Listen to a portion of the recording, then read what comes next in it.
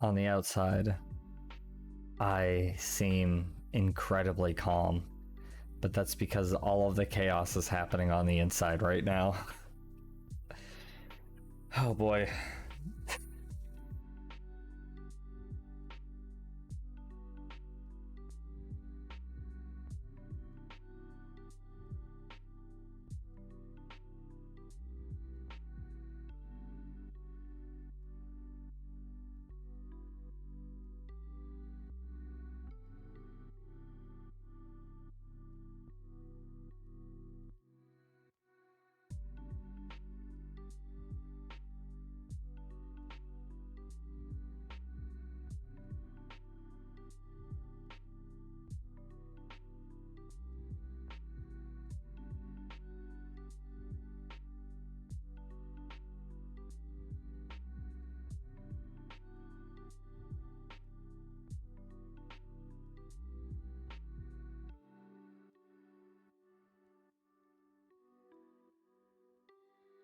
I am being very, very careful about everything that happens today. We have about 1 minute before we start, and Gah. I will give people some time to get in.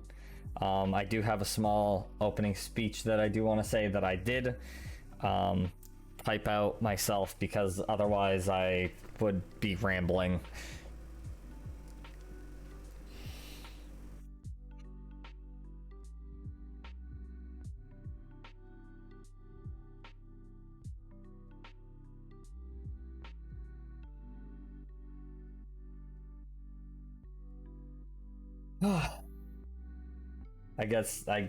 I suppose it starts. Hi everybody. I am refusing to look at chat and how many members could possibly be in here, and I don't want to know how many people are in here right now. But yeah, I'm still gonna give people some time to just kind of, I guess, get in here, because I know that there's a lot of people that are probably going to be from other people's streams that do want to be here. So I'm still going to give them some time. Yeah. I do want to thank you guys, especially, you know, all the viewers that are here because they watch my streams regularly. You know, I really do appreciate it. I also hope that the music in the background isn't like battling too much with my voice. I feel like I'm not too great with volume control, but it should be fine. That's okay, Cheshire. Thank you so much. It means a lot to me. Honestly, you guys have no idea how, like, the giant smile. Give me a sec. You guys don't understand the gigantic smile I have on my face right now. If I cried during my interview, I'm sorry in advance. That's okay. I'm probably going to cry in my own speech. So, that's kind of what it's about. If you need to cry, please do. The whole point is that we're here to heal. We're not here to hurt. You know? What we went through already hurt enough. The point is to step forward with that and heal, you know? I'm also bringing up my, there we go, my gain. So that way I should be loud enough. Yeah, that should be good. Okay. Oh boy, I tried to get the word out about the stream and tell people about it. Thank you so much, Brett. I appreciate everybody here for the amount of support. Like, I've been drilling it in everybody's heads this entire time. And I'm glad that, like, people really took up the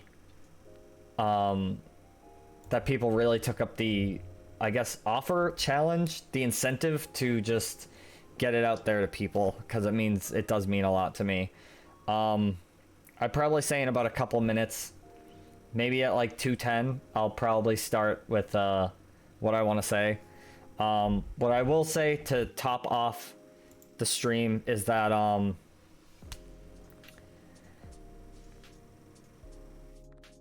there's obviously a few rules and, you know, some things that I'm gonna try and talk about. I don't mind using the word suicide. However, I would much rather it be used in a informative context rather than like rather than having it in a more surreal context. You know, I don't want to go too deep into detail on certain situations, but I guess the best way that I put it was actually in my speeches. You know, as you know, May is Mental Health Awareness Month, and today I've obviously brought on guests to interview, talk about their lives and their traumas. Please be aware from what I just talked about, which I hadn't talked about it yet, and what will be talked about on stream will contain content that might be too intense for some people. I'd like to say ahead of time that we're looking to be as trigger word friendly as possible, and we'll be trying to not use the S word too much, and instead use the terms attempt or commit. And we definitely will not be using the R or the M word when talking about assault of a sexual nature. I don't want to use that word because that word is very strong for some people, and it's just a very strong word, and it holds a lot of weight, and I don't want that weight to be put upon people. I was originally going to do it so that it's follower only, but I'm pretty sure it should be fine. I do have 2 mods on today. It shouldn't be too busy in the chat. But yeah, if there are any other trigger words like the ones that I had already used, please refrain from using them. Any form of abuse or harm, you know, try and use different words for that, or the words that I had already used. And anybody in chat that I'm currently not interviewing, I'm actually going to have an intermission segment so that you guys get to talk about yourselves, and I get to listen, and we can just riff off of each other, and I think it would be really nice. I would, however, say not going into too much detail on the situation, so probably not until like finer details, but like I guess you could say like this is a made-up scenario, is like, you know, I made a sandwich with peanut butter and jelly instead of being like, I used a plastic knife and used Jif peanut butter and spread it all over wheat bread. Like, I hope you understand that, like, getting the story out versus like telling every detail is like, it's kind of a hit or miss thing on what should be told and what shouldn't be told, but I trust that people will make the right judgment on what should be shared, so that it doesn't, you know, trigger themselves or anybody else in chat, anybody I'm interviewing, and of course myself. Me personally, I'm actually I am willing to hear just about anything. I've seen, gone through, and have heard a lot of stories, so it's not very it doesn't sway me too easily. But I mean, as everybody knows, the stream isn't sponsored. It's not a fundraiser, and I would have made it a charity, but I couldn't have in time. But basically, this is my love letter to everybody who has helped me get through the things that I went through, and I would like to give back to not only them but other people who may not have that person. So what I will say is, and I've said it in my own streams before, if for any reason anybody feels generous enough to say, hey, here's some bits, thank you for the stream, or hey, here's a donation, yada yada, so on and so forth, I actually ask that they refrain from doing that until I start streaming Danganronpa later. I had turned off all of my channel redeems, so there's no channel redeems, no egg, no bonk, no head pats, none of that. The only thing is highlighting a message. That's so that I can get, you know, people who are talking about their situation in case chat gets a little crazy later. That way I'm able to follow through with whatever they have to say. But yeah, I mean, that's basically it. It's now 2:08. I might as well share my story. So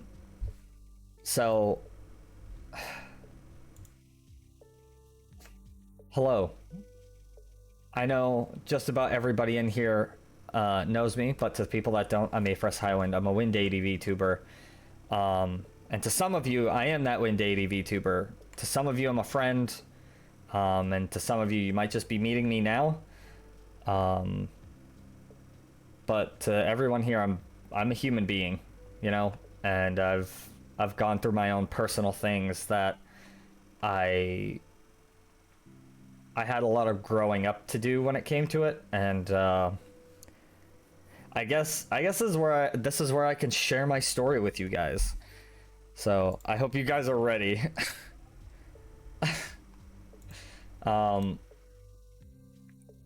I respect you for taking this seriously. I honestly mean that. As someone who not only struggles with mental health and trauma, I appreciate that someone is willing to talk on such a serious topic. Thank you so much. It means a lot to me. And, you know, with what I'm about to tell you guys, I could only assume that you guys would understand why. But to give you guys a little rundown of who I personally am behind the avatar, I grew up in a poor family where my mom and dad had raised me and my older sister. But at a very, very young age for me, my father had been incarcerated on a drug charge that would leave him out of my life basically for most of my young childhood. That didn't scar me too much, but it did create a weird rift when he did come back. But he did come back when I was 11, and for a few years everything was basically pretty fine. It wasn't the best functional family, I mean, but it was ours. When I was 15, he'd gone with what is supposed to be a family member of mine that he would usually hustle with, and he was sick. He couldn't eat certain types of foods, otherwise it would cause an issue, and he would have to be hospitalized. But this time they had given him a type of food that he wasn't supposed to eat in hopes of getting him sick, and he had come home, and in front of my mom and I, with his last breaths, he told my mom that he loved her and passed away. This family member would go on to steal a mere few $100s and the title to a mid-2000s car that had no value, and they were virtually never seen again. I was just going into high school, and throughout my high school years, I developed severe depression, and I lost all motivation to do any work, and I slept in just about every single class that I had. I failed everything, and life was really difficult to live, and sometimes I didn't want to. Just around this time, I thought I met the woman of my dreams who helped me through this. We were inseparable, and I thought with this, my life was looking up. This wouldn't last long, as when we finally moved together in my early 20s, I saw her true colors. She was manipulative, controlling, and was abusive mentally, physically, and emotionally. In roughly 2017, 2018, I made the choice to cut the cord on the relationship after having her in my life for so long. Brought me into a spiral of disassociation, derealization, and even dark thoughts and actions. I hate to say it, but I've never gone to therapy for any of this. Now, why should we listen to somebody who's never tried therapy talk about advocating it? I wish I'd gone to therapy for it. I dealt with a lot of it myself, and it kind of scarred me in ways that it wouldn't have for people who have taken the right precautions for a healthier way to cope with things. I don't have any strong coping mechanisms that are unhealthy in any way, but the ones that I do have are still very much not the healthiest. But you know, I wish I was stronger to motivate myself in my earlier 20s so that I could be on track with where I am now. However, I can definitely say that even with that, I'm very lucky to be here and be able to do this for everybody. If I could change my life for any reason, I don't think I would. Where am I now? I'm nearing my 30s. I'm in between jobs. But I'm glad I'm not working my last job, doing a hobby that I love and talking to the most wonderful people that I've come to meet. And with a partner I could only describe as my best friend. But most importantly, I get to talk about something I'm really, really passionate about and how vital it is to everybody. You know, your brain is the most important part of your body, and without it, you wouldn't be you, I wouldn't be me, and we'd all just kind of be oddly shaped jellyfish. So all of this means a hell of a lot to me. Because if I didn't go through the things that I did, I wouldn't understand people the way that I do. I wouldn't be so strong into learning about people and the way that they work and wanting to be able to help them. And a lot of people will tell you, excuse me, I'm rubbing my eye. A lot of people will tell you that, yes, I want to be a psychologist, or yes, I want to learn about the human brain. And for most people, I hope that's a good thing. But there are some people out there who will do it specifically for negative outcomes so that they can control people. And it's scary to think that I've actually seen that. That person that I was with, that I had mentioned, who was very, very manipulative, she was a person who very much liked the idea of being a psychologist, and it scares me to think about. Because she had used ways that would make people tick against them. Me personally, I've learned from that there are going to be bad eggs out there, but I had tried to basically become the hero to that villain in a sense. And please don't get me wrong, I'm not saying that this person is a villain in any way. I do, however, think that they're misguided. And I hope that they are on the path to changing and being a better person. And if anything, the only thing that I can really thank them for is making me a stronger person.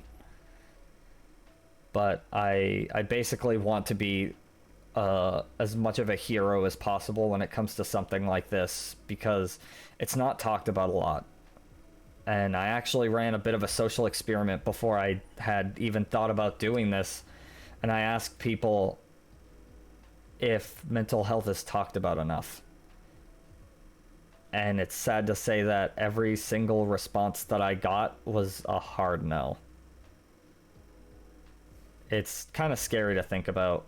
Give me a brief moment. It seems like my NVIDIA broadcast is kind of being wonky.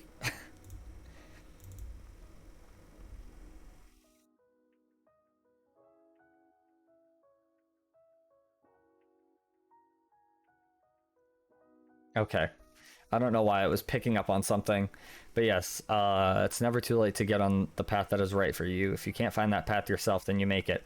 Absolutely. I can 100% say that I had gone to therapy for some things in recent memory.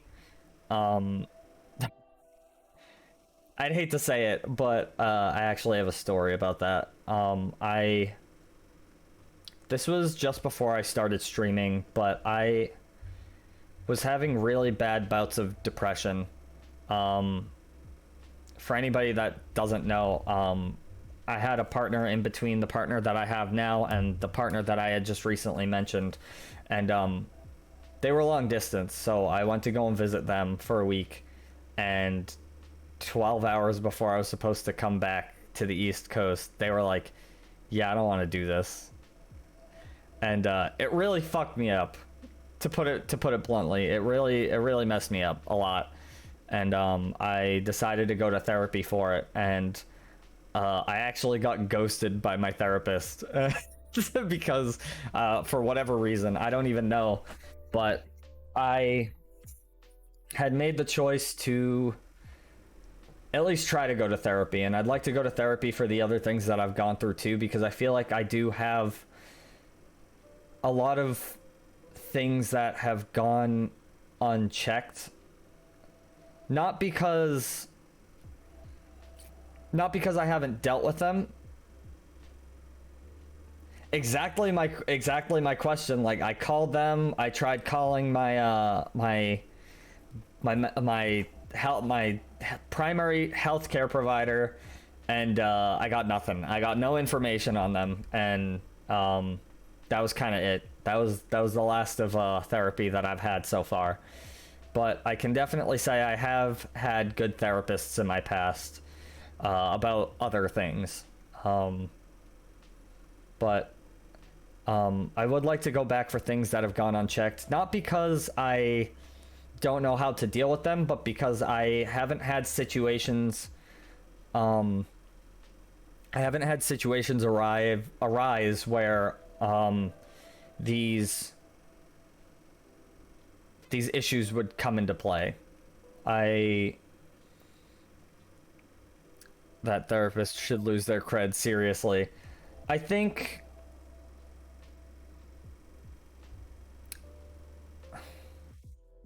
I don't know what to think on the matter. I'm going to be completely honest, but I mean, I could only assume that they can refuse the right to service with anybody, but I feel like they should have told me. I'm not too hung up on it because the therapist that I was with wasn't. It's not that they weren't doing anything good. I just don't feel like any of my issues felt like they were being helped in any profound way. And that's not a slight against the therapist. Maybe it was just because, you know, they had no idea how to approach the situation, or I don't know. But regardless, after that I had talked to my primary healthcare provider, and we had talked about getting myself depression medication and anxiety medication. And while the depression medication worked fantastic, I actually haven't been able to get the anxiety medication because I don't have a job. But my anxiety is pretty good right now. I've been very, very good at handling it. I have been a little overwhelmed recently with the whole thing and making this this whole stream happen. Basically, I kind of set up the entire thing myself, so as people who regularly watch know, it was very, very difficult for me, and I kind of had a little breakdown. But I realized that now that I'm in it, and you know, now that it's here, I realized that the work that I put in didn't go to waste. So yeah, there you go. There's a lot of stuff nobody knew about me. You'd think that with everything, you know, all the jokes that I make, all the swearing, and there's also the possibility that they were unable to reach you and contact information got lost. That's true. But I have learned that there's always two sides to a moment. Of course. Better to hope someone is capable of good than to... Exactly. I always try and give a person the benefit of the doubt if for any reason there's an anomaly in a situation, or at least in their behavior. You know, if for any reason somebody is like, oh no, I'm totally fine, I'm totally fine, I'm totally fine, and then they get angry once, I don't see that as them being like a terrible person, or, you know, they're being rude or anything. I could only assume that it's like they're just like really stressed out and they're having a bad day. And it's kind of like that, you know?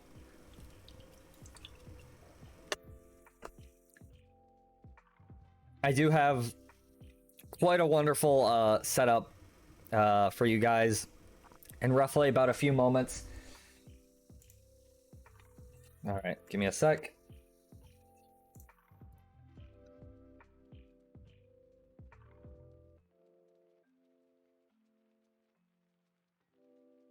But I am gonna be joined by a lot of wonderful people. Someone with a surprisingly short temper, I agree. Yeah, I think I can handle my anger very well, but I think I have a lot of things that make me angry. A lot of things that make me angry very, very quickly, which is a problem. Um, I usually whenever that happens, I just get very, very overwhelmed, and I don't try and lash out on people. You know, I tend to tell people very, very bluntly, like, "Hey, I'm very angry right now, and I would very much like if you didn't do that."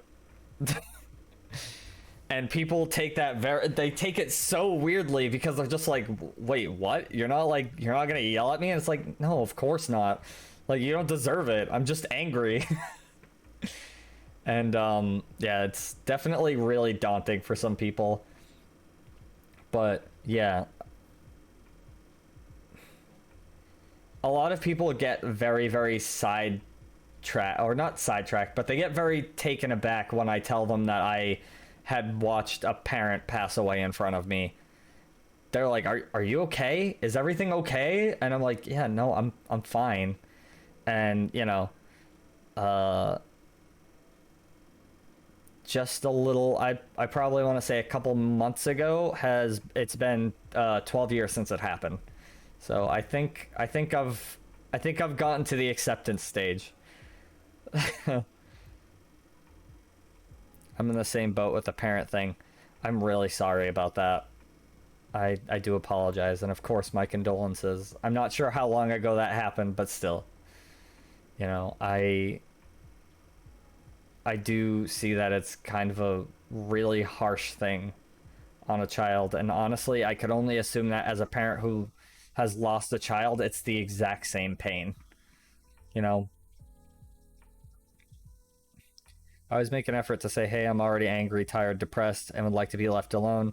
Then it's on them to see if they choose to poke the bear with the stick. Yes, I very much have given people that out. I could actually tell a bit of a story here while I have some time, but I had a coworker, not at this job, but at another job, where they would constantly cause problems, and they were kind of a troublemaker, and they had already gotten on my bad side that day, and I was very, very angry.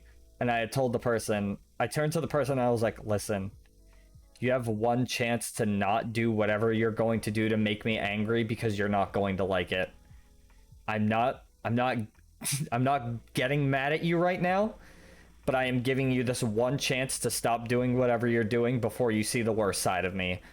And I think they took that in a very, very positive way, because they didn't bother me that day.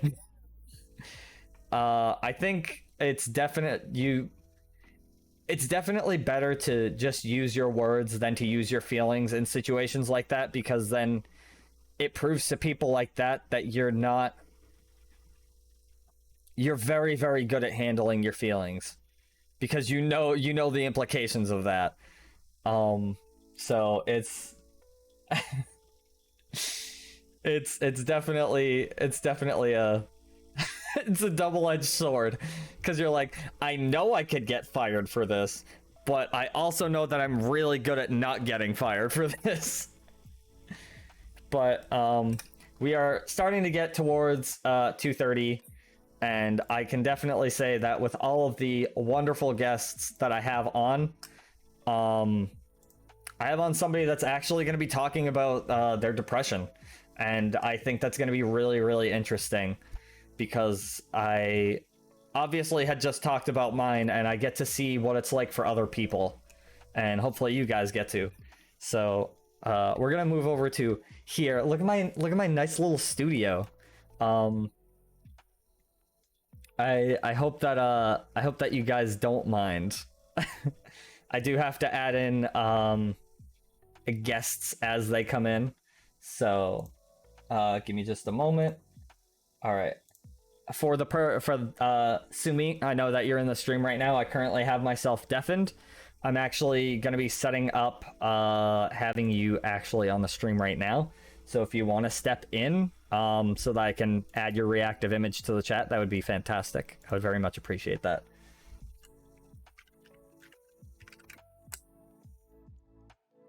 So yeah. I haven't really gotten to interact too much with Sumi, but she is a very wonderful person, and she was like, I'm stepping up, that's it. And I was like, okay, great, fantastic, I'm glad. Because, you know, it's very hard to just be like, hey, do you want to talk about your traumas on a stream where other people are going to be watching it? It's gonna be great. And a lot of people are like, I don't think I want to. So thank you, Sumi. Give me a sec here while I pop you in. Oh boy. I just want to say thank goodness for studio mode, because I didn't realize that was a thing. There we go. Isn't that nice? Okay. Give me just a brief moment while I get out of this so that I can see everything. What happened? Why is it not here? Oh, there we go. Now it's showing. Why is it not showing? Now it's showing. What is happening? I'm so confused. It's like showing for a second and then I hit OK and then it's not. Hi, Sumi. Oh, hello. Why are you showing up? What is happening? I'm cursed. Okay. This is a consistent thing. Every time I collab with someone, something goes wrong, so it's probably just me. That is okay. Okay, so I know personally I have gotten your story basically how do I put this? I guess uncensored off stream so that I can then come up with really good questions for on stream. Would you like to talk about your situation, or would you like for me to just give a rundown? Oh no, I'm more than comfortable talking with it. Also, hi Finn, I see you in the chat. Thank you for stopping by. And also, hi everyone, my name's Sumire Hinaki. It's nice to meet you. But as far as like my general story goes, so depression kind of runs in my family. I remember that my dad was diagnosed when I was really young, but I didn't super understand it because my dad has, you know, kind of a funny way of telling stories, and he told me once that like he went to the doctor and he had to take a test, and he's always been a bad test taker and he failed the test. Is basically what he told me. Oh boy. But I myself didn't get diagnosed until 2014, and this was when I was in college, what I call college round one, because I just barely went back to college, and I was pretty much dragged kicking and screaming by my roommates, and my memory before 2018 is not very good for reasons I'll talk about in a minute. But so I don't remember what symptoms I was showing that made them say I should go to a doctor, but they did take me through there. I was diagnosed with mild depression at the time, and then just put on just like a minor medication that I took for a couple of years. Then actually, I apologize for cutting you short. I'm actually curious on what medication they happen to put you on.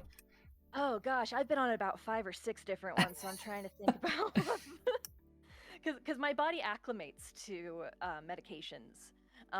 So I'll get a medication and then we keep upping the doses, and then it gets used to the maximum dose that I can have, and then I have to change again. So I'm trying to think. 1 second.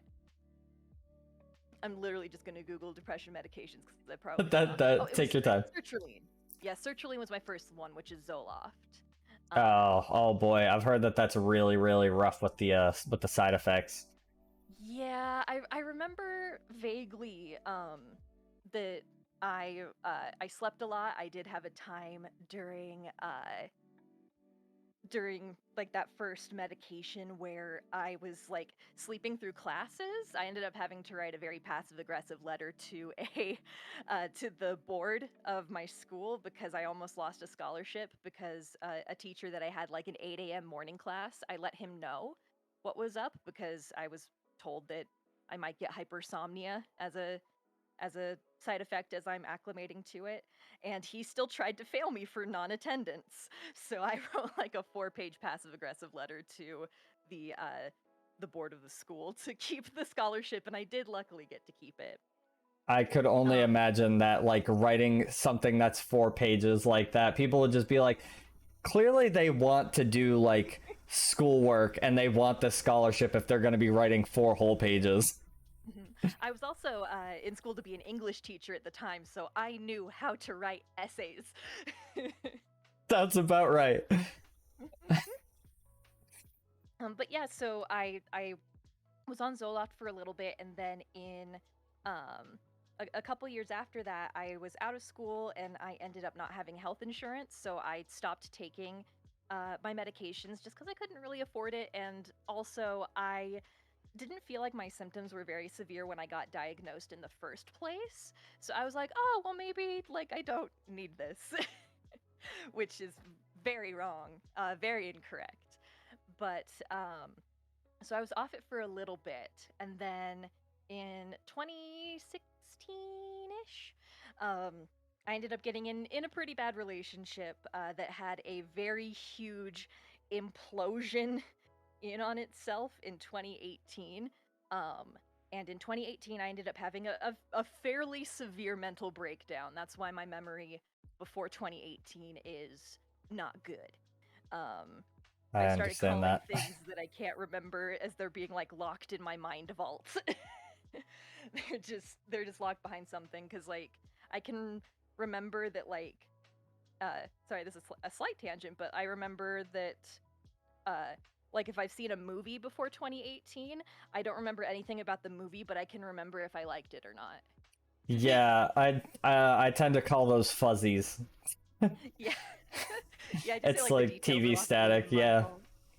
Exactly. Um, but so yeah, 2018 is like the big time.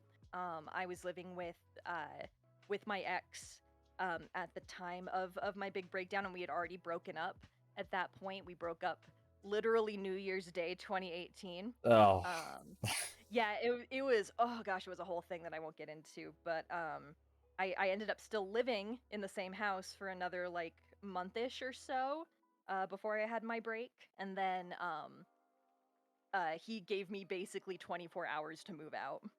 Uh, and my mom, bless her soul, bless Mama Hanaki, she like actually let me backtrack a little bit. I have a problem asking for help.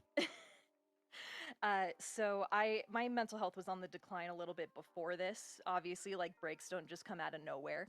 Um, but I didn't really tell my parents. I didn't really ask for help because I just don't like people worrying about me. I don't like people making like quote unquote a fuss over me, you know. Uh, so when I like actually had my break, I messaged my parents, kind of letting them know what was going on. That my ex gave me like certain amount of time before I had to get out of the house. And my mom, bless her soul, she got me an appointment to see a psychiatrist within 48 hours. She drove me to that appointment. She paid for my medications, and she got a moving truck to move me out as soon as possible. She got members of my family to come help me move things because I couldn't do a lot. So like she just made sure that I was taken care of, and then I moved in with my dad, who also just at the drop of a hat cleared out a whole bedroom for me in his wow. house, which was super super nice. Yeah. Shout out to parents. They will go to Herculean feats to help their children. That was kind of the whole situation with when I was with my last partner that I had spoken about. I was all the way in Pennsylvania, and they drove 10 hours to come and get me. Oh wow. Yeah, but That's that's continue one if thing you'd I've kind like. of learned. Oh Oh yeah, no worries. No, I was just gonna say I've just kind of learned like in general, not even just my parents, but like people want to help other people. Not out of like some kind of uh need to feel like you owe them something or anything like that. Just people have an intrinsic want to make sure that other people that they care about are okay, and it's kind of hard to realize that sometimes, you know. Um, but I've learned that a lot over the past couple of years. Um, so in let's see, so moved in with my dad, um, and at that point I had what's called hypersomnia. I was sleeping 16 hours right about, um, which is not good. Uh, since the hypersomnia has stopped, I don't think I've felt rested since, but I'd I'd rather be a little bit tired. Yeah, a little bit tired, then a lot of it sleeping. I understand. Yeah. Mhm. Yeah, like so my post-break symptoms just like really severe depression. I was sleeping 16 hours a day. I didn't get out of bed very much. I couldn't hold down a job really because of that. And my dad was super nice. Didn't charge me rent or anything. Just made sure I kept up with like my other bills, like my phone bills and stuff like that. Um, and my psychiatrist actually said this was a couple of months after I was into treatment because we messed around with medications for a little bit and found an okay balance. I saw that Finn asked if they had me on medication for bipolar at some point. Yes, that psychiatrist was the one who prescribed me bipolar medication. Um, which in retrospect, it's I have ADHD, and in women it is very often misdiagnosed as bipolar disorder. So there you Yes. go. Yes, as I have heard that ADHD is I think it's like 1 in 10 in men, and it's like very rare in women, and then it often gets misdiagnosed. So yeah, it's And there's a whole thing about like it actually might be more common in women than statistics show because most of the research that's been done on it has been done on young boys. And yes. young girls tend to exhibit differently, uh, and young girls usually are taught to basically mask. Masking is to hide neurodivergent symptoms. Like young girls are tend to be punished more for ADHD symptoms than boys do, so they will learn to mask a lot quicker than boys, and some boys might never even learn to mask because they don't feel like they have to. And it's an entirely subconscious thing. I'm slowly learning how to not mask. It's really hard, Yeah, it's especially when I do so weird like. because there's such a weird um difference where it's like, oh, you have to act like a lady, but boys will be boys. And like I feel like Hmm. that alone is like very um that just like speaks volumes just about ADHD in general. Hmm. Yeah, and I have the offset of ADHD, which is inattentive ADHD as opposed to hyperactive. So that also presents differently than what you think ADHD is. Because I'm not a very hyper person. I'm not like running around all the time. Usually it's just all focus based for me. And it's really hard to kind of see that and be like, oh, that's ADHD.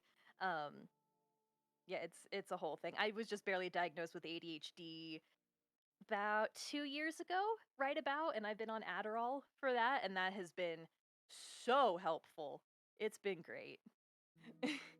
Yeah, You said gender standards, you know it. I know, and that's the first thing I thought of was just like because I got diagnosed when I was 7, which immediately falls into the category of like, you know, young boy with ADHD, and I actually have combined ADHD, so I have both inattentive and hyperactive.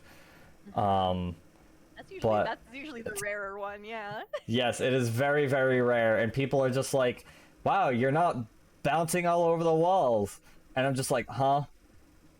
Oh, trust me, my brain is rattling around in my skull 24/7. Yes, I guess the best way that I could put it is at any given moment, I have about 10 half baked thoughts about Mhm.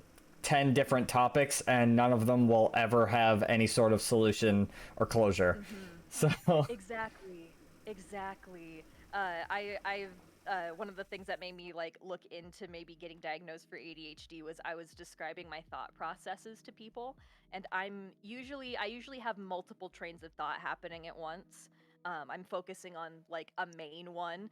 Like right now, I'm focusing on what I'm saying, but also in the background, there's usually a song playing in the background in my head, and there's one going right now. It's a Bo Burnham song because I literally just saw a thing about Bo Burnham 10 minutes yes, ago, I so it's just easy. watched that. I just watched the outtakes. I was just thinking about I'm that. about Yeah, I just saw that you uploaded those. So I watched the whole so thing like just before stream.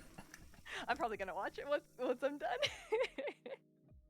um but yeah, so yeah, it's a whole thing of like I was explaining my thought processes, um and somebody was like, yeah, I don't think that's very common. And so I started doing research into it, and Finn, who is actually in the chat, yes, recommended that I get tested for ADHD because they are on the autism spectrum, and I might also be as well, so they recommended that I just get a test done to at least check for that, and then maybe look at autism later, which I might not. I'm not sure.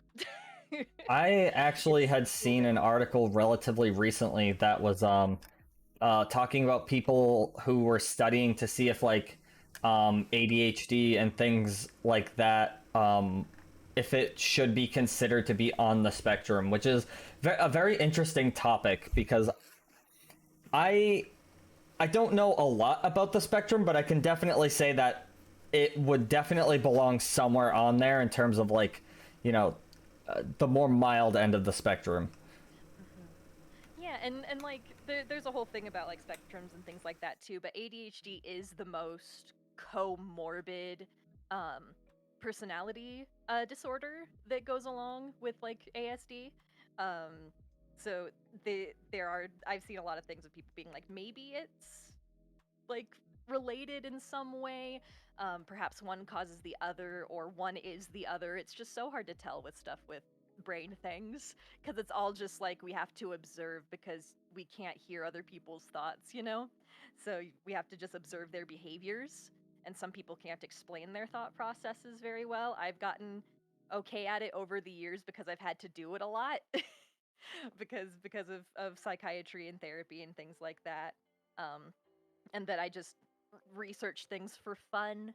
So I did a lot of research into ADHD and depression and like the symptoms and stuff, and I got to like really know how it interacts with my brain, so that it helps to have that information. But some people can't really say how their brain works or how certain things make them feel. So that also just makes it harder to figure out exactly what's going on. Yeah, for sure. You happened to talk about how you were doing during the pandemic. Did you want to talk more about that? Oh, yes. Yeah, one second. Let me see. So yeah, so I did get my whole diagnosis thing um happening in 2018, and then at the end of 2018 I finally, well, I attempted to cut off contact with my ex, and then that started a whole 9-month long rigmarole that didn't end until May of 2019, where I like finally called the cops, and it was a whole thing that I won't get into. But after that I was able to like actually start improving a lot more, and I um started to kind of rebuild my health a little bit because sleeping so much, as you can imagine, really weakens the body. um and I'm still recovering from that. And the pandemic did not help because I ended up moving on my own, going back to school and things like that. Like a lot of stuff that I could not imagine myself doing, like before 2018. Um, like I was working just a ton of customer service jobs, like low specialty jobs, and I was like, this is just my life forever, because I don't think I can do anything else. Um, but I was able to get to a better place and move out on my own, and was starting to get my health back in order just by like exercising more and stuff like that. but obviously the pandemic set that back. um, it's harder for me to motivate myself to do any kind of exercising in my home because there's a whole ADHD thing of compartmentalizing where your brain assigns certain tasks to certain locations. So my brain's like, home is not exercise place. We relax at the home, so we're not going to do anything else here. Um, and then just the stressors don't help, uh, and make it a little bit worse. Um, For me, when it so comes to like the whole compartmentalizing thing, my brain goes, okay, this is normally rest place, but the way that I'm actually doing it, I'm currently sitting in my office, and there's a huge space for VR, and when I'm not doing VR, it's just kind of an open space. So I'm just like, oh, hey, look, open space. I guess I could do push ups or sit ups. It depends on who wants to torture me, but it happens. that's good. No, it's good that you can do that. Um, oh yes, and so Finn just said, and then you got the bestest boy. Yes, mid pandemic, because I do live on my own in a basement. Um, I adopted my cat Edison, in late 2020, September 2020, because I was losing it because like ADHD doesn't do good being entirely isolated, and severe depression does not do good when severely isolated, but I couldn't do Agreed. anything else. Yeah, so I ended up just kind of a little bit on a whim, but a little bit he kind of chose me. I ended up getting Eddie, and that also helped so much because he's a good little guy. He drives me crazy sometimes. Like currently, he's screaming at me. Um, he just wants attention, but like it's helped a lot to have him. But like I'm still working through all the health things. Like I haven't been officially diagnosed with a fatigue disorder, but Mhm. I do feel fairly comfortable in saying that I do have just probably just general fatigue disorder. Just because I can't do a whole lot. I get really tired really easily. I can't do things for like I can't work like 3 days in a row. I will die. So usually I have to kind of plan out my weeks very specifically. Um, and that kind of sucks because sometimes, like friends or family will try to be like, "Do you want to go out and do a thing?" And I'm like, "Oh, okay. I'm gonna have to reorganize my week so Yeah. that so that I will have the energy to do this thing, but then can also do all the stuff that I need to like do in terms of adult stuff." Yeah, I have And two complete opposites. It's either, yeah, sure, I'll give you my spare time, or hey, so it looks like my schedule's kind of blocked up. I don't think I can. It seems like the time that you want to hang out, I'm gonna be completely and utterly unmotivated, and I don't think that'll work out. yeah, and like Finn said, yeah, plus neurodivergency makes your brain exhausted. Yeah, my brain Yes. never shuts up. It is always going into, and that like people don't think about it, but that does consume energy. So like even though your body isn't moving, you're still consuming energy because neurons are firing in your brain constantly. So there are some things that say because ADHD, the prefrontal cortex doesn't work as well.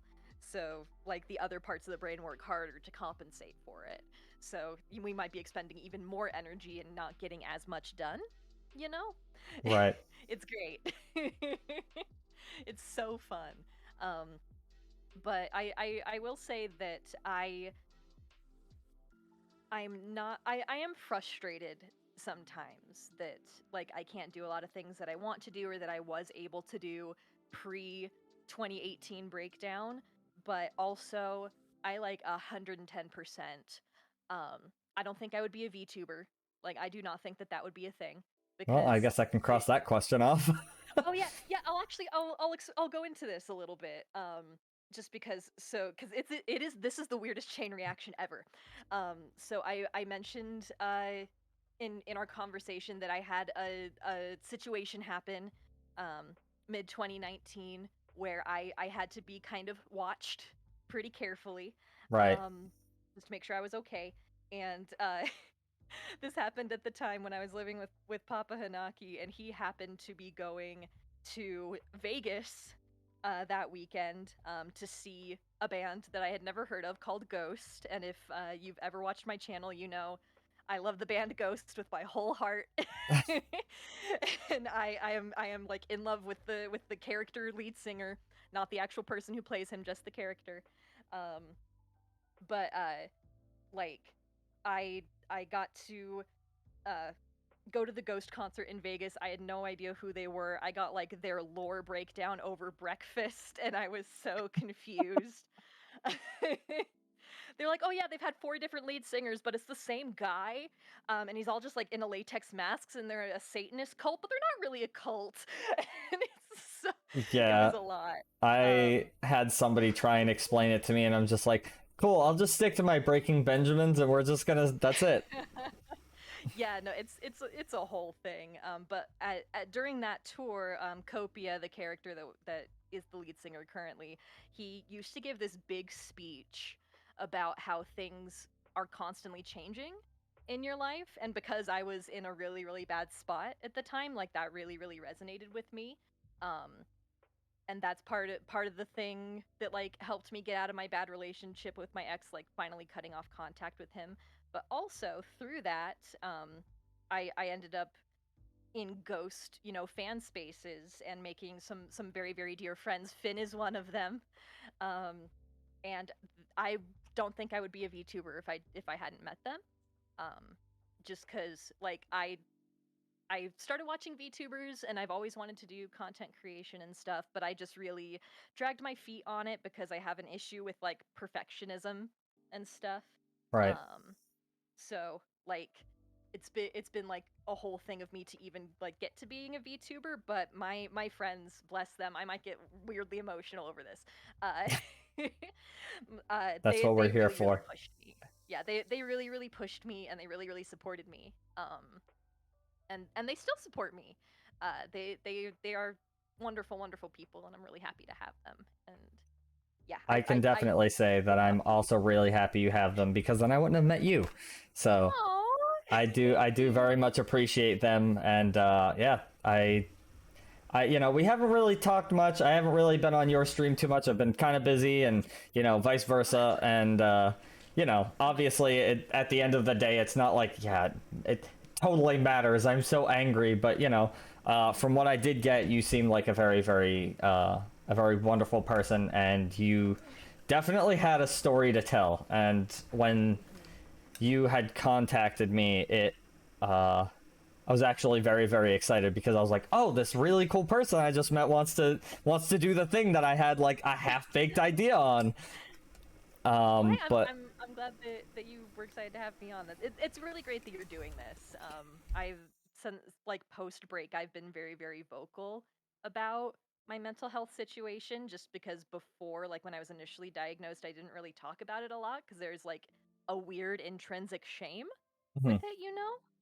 Um, and I found that talking about it helps a lot, uh, because then you know you can see if your experiences are universal or if there's like other perspectives that can help you, or like other people's experiences you can take from.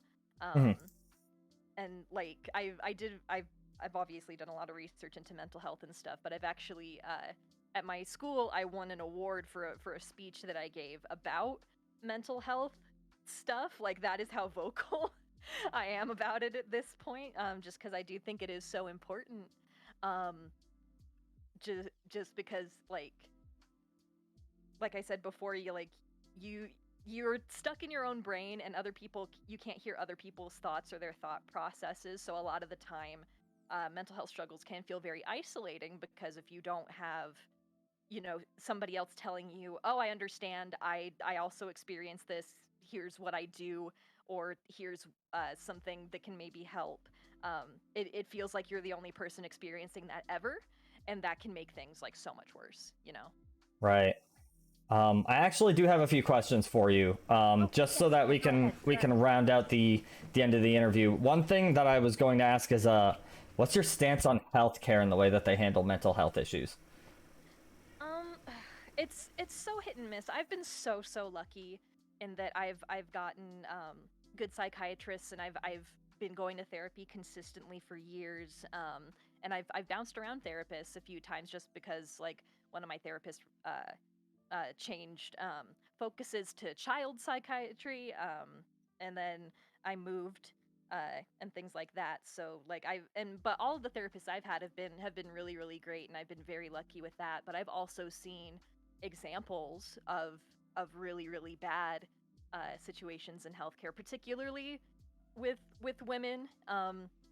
Just a lot of women do get really um like their experiences get kind of not devalued, but like kind of ignored a little bit more. Yeah, um basically like almost disregarded. yeah, disregarded, that was the word I was thinking of, thank you. You're welcome. um yeah. So it really it's really so hit and miss, and I have been so lucky. And I do think it is partially because I have gotten to a place where I can really explain what I'm experiencing and what I'm thinking and what I'm feeling, but it took a long time to get here.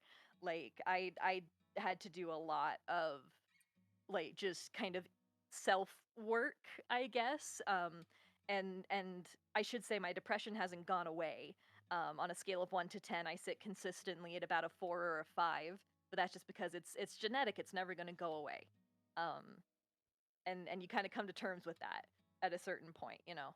Uh and like That there's days where it's better and there are days where it's worse, but you know, it's all just right. here all the time. I do have a very important question I did want to ask you because you had mentioned in um the thing that you sent me that you had to go every week and they would give you a chart and you would consistently check it out as a at like a 9 and like 10 was the Mhm. emergency. Mhm. Basically my question was like what was going through your head every single week when you were filling out this paper and you were like so close, like knowing that you were hovering at an emergency at just about any time. Mhm. Well, it's honestly, I was just like, yeah, that tracks. Cuz I knew I was bad. Um and it would fluctuate a lot. Another reason my psychiatrist thought I might be bipolar was just because like every couple of weeks, like I would have a lot of peaks and valleys. Um and so that was kind of one thing that made her think that, but that was just kind of how my brain works. It's so weird. But like I would see my chart and I'd be like, yeah, that tracks. Like when I had my break, I was never institutionalized or hospitalized or anything like that, but I probably could have been.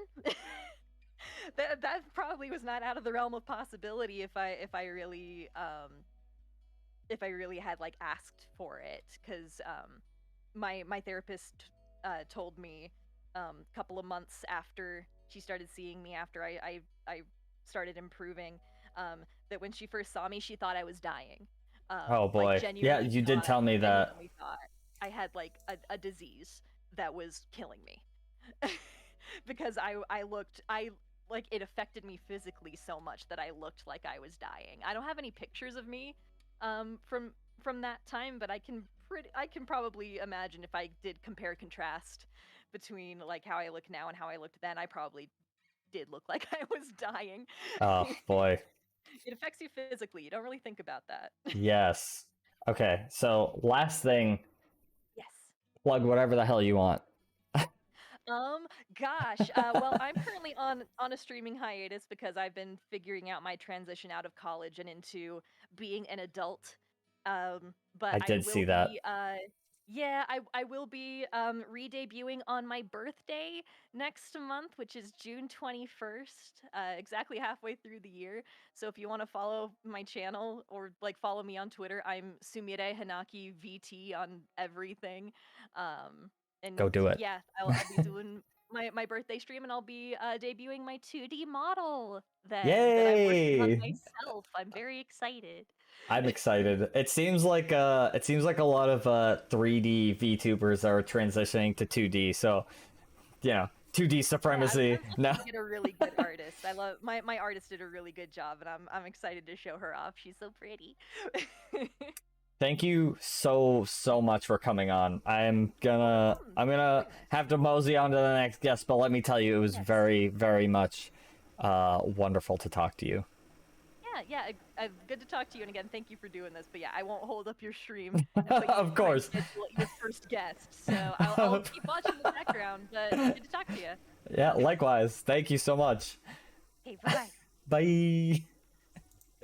Okay, that was wonderful. That was fantastic. Yeah, definitely go check her out. She's absolutely wonderful. I believe the first time I had seen her, she was playing Phasmophobia because I have a crippling addiction to Phasmophobia.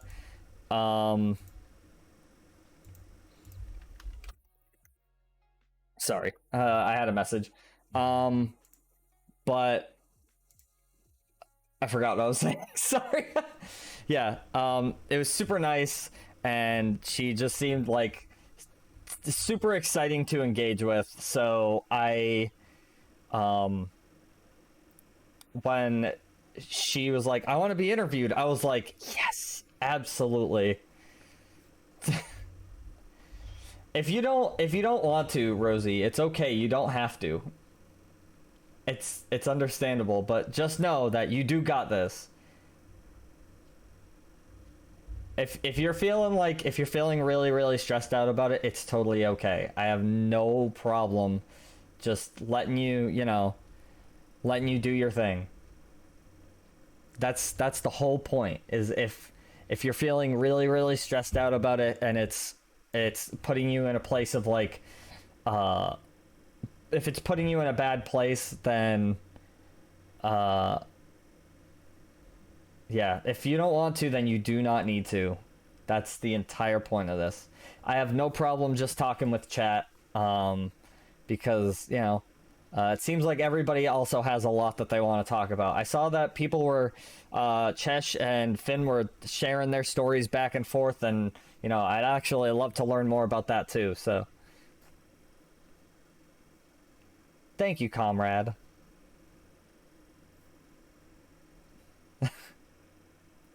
So yeah, if you want to, just know that you are totally welcome to, and I am ready for whenever you want to.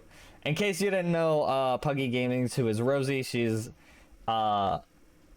potentially going to be the next guest, but I don't want to push things too hard. If she doesn't want to, she doesn't have to. And I hope everybody understands that if that's the case, don't be too pushy. It's okay. That's the whole point of this. We're gonna be nice and chill about the entire situation, Just know, Rosie, that you being on to share your story will mean a lot to other people. It'll mean a lot to me, and it'll mean a lot to the other people that have either been in the situation or, people who are still going through the situation.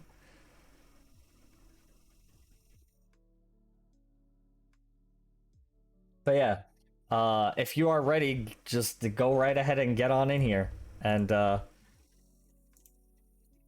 it seems like you're already in here. Okay, give me just a second. I want to make sure, again, that I have your reactive image, which I do. Fantastic. Just being able to swap out reactive images is probably the best thing. I'm really glad I thought of it. Okay, I think that should work. I think it seems to just like not be work. Okay, there we go. What? Why is that doing? Oh, that's fine. Yeah, whatever. Boop. There we go. Okay, I am going to undeafen now. Hi, Rosie. Hello. How are you? Oh, you disappeared again. God dang damn it. All right, we're good. I need to turn your stream down there again. That is okay. Take your time. Okay. Oh no, I think whenever it has whenever Discord does its thing, I usually just use like whatever reactive image. If you guys, anybody who's being interviewed, if you want to send me reactive images so I can then edit whenever you guys get in here, I could totally do that. Mine? I do. I have one for you. Oh, I was originally going to have everybody's avatar on, and since you don't have you're not a VTuber, No. I originally was gonna have one of those old TVs on the rolling carts, and I was gonna have your webcam overlaid into it. Nice. I know. I was like, how can I make this feel very much like my own brand, and it has to be with something that's old and archaic. Love that. But regardless, would you like to tell your story, or would you like for me to tell it? Regardless, I do hope that Okay. we're not going to be using any the R words or the M words when it comes to any sort of sexual assault. Okay. I know that is your story. So how can I say it then? So when I was 13, I was sexually assaulted by who I thought was my friend, who I actually met through a friend. I remember when he messaged me, he was like, "Hey, let's go for a oh fucking hell, like a walk," and I was like, "Yeah, okay." Into the woods, and I thought, this is fine, it's great. And we're walking, and we're just like, I don't know, so everything's fine. And I remember he pushes me into a bush, and he pins me down. He starts, oh my god, It's okay. I would actually. That's okay. We could actually skip that part because I don't want to go into too much detail in case No. it triggers anybody. So we can skip that part. So yeah, so you know how that went. Right. And I left. I ran home, and I was just like, filth, like, and my mum was like, "Oh, are you alright?" I was like, "Yeah." I said to her, "Yeah, I just fell," and she was like, "Oh, okay, nothing sus." I thought, okay, that's fine. Couple of days later, he messaged me again, and he wanted to meet up to say sorry. And like the fool I am, I said, sure. We went to his house, and again, he done it again. And part of me was like, why did I not fight back? Like, why didn't, And I think how? And then after that, I heard nothing from him until he said, like, yeah, I'm like, I think he was like move him. And 6 months on, my attitude was like just like off, because like things like, oh, I don't know, like things in your head and all that. And I remember my nan was like, "What's wrong?" I was like, nothing, I'm fine. And she went to me, "Rosie, have you had sex?" And I just broke down. And my mum was like, she was livid, and she was like, "Why?" and all this. And I remember she threw a I think it was a remote, and she was like, why this? And I was like, oh, I don't know. And I remember she took me to one of her friends, and they were asking me everything, like saying why. And then in the end I said I never wanted it. And they were like, what? And I was like, yeah.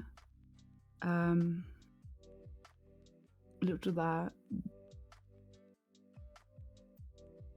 the police were there and all that, and they were asking me stuff like where is he and all that, and I was like, I don't know. And they went through my phone, nothing really, and they have no idea where he is to this day. So yeah, that's kind of my story, I guess. Well, as you know, I have sent you all of these questions beforehand to make sure that, you know, they were questions that you were willing to answer on stream so that they weren't too stressful for you. And just know that I do very much appreciate you telling your story. And if there's anybody that sees this, or there's anybody that's in the chat now that is seeing this that has, you know, been in a relatable situation, I hope that this is a good way for them to know that it's not, you know, they're not alone in this situation. You know, people can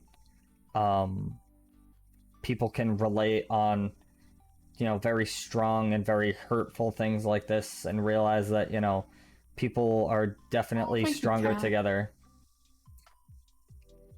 Yeah, see, let me tell you right now that, like, the people that I have met, streamer, VTuber, just a person that like shit posts on Twitter, basically, everybody that I've met is absolutely wonderful. And I had said this on stream that my community isn't large, but their personalities are. They're very nice wonderful people.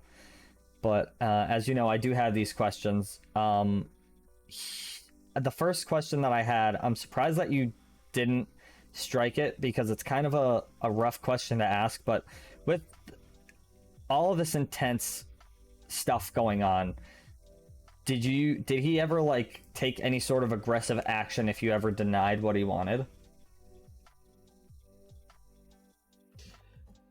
Well, yeah and no. He said, who would even believe a 13-year-old girl? And I thought, maybe he's right. Who would even believe me? I'm gonna say this right now. If you've done any of this to anybody, and then you've either gone to be aggressive or you've gone to be mentally manipulative, you're a piece of shit. Period.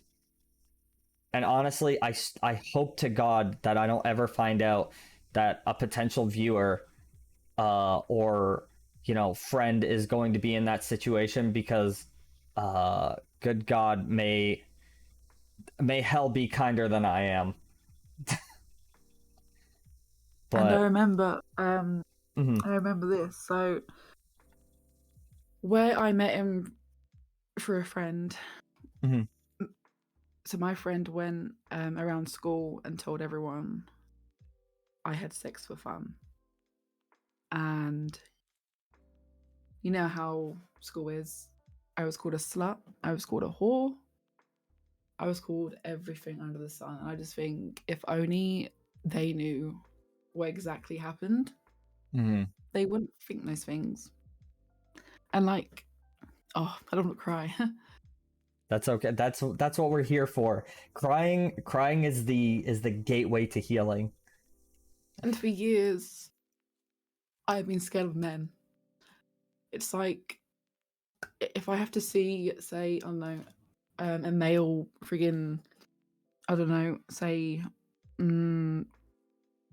like, doctor, I get scared, and I'm like, can I see a nurse? Like, I get scared. Right. Because I'm like, nope.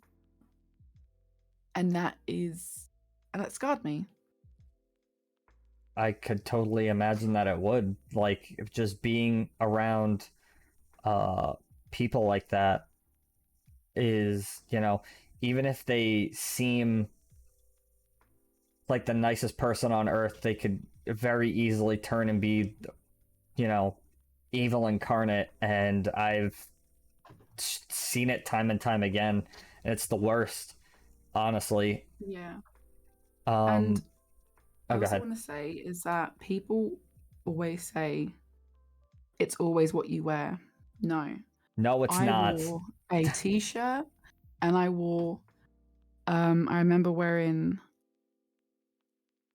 over knee shorts. That's what I actually looked like on the day it happened. So this shit of people saying, yeah, it's what you wear, it's got nothing, like nothing. that's not what it is. It's just people who are just sick in the head. Yeah, the people who believe that it depends on what the person is wearing is they have a really Bullshit. shitty take, because it doesn't matter what you're wearing. If the person wants it and the person is evil enough, it'll happen. And oh god, I don't even want to get too political on certain things that And have it's been just like- happening it's just like- recently, but yeah.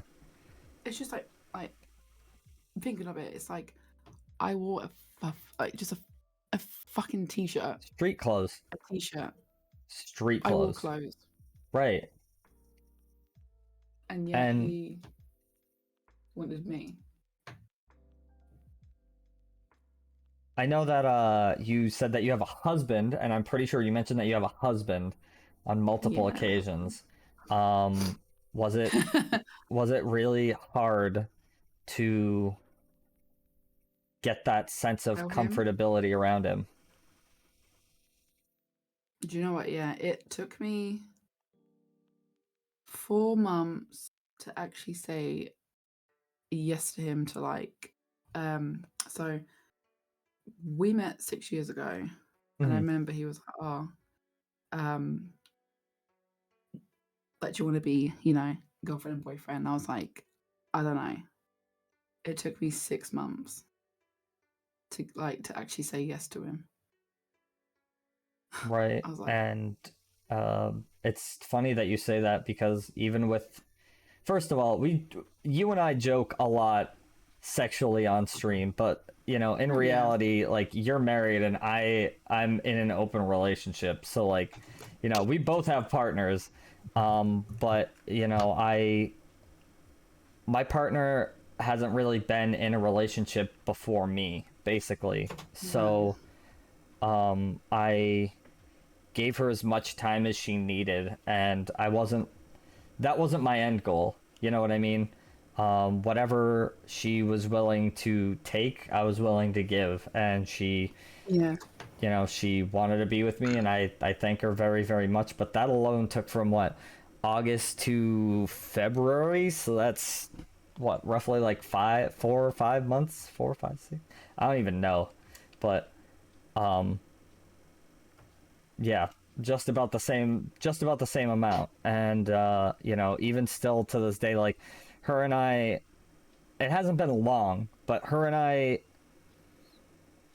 have gotten more okay with each other since then, obviously, but I still make sure to let her know that, like, whatever she wants is, whatever has to do with her that she wants, I'm gonna respect that, especially when it comes to any sort of interaction between her and I. And I remember, sorry, No, go ahead. you there. And I remember, I think it took me 3 months to actually finally have, sex with him. And before that, I was like, "Hey, so this happened." And he was so sweet about it, and he was just like, "You know what?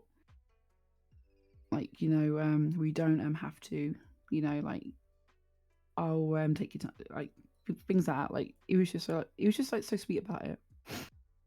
Just So- came up with a really great point. Something that drives me nuts is when someone is hypersexual and also a victim of assault, and then they're told, "Well, you deserved it."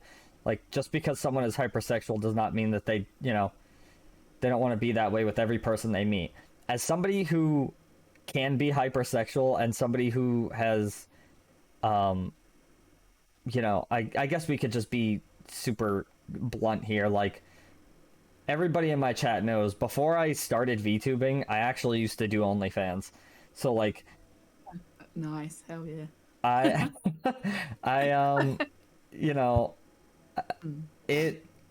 it's crazy to think that, like, I've had so many people who were like sexual towards me that I'm just like, no. Yeah. And like, it even happens to males. Like, it's crazy, but like the absolute intensity of how much it happens to females is mind-boggling. Like, just because You know what, just right? because you're a guy, that doesn't mean that you have to play the role of like the typical guy. Like, pull your Exactly. put your jaw back up against your head where it's supposed to be, and stop fucking drooling and acting like you're a dog, because it makes you look like an idiot. Yeah. And I remember the night when my mum, like, obviously, well, she just went mental at me, but she rang my father Mm-hmm. and she was like, "Hey, your your daughter's had sex," and his words were, "Sorry, can't speak. I'm with my friends." Oh boy. And and to this day, oh, I just can't forgive him for that. And the worst thing was telling my granddad, because he was my world, and it was so sad because he just couldn't really understand. He was like, "What do you mean? Like, why?" He was just saying like, "Why this? Like, why that?" And it's so sad. It's like, I wish I could say to you why he done it, why this, but you can't. Like, you don't know why. Yeah, I mean, you really have to be in the head of a person who's willing to do that in order to understand why they would.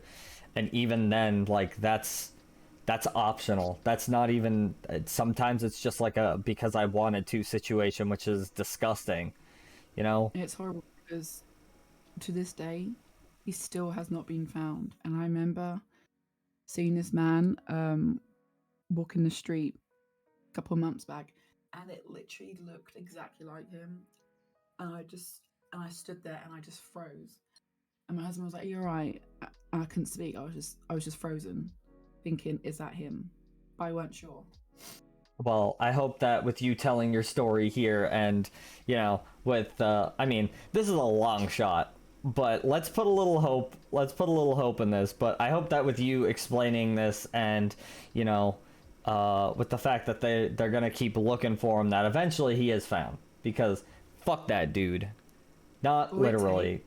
takes is Disregard that yeah, sad excuse of a human being. because I remember the police were saying if he gets, I don't know, like a speeding ticket, that's it. That's all it takes, and he's in prison. Good. That actually leads to a really good question I was going to ask is you had talked about like your granddad and him like not fully understanding and your mom mentioning that like she was really livid when she found out. Um your mom didn't understand the entire situation at that moment. Um how did you feel in that moment, feeling like I want to tell you but I can't, and you're angry at me, and there's that I weird felt disconnect. Oh, go ahead. I felt like I felt hopeless. I felt scared. I felt alone. I thought she was gonna hate me. I thought like she was gonna like body stone me, knowing that I had sex. And then when she found out, she cried. Yeah, She cried. that was my follow-up question, is I could imagine that your mom would probably be regretting that moment, and you guys are probably stronger than ever because of it. Yeah, we That's are. kind of how it goes. Yeah. Uh there's actually a really funny story that I want to tell, is in the midst of everything going on with my ex, my mom and I got into not like an actual physical scuffle, but um, my mom basically gave me a right hook to the face. And I can tell you right now that she regrets it, but I honestly tell her not to, because if anything, it brought us closer and it made me realize that, like, this person is putting a wedge between me and the person who created me. Like, it's that level of, like, if somebody else puts you and somebody that you care about at odds with each other, it's truly a strong situation. Yeah. And I remember having therapy, and the therapist was just like, so like, because I don't know, with it all, I just kind of like kept it way in my mind, like, you know, just like locked up. Never spoke about it. And my therapist just kept pushing and pushing. I was like, I don't want to talk about it. It's just something that you don't, but like through life, I've kind of like come to think there's people who are silenced because of it. And I just think, no. Whether it's a man, whether, you know, like, whatever, they need to, like, I don't know, just be strong. Like, I don't know. You know what I mean? I'm not good with words. That's just want okay. people- I understand. I want people to know that they're not alone, and they shouldn't suffer alone either, because it's not good. It's not Yeah. healthy, and it fucked my. It just like for 6 months, it fucked me up because I was scared. I was literally scared to just like, you know, like, well, like leave my house. And to this day, I still am scared to leave my house. Like, I don't like, you know, like nights out. I can't stand it. I just like to be indoors where I'm safe. You know what Yeah, I mean? I mean, you're much safer indoors now than any other, any other time before. We're not even gonna get into that. But have you tried going to therapy since then at all? Nope. Do you ever Nope. think you will? No. I Never respect will. your decision. I 'Cause- personally don't like therapy.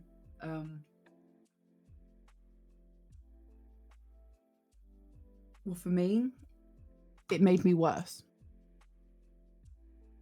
I tend to deal with, like, I don't know, I kind of like deal with things differently. Like, I just kind of like, I don't know, I'm just like, I don't know, I'm just like silent. I just don't like really like say anything about it. And then, yeah, I just don't think therapy was right for me. It just you know, made everything worse for me. So I was like, yeah, I'm not doing it. So until now, I've really kept my trauma silent until now. Well, let me tell you that I feel utterly honored that you chose me to basically be the conduit to tell you, to be able to tell your story, because I understand that it's not easy for everybody. I tend to not tell people what I've gone through because it's really nobody's business, but it's also it can be kind of scary because I've seen people basically use my trauma in a way that it was basically fired back at me, and I don't want that to happen to anybody that I know or care about. And obviously, you being one of them, the fact that you came to me and you're like, I feel comfortable telling my story, I felt very blessed. I'm glad. And I hope that this helped you even just a tiny little bit. I feel relieved. I'm glad. You can't see it, but I have a big old doofy looking smile on my face. It does mean a lot, really. I guess the last thing is, do you have anything that you want to plug?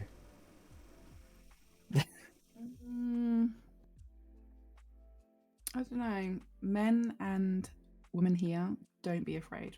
Just let it out. Hell yeah, Just I agree. tell someone, like, and also, it's not your fault. Not Like, at all. I honestly have just like, you know, like, since then, I used to think it was my fault. Everything was my fault. And I think, you know what? No, it's not my fault. And it's no one's fault. Apart from the, the person. So don't ever feel like it's your fault, because it's not. Not at all. Yeah. Yeah, if for any reason you ever feel like it's your fault, it's always best to just take a step back and look at the situation as a third party, and you'll soon realize that nothing you've ever done in a situation like that is ever your fault. Yes. And it's not just women who suffer as well, it's also men. Like, I feel like that is a big thing now, where it's like, oh no, men can't. It's like, no, they can. Yes, they can. Anybody can. It all depends on the people that are in the situation, but 100% men can too. Exactly. I also want to say that if anyone here has had something like me, you can always message me, and I'll be here to help. So yeah, that's all. Alrighty, I'm gonna scoot on over to the next guest, but thank you so much for coming on. Thank you. You're welcome. See you later. Goodbye. Bye. Alright. She didn't do it, but I'm gonna do it. Please follow her on Twitter, you're on TikTok, right? As well as on Twitch. She's a wonderful person. We actually collabed quite a bit. So please go and show her some love, because that would mean the world to me. The next person that I have on is actually going to be anonymous. I'm not sure when they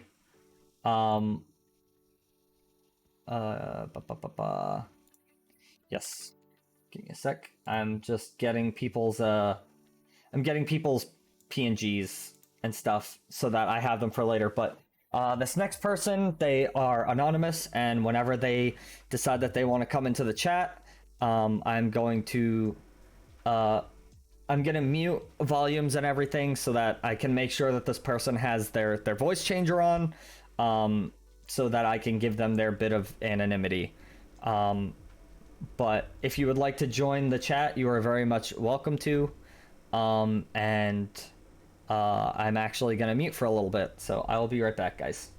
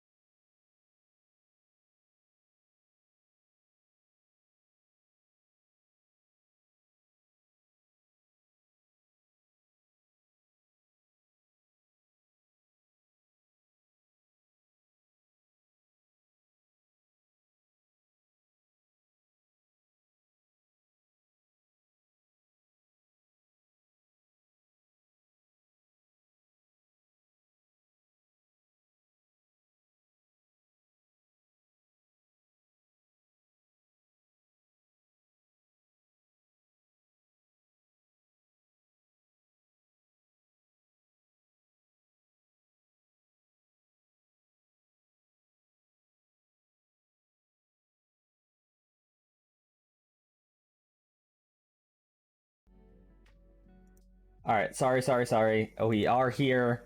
Thank you very much. I guess I'll just give you a random letter. I'll just call you A. Is that okay? Yep. Okay, fantastic. I'm actually gonna turn your Discord volume down now that everything's working correctly. Okay, so, would you like to tell your story, or would you like for me to tell it? I would prefer you say it. Okay, so, this person has...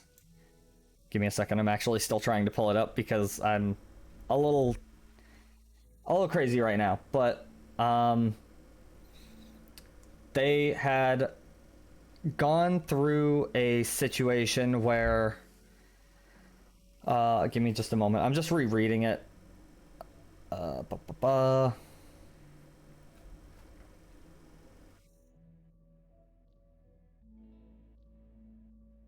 Okay, so when they were younger, a close friend of theirs, or a close family friend, would babysit them, and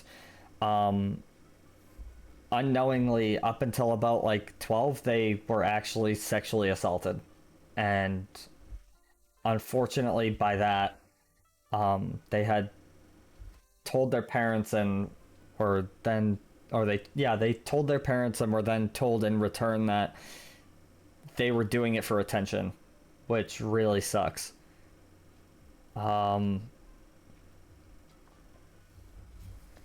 They ended up trying to talk to them more and more, which had no avail up until they had talked to a different family member, which was very, very supportive of them. So I don't personally know them, but thank you very much, because I get to now talk to this wonderful person and they get to share their story.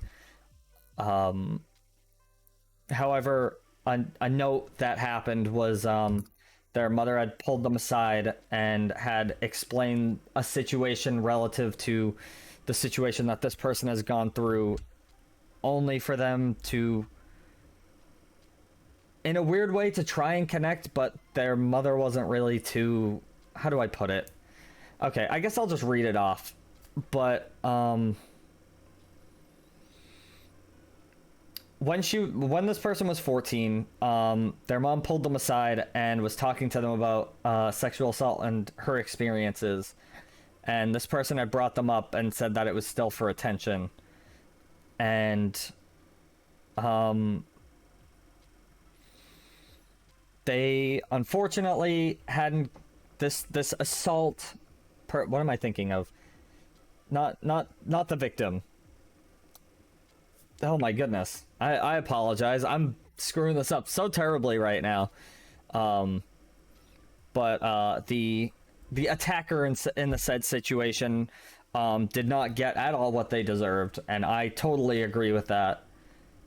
And I hope that you said that you... I'm really not doing a great job. Yes, thank you. The perpetrator, the perp. I appreciate that. No, it's just trying to get everything out. The long story short is they were sexually assaulted by a close family friend, and they were met with being told that they were just saying it for attention, up until they had spoken to another family member, which then took them seriously, and they had nurtured them. That... Say again?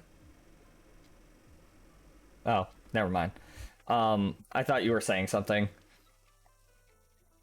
But that person is out of their life, and right around the time that COVID hit, and they hadn't seen that person much since. So I apologize for absolutely destroying your story and making it seem a little less what it's worth, but it does still mean a lot to me, because you are a person who is actually very, very close to me, and I do appreciate you coming on. So I do apologize, but thank you very, very much. I guess I could just get into like questions if you'd like. Yeah, sure, that'd work. Okay, so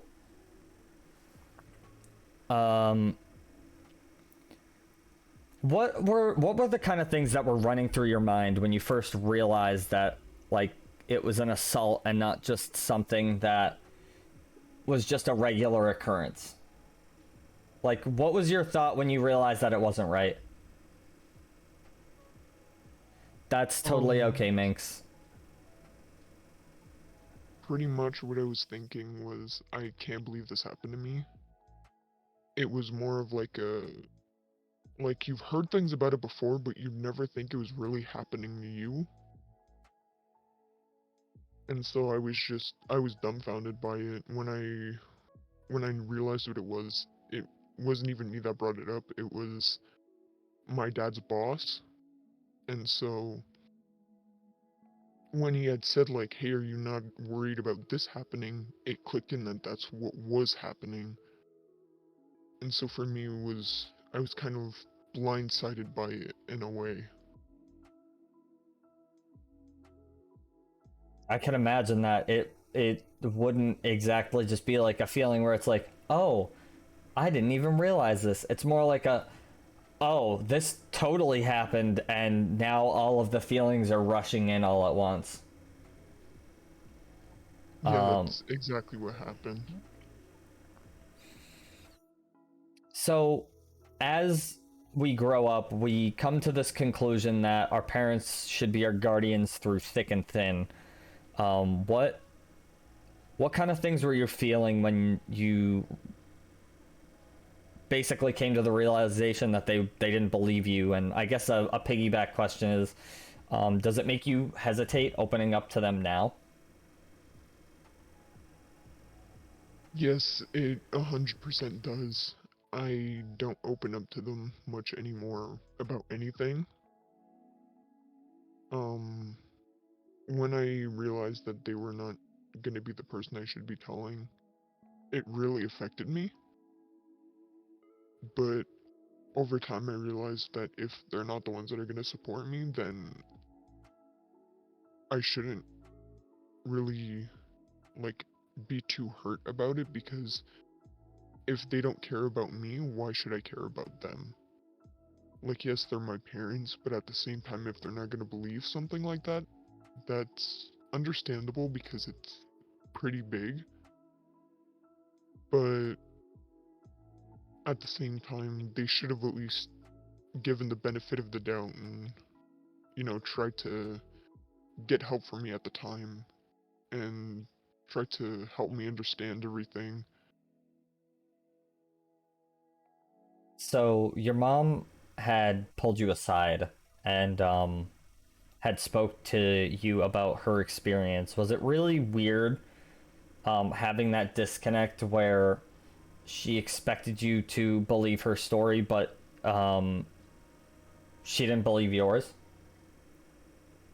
Yes, it was really just, she had told me hers, and I believed it because why wouldn't I? So I told her a bit of the details about what had happened to me, and when she said that it didn't happen and it was just for attention and whatever, it really got to me. I didn't understand how she could go through something like that and then invalidate someone else that's gone through it. Yeah, I feel like that's very contradicting and hypocritical, and I do apologize. You know, we as people don't realize that, like, you know, assaults like this happen, you know, daily, multiple times a day, and it's crazy to think that for a lot of people it's swept under the rug. And, you know, when you had told me this situation, I very much wanted to have you on, so that you could tell this story, even if for any reason I may have butchered it. But no, this one, it doesn't hit home for me, but it's a situation I've seen a lot, and it's really saddening to me. But you had mentioned that you had talked to a different family member that was a bit more supportive on the situation. How is that bond with that family member now? Me and that family member are very close. I've always been close to that family member. There was two family members I told at the same time Mm-hmm. because they were both in the room and the other one overheard it. But when I had told the original family member, she was also close friends with that person, and she had heard about that person doing stuff like that before, Uh-huh. but never really wanted to believe it. So when I told her about it, she was completely understanding. She understood it right away. She knew what was happening. And she helped me get through it. She was the help I needed to get. And the other family member, to this day, is still there for me. And sorry, I'm getting emotional. That's okay. That's what we're here for. She has 3 kids, and my bond with them and her kids, because of her support, is I'm closer to them than I am my own parents. I guess That family oh, member go is ahead. a mother figure to me. Right. And this is actually a new question that I guess I didn't clear, but with everything that you've gone through with your own like biological family, how what does family mean to you now, knowing that you've had a situation like this? Family to me is someone who will stick by you no matter what the situation is. It Family is a group of people who will support you through whatever choices you decide to take. Or if you're going through something, they're going to be there for you and they're going to try to understand you and help you through whatever is going on. And if you need help, they're going to be there to help you get said help. I had another question I was thinking of. Oh, that's what it was. Um, do you personally think that uh, there's there's potential friends or partners that you think would make better family than, you know, the family that you've personally grown up with, that, you know, your biological family? 100%. Absolutely. Yeah. I've Thank you, Kyle. Sorry. They had said, please don't ever feel bad about getting emotional. This must be difficult to talk about, and you're incredibly brave for doing this. And I agree with that. For anybody who has been interviewed, is being currently interviewed, and who will be interviewed in the near future, please do not feel bad about getting emotional. That's the entire point of this. If you feel like you can't do it, then you have an out. But if you're willing to get emotional on the situation, we hope that getting emotional will help bring you towards healing. But continue. I apologize. Yeah, so I absolutely think that there's friends that can be better family than the family that I was raised with. I've I've told this story to one person, and that's not including my family member, and that person has been supportive through it all. They've been very protective over me, which I'm Mhm. very thankful for. And I genuinely consider them family in a way. Right. Because this person is actually my partner, so I don't consider them family, but at the same time, I do. It's a weird saying where people are saying that blood is thicker than water, but family isn't bound by blood. And this is coming from somebody who had, you know, a relatively normal, you know, like traditional family where, you know, uh I don't have any sort of strain toward either of my parents. And I've come to realize that it's not based on whether or not you're related to this person. It's based on the character, you know? Yes, 100%. If that person isn't someone that's there for you, or they're someone that makes you regret your life choices or makes you feel bad about yourself, then that's not family. No, that's not family. Not at all. I understand that you feel like he didn't get what he deserved, and that's obviously understandable. Despite that, do you feel like you got any sort of closure from getting an apology? Because I know that some people, it may just be like okay, well, you know, they seem like they're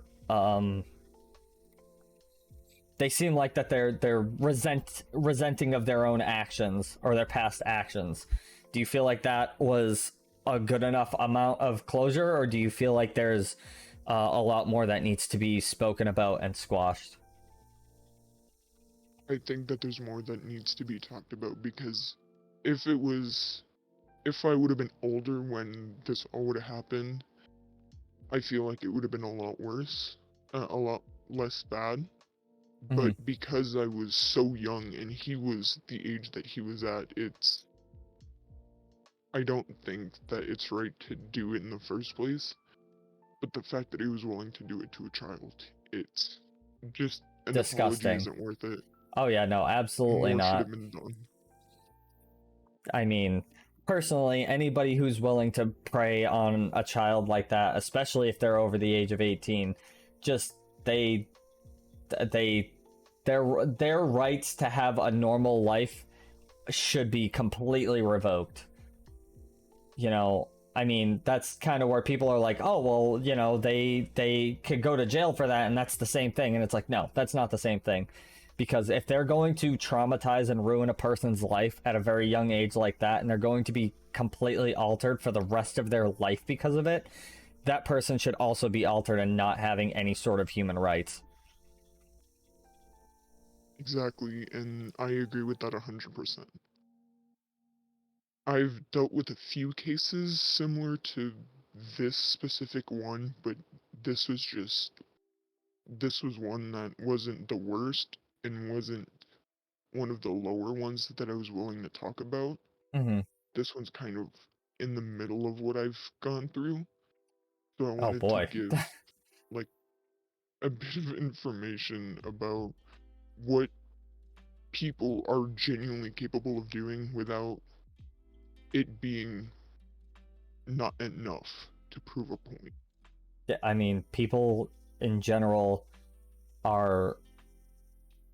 It's weird because people say that you can't breed evil, but people say that you can forge the good in somebody, and that's... neither of those sentences are true.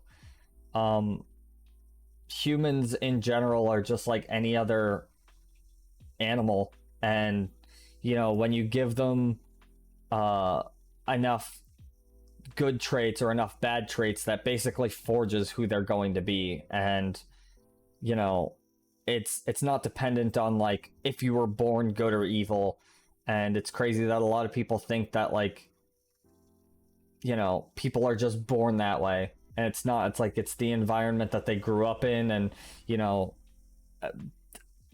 being praised or told that it's okay when really shitty things happen.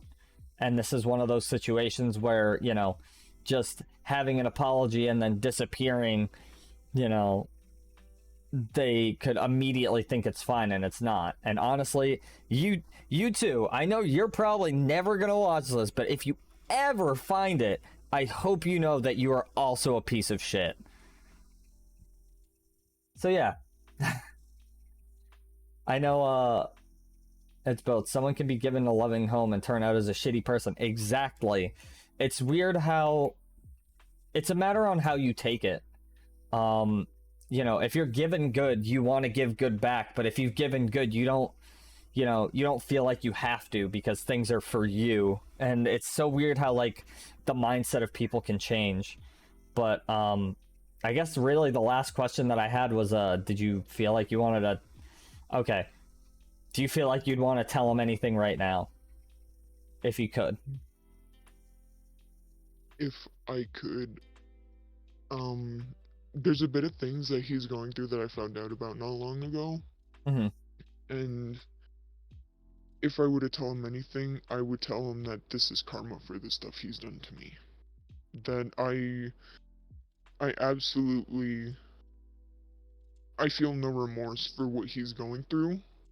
It's not something as bad as this, but it's still something big enough that it's karma for what he's done to me, and he's probably done to other young people as well.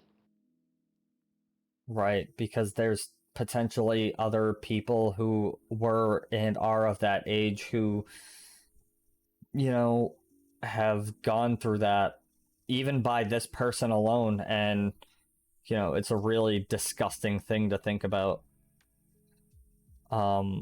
I know you, like I said, I know you semi-personally,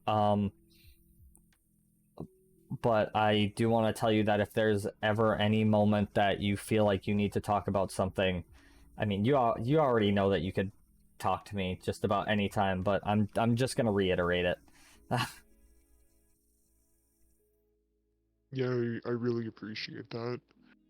I'm not usually one to do stuff like this, but with the amount that we've been talking, and I was like, I thought that what you were doing was a good idea, and I wanted to support you in any way that I could, so. You're so nice. You don't feel, you don't have to feel like you have to support me on anything. This to me is, you know, to thank you to all the people that helped me, and also I guess kind of my redemption on realizing that I was not the best person when it comes to coping with my things. I did not cope in a healthy way, and I guess this is me kind of telling myself that it's okay in a weird egotistical way, but it more so it's so that I can help other people, you know, because I didn't get the same help that I want to give other people. I want to be active in people's situations, and you know, you are one of those people that I do want to be, you know, as active in whatever situation that you're going through, because it matters. It matters to me. I very much appreciate it. It means so much to just be able to talk to you almost on a daily basis. It's a blessing to be able to talk to you on a daily basis. You know, we do hang out a lot, and every single time it's a delight.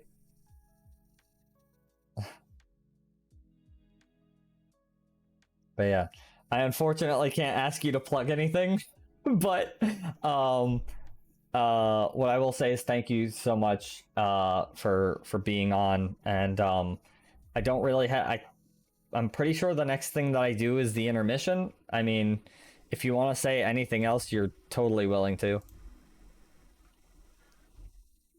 If any of you are afraid of speaking up, don't be, because it's better to be open about it than to hold everything in up until your breaking point.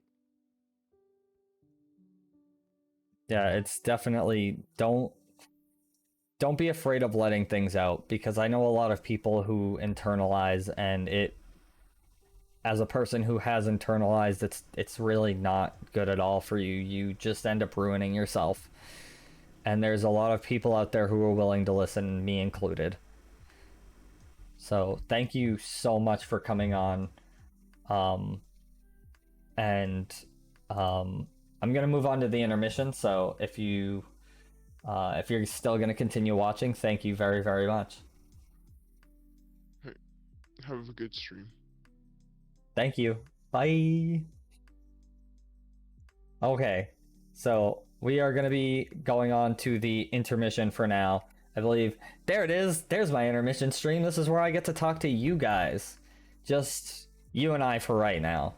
I originally was going to do this between a certain time, but then I realized that I'm going to have like a little bit of an intermission in case anybody wants to go get food, or if they need to go and step away so that they can, you know, take a breather from all of this or anything like that. But I do want to say that everybody who is in chat, everybody who is being interviewed, everybody I haven't even met yet, I love and care about you.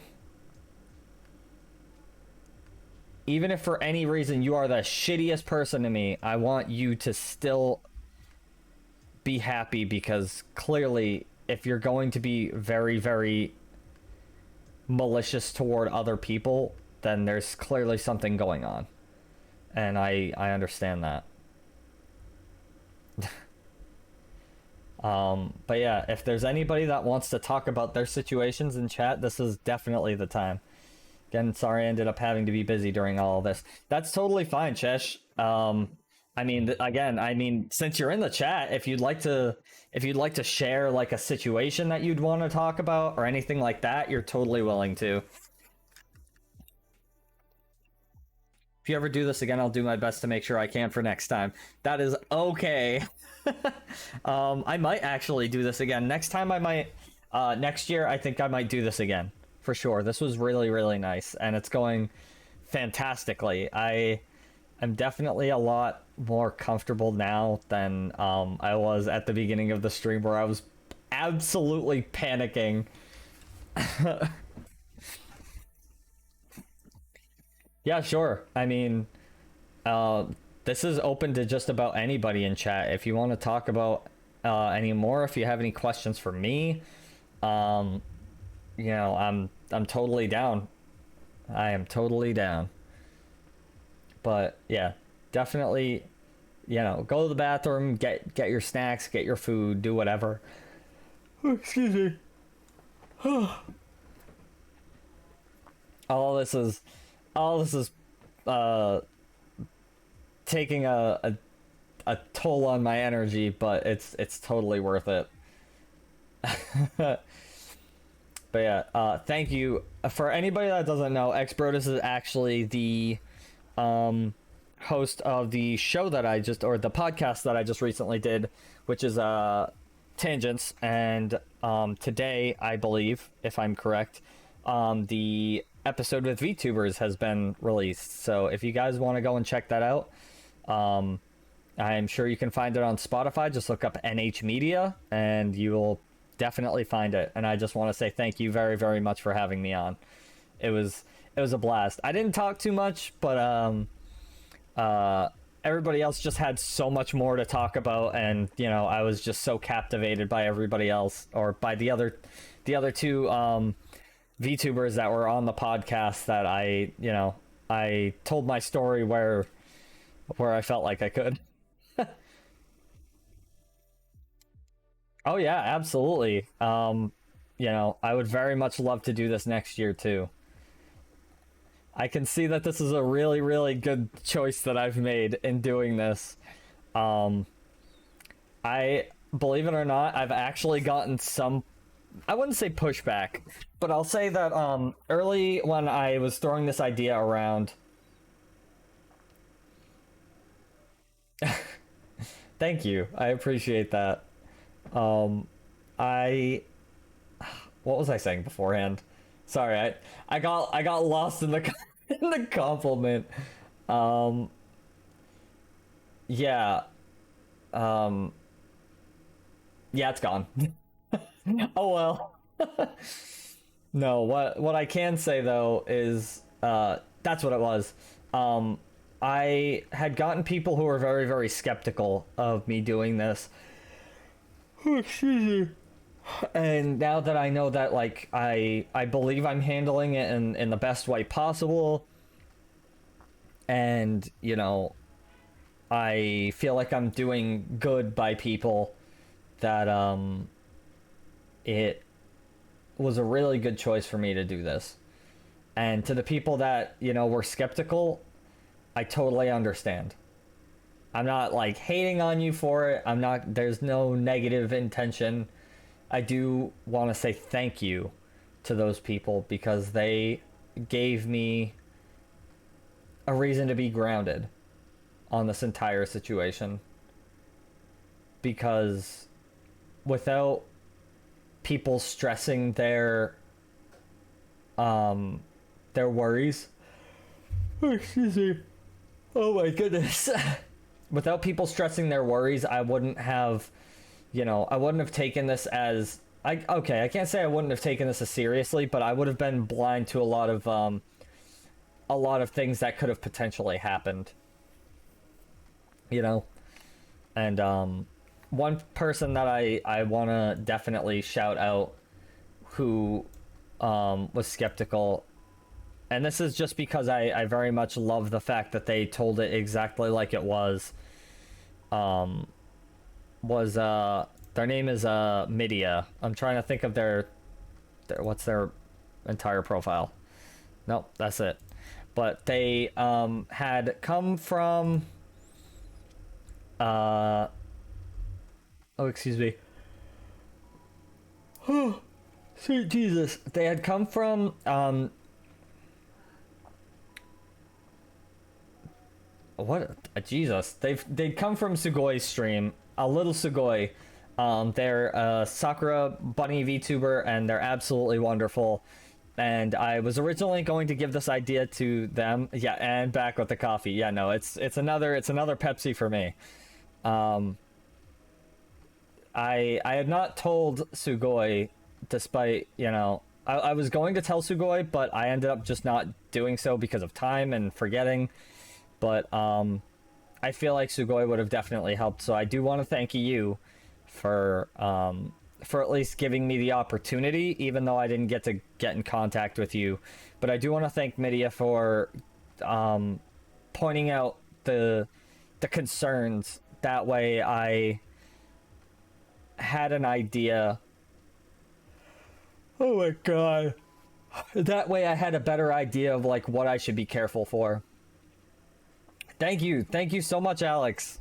Oh my god, welcome in, Raiders. I apologize, there's no fancy stream stuff here today. Welcome in. I'm Afress Highwind. I'm a Wayne Deity VTuber, and today is a very, very special and very serious stream today. I'm actually interviewing other streamers because this month is Mental Health Awareness Month, and I am getting people on to interview them about their traumas and the way that they've coped with it. And I hope that you guys... Lies, this is the fanciest. This is not fancy. Basically this is just me giving back to the community because you guys have been absolutely wonderful. They're not a problem. What were you playing, Alex? What were you doing? This is the intermission, so this is like perfect timing. You're shaving and getting ready for a family dinner, but there's anything specific you had in mind with asking me about autism? I could talk about PTSD and other things during a legit interview. Yes, I was asking about that, Chesh. If you want to talk more about it and just like, how, I guess just like when you were diagnosed with it and, your daily struggles with it, I'm totally willing to listen, and I will come up with interview questions on the spot if you don't mind that. But yeah, Destiny 2 is pretty good, Alex. I've played quite a bit of it, but I'm really glad to see you here, and I'm really, really glad that you decided to raid. So anybody that is in here from the raid, thank you very, very much, because mental health means a lot to me. I had shared my story at the beginning of the stream, and to everybody who had heard about that, I could imagine that they're probably surprised that I'm not an absolute wreck. Give me a second. I need to grab caffeine, man. All right, that sweet, sweet caffeine, because I'm yawning all over the place.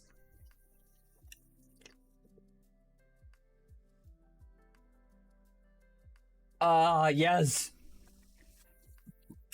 Angry water. Actually, no, that's beer.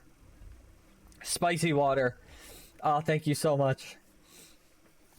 Thank you. I'm glad that I'm holding together quite well, because, I mean, even just for the stream alone, I feel like I'm holding together quite well, but, as a person, I do feel like even though I've dealt with all of my issues basically on my own, with help from other people, I think I dealt with it pretty well. Oh god, now I'm burping. So, what I was diagnosed with was Asperger's syndrome, which is considered to be a low spectrum symptoms of autism, but has since been debunked. Oh, excuse me. Yes, I have heard. I believe that it goes under a different name now. But I happen to have a close friend actually who was diagnosed with it. Since then, I have not had the time nor finances to go back for a proper diagnosis. Yes. I know they use a different term for it now.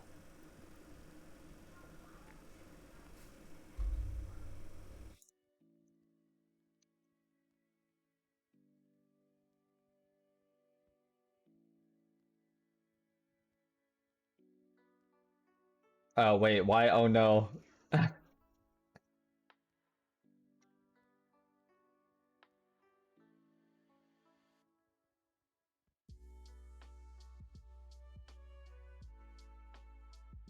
Beer really just is wheat flavored bubbly water. It is. It is indeed.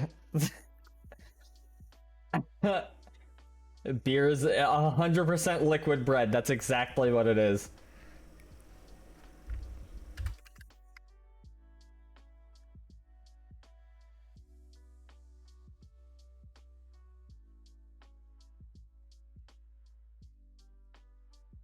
But yeah, I know that for people like that, I know that to what my friend has explained to me, social cues are kind of difficult to pick up on, and he had mentioned that with that, like he actually has to ask people on whether or not they're joking about a situation, because sometimes he just like doesn't get it. And it's so weird to think about because he himself is very, very good at being a comedian. He he understands sarcasm very, very well, and like the idea of like doing something for a bit. But really, my biggest struggles are dealing with sudden change. Eye contact is difficult for me to maintain. Sudden loud noises are very unpleasant. Yes. Despite my love of screaming metal. Yeah, I mean, the thing is like it's not a matter of like loud angry noises. It's a matter of like noises specifically that mess up your own like personal mental vibe. Yeah, I think that's the reason why, like, even with people that I know, like sometimes I'll say something, but then I'll reassure that I'm joking, so that they don't, they don't think I'm like being serious or being rude or anything. When I know what the source of the sound is, I'm fine. So I know so my nephew actually has autism, and he doesn't like the sound of jackhammers.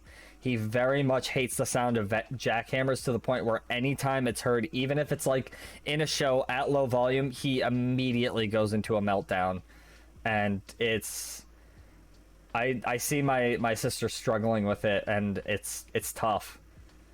Like, especially with like little kids like that don't understand. Concerts, fireworks, totally fine. A balloon popping at the grocery store? Nope. Yeah. Exactly. It's sudden sounds that like you don't know where the sound came from, and it's not like you could just go and investigate, because it's like it's already done and over with.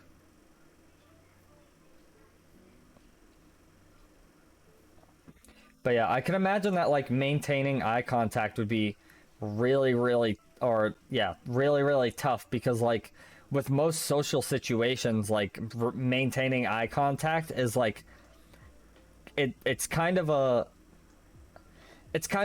supposed to be seen as like a courtesy and respect of the other person that you're listening, but I tell people all the time, like, even if I'm not looking directly at you, I am listening to you. And I know that for a lot of people, specifically on the spectrum, you know, if they're not looking at me, I understand that, like, first of all, it's like ADHD brain where they can focus on multiple things at once, but it's actually better for them to not be like maintaining eye contact because they can listen better, because they don't their brain is not going off with alarms and stuff, basically.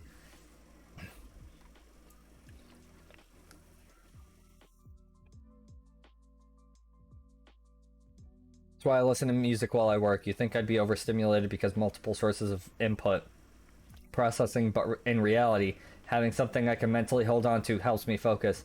Yeah, I think that's kind of where our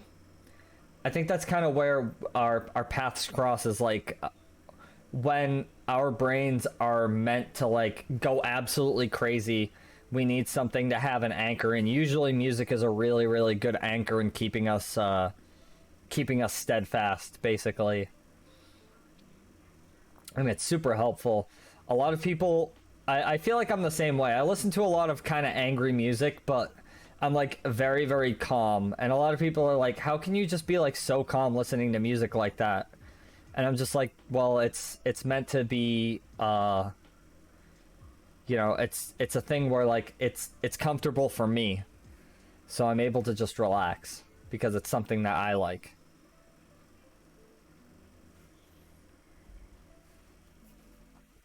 You know, when I heard the whole situation of like how like loud abrupt noises can like cause meltdowns, it actually kind of blew my mind. I mean, I guess not too much, but it was just like, wow, it's crazy that like people will have like those kinds of tics where, I guess in a sense, where something as specific as that is just like very much a no bueno thing. The other thing I struggle with is specific emotions that I don't feel with, like jealousy or actual hatred. I feel like that's kind of the same with me. Yeah, that must be really, really weird. Because, like, I guess I've kind of justified it as, like, nobody can really feel hatred, right? But it's like, what is hatred, really? Like, it's just anger. And it's just weird that, like, thinking... How do I put this? That, like, for me, I've justified it one way, but other people just literally cannot feel it and don't understand what it is. How can you be happy listening to that? I don't know, it just makes the happy juice in my brain. Yeah. It gives me the good brain juices, not the bad brain juices. So I will sit here and listen to Paufu talk about sad boy shit the entire time. It's gonna sound kind of fucked, but like part of why I cry when I'm overly happy is because I'm trying to process that I'm allowed to feel happy for myself. Exactly. And like that's totally justified, because like for a lot of people the threshold for when they happy cry is like really, really high. But like even for a situation like this, like just being able to talk to you guys like nearly gives me a happy cry.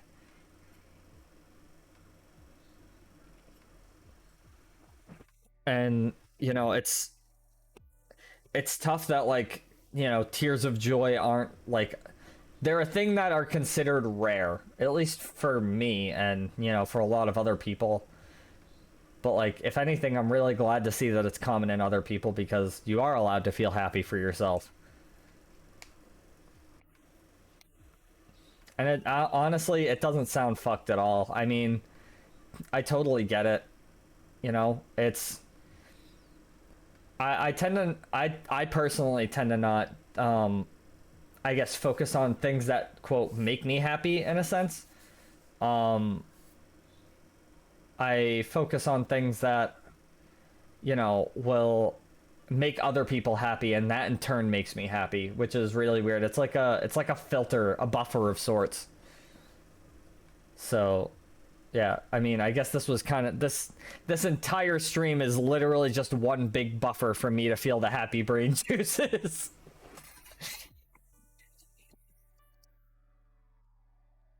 All right. Yeah, Chesh, thank you so much. I mean, you know, it wasn't an actual like on stream interview, but like I just being able to tell your story is awesome. Like, I guess one of my questions for you is, you know, when you realize that like happy crying is a thing for you, when you know, you realize that like you can feel happy for yourself, like what process mentally do you go through to be like, oh, I should feel happy for myself, and that in turn makes you like feel like a happy cry?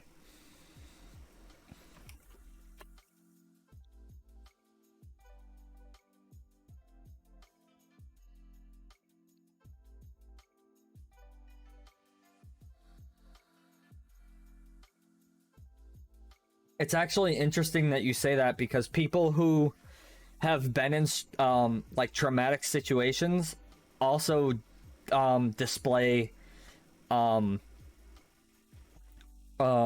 they also display being in situations like anger or fear by either displaying fear or laughing, because, you know, it's a coping mechanism basically.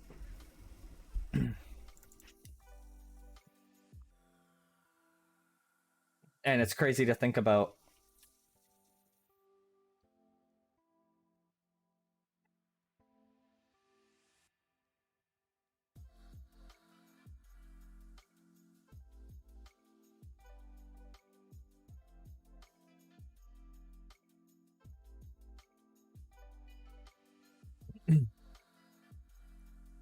Okay, why?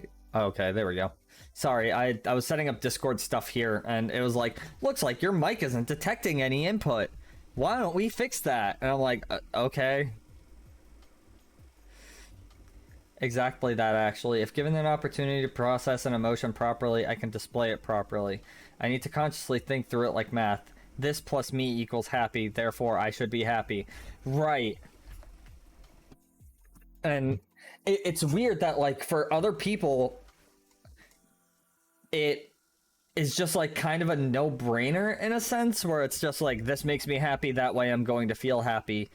But like for other people, it's like, this is just something that I enjoy. It doesn't matter whether or not, oh, excuse me, it doesn't matter whether or not it makes me happy. And then they realize it's like, but you are happy.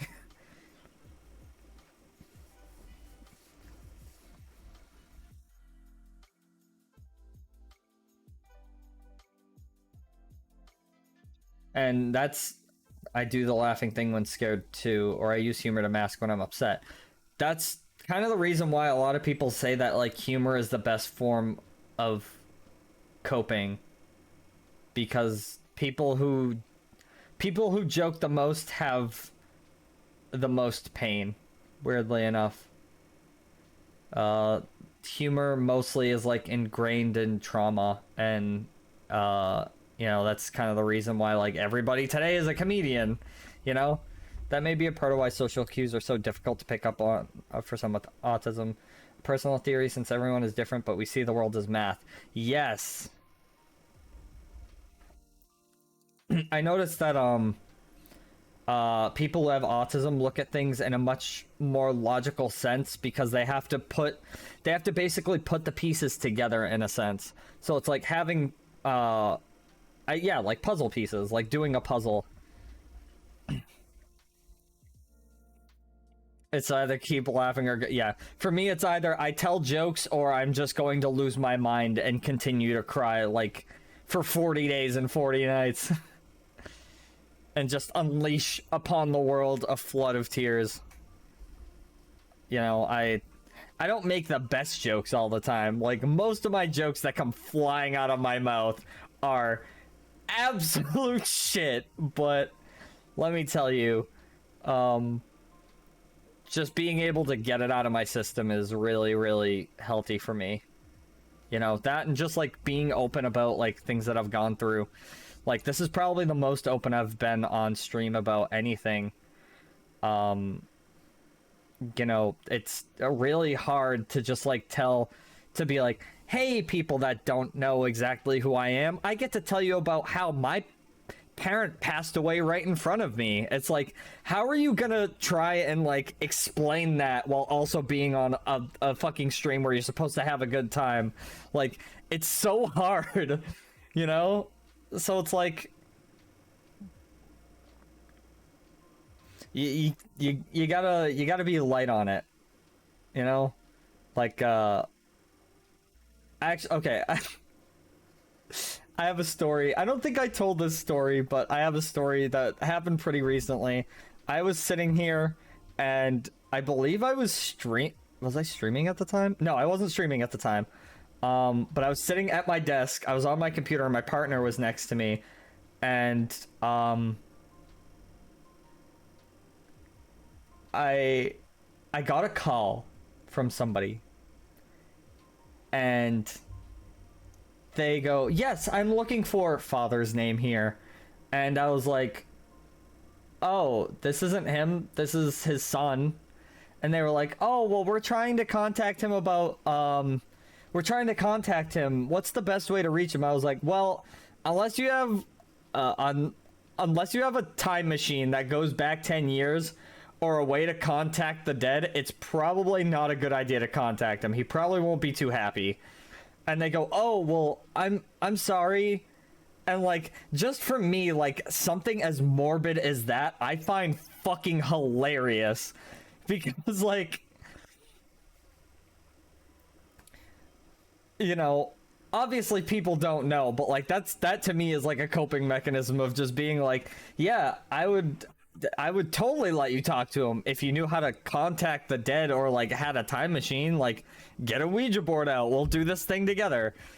But yeah, they were calling about fucking solar panels, by the way. I should probably point that out. They were calling about fucking solar panels.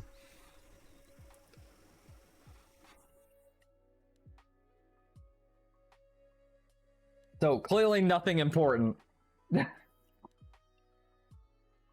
yeah, I'm not going to delay too much because this person is on a limited time frame. How can we reach her? Ouija board? I'm not gonna delay too much because this person's on a time crunch, but I'm actually gonna call them into the chat now. Oh yeah, there we go. All right, Nix, if you are in here, you are welcome to join the chat whenever, and we will figure that out. But yeah, oh, take your time, I'm in no rush. Okay. I love how we all went for the board. Yes, we all went for the Ouija board. Not all comfort content is per se comfy. Sometimes people make an inappropriate joke, talk about serious subject matter, or just straight up say the word fuck. Yeah, and like I feel like a lot of people realize that like being quote a comfort streamer doesn't have to mean that like it means that you're comfortable to do whatever. So if somebody's comfort is talking about like something they've been stressed about, like that's good. If like just being able to shoot the shit and talk however you want, that should be comfortable too. And a lot of people are like, no, it has to be comfortable in here. No swearing. And it's like, that's good for some people, but for some people that it doesn't apply. Basically.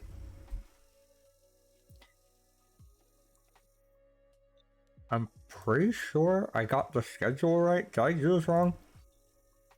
Give me a brief moment.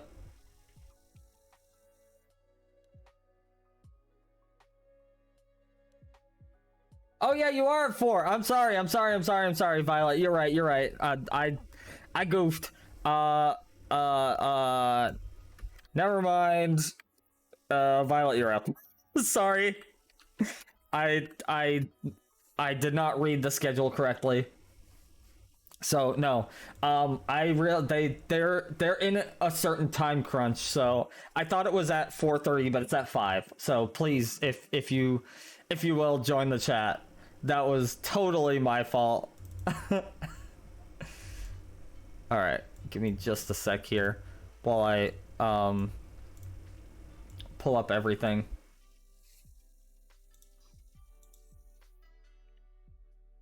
All right, let us go back here, and I'm going to add you to the browser. So give me just a brief moment.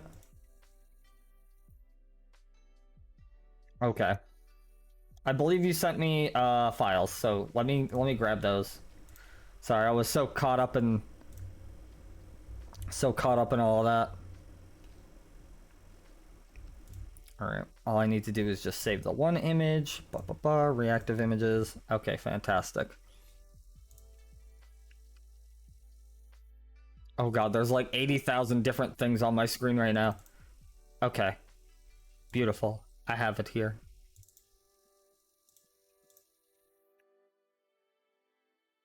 Okay, I'm pretty sure it should be fine.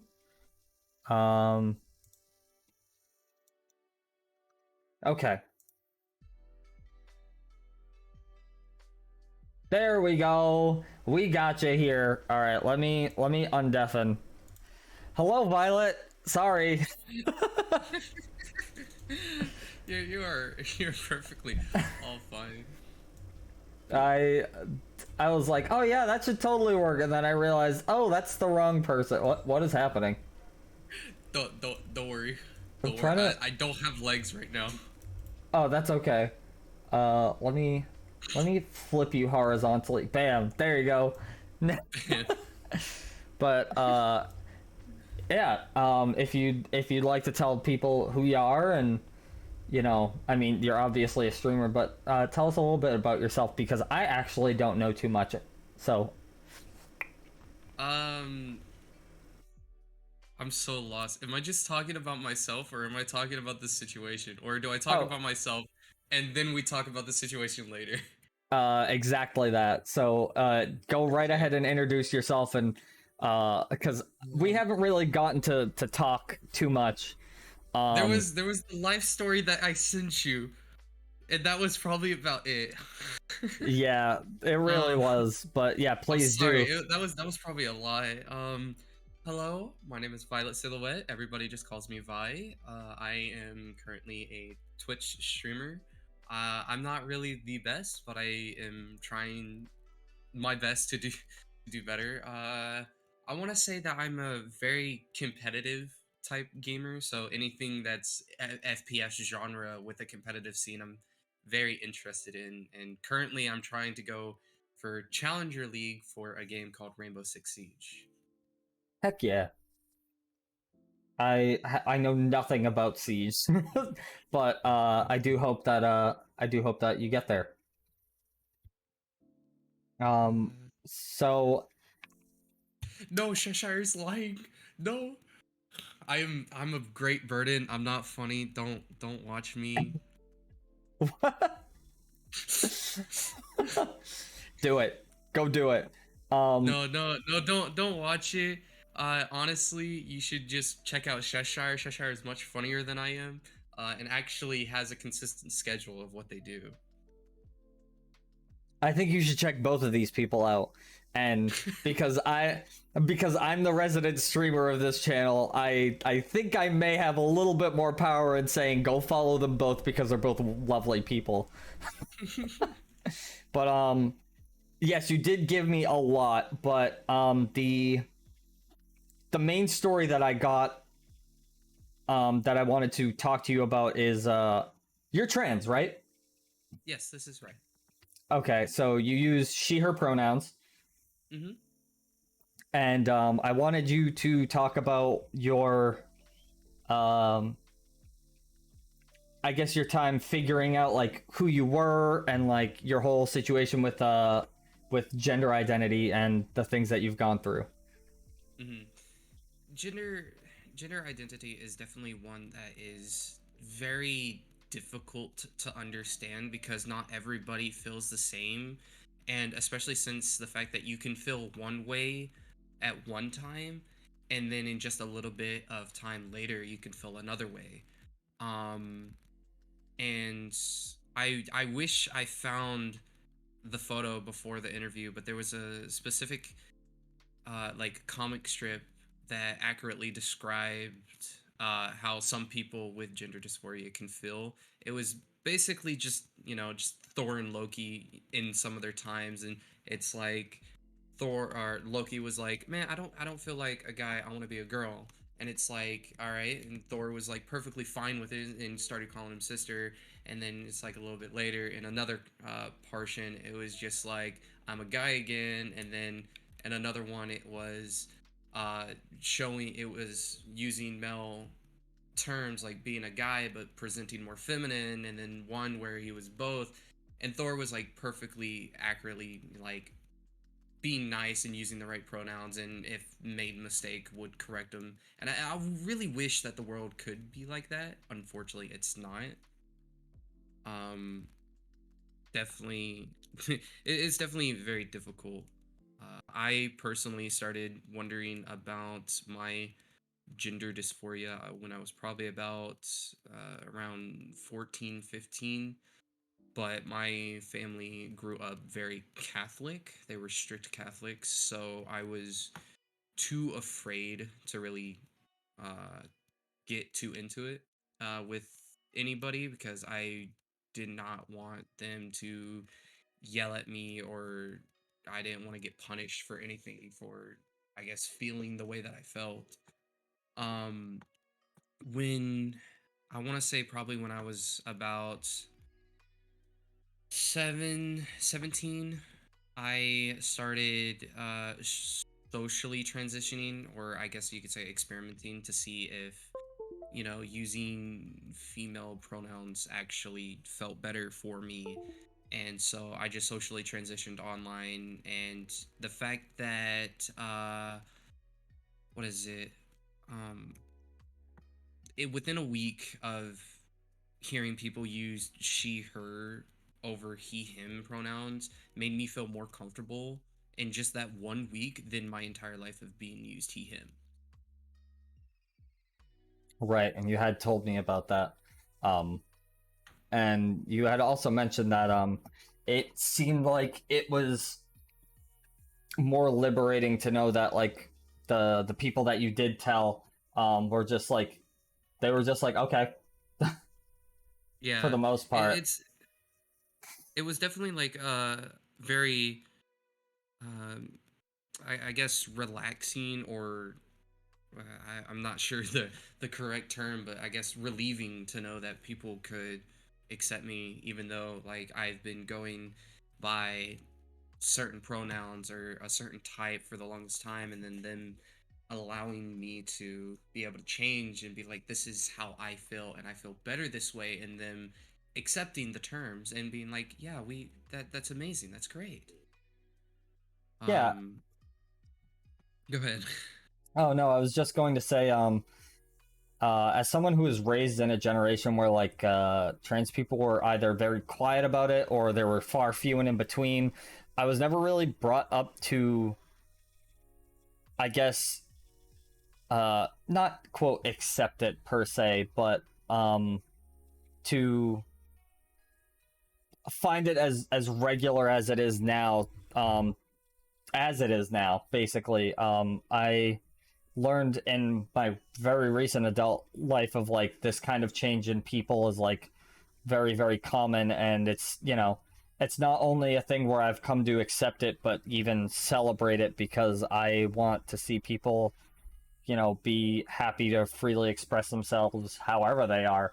And as somebody who's now nearing his 30s and can say that they're 100% a millennial, we were hard pushers of like the whole sexual identity thing, and now it seems with zoomers they're the pushers of like gender identity. So there's like a huge I guess just like a huge connection there. Yeah. Yeah, and I want to say, like, I'm not saying that transitioning is easy, but mine is been like especially very difficult. Mhm. Especially since when my parents did find out, I originally started my transition after I left for college because I was finally out of the household. I was able to actually talk to people about it. And so I was able to actually start my transition, and it's definitely very difficult now because I am currently in between moves, as you might have, as some of you may have known. I am in between moves, and at this time, I'm currently staying at my parents' house. And so, being back here and uh, being like misgendered, also being dead named, is something that's like very difficult to try to keep my morality up and keep myself at a happier mood that I normally could when I was actually away from this and away from the household. One of the things that I had to do when I first came here is I actually had to hide my medications because my mother, when she first found out that I was taking it and she was like visiting up at my college, I was showing her, like, this is my dorm room. She actually tried to take my medications and actually steal it so that way I wouldn't be on it. Um, and she actually absolutely hates me taking these medications. My father hasn't really said anything about it, so I'm not 100% sure what. I do know though that both of them are unfortunately homophobic, and my mother, as based on her reaction of me transitioning and somebody else that I knew that was transitioning in a youth organization that I knew, and the way that she acted about them, she's most likely transphobic. And it's definitely hard to be able to try. It's like I want to say that I love them, but I also say that I don't, because they don't support me, but yet they've given me so many opportunities to go out into the world and get to where I am now. So it's very a difficult situation to feel about how this is with them. Um, One of the most recent situations, which literally happened this week, is I was trying to be, a good daughter and go help my mother pack up her school supplies from her work. And at this time, like the school, the last time that the teachers that saw me, I had like a really short buzz cut type hair, like I had no hair at all, and I've been growing it out since. Mhm. uh and so when I got there, my mother, to one of the other teachers that I knew, would introduce me and say, "So this is my daughter." And for a split second, I thought that she actually was coming to terms and accepting me for who I was. But unfortunately, she then proceeded to immediately go, "No, I'm just kidding. This is my son," and then Mhm. proceeded to use the dead name. And it's and I've tried, talking to them and being like, "This is what I would prefer, and this is I would prefer if you stayed away from this," and they just don't care about, I guess, my feelings unless it benefits them. Mhm. So it's definitely a very difficult situation to be around. Yeah, I mean, in a situation like that where somebody is openly mocking you, like if I had seen them and known that, I feel like just to spite them, I would go full tilt gay every time I was around them. I have absolutely no regard for anybody who's just going to act like that. And we've actually covered this earlier that, somebody had actually said the full thing, but I had said blood is thicker than water, but what they said was the blood of the covenant is thicker than the water of the womb, which is the complete opposite of, what the shortened term, which is crazy to think about because people think that like blood is thicker than water means it's like family over everything, but what it really means is like people who are willing to commune together and are willing to support each other is thicker than any family member you will ever have. Yeah. And I feel like here, I personally am like still learning more about the whole situation with like gender identity, and I, you know, very much am willing to not divulge, but I'm very willing to just do whatever people ask me to do because they're okay with it. Oh yeah, that's exactly what it's gonna be like. If somebody's just like, "Why are you so gay?" and I'll just be like, I will double down and be twice as gay just because you said that."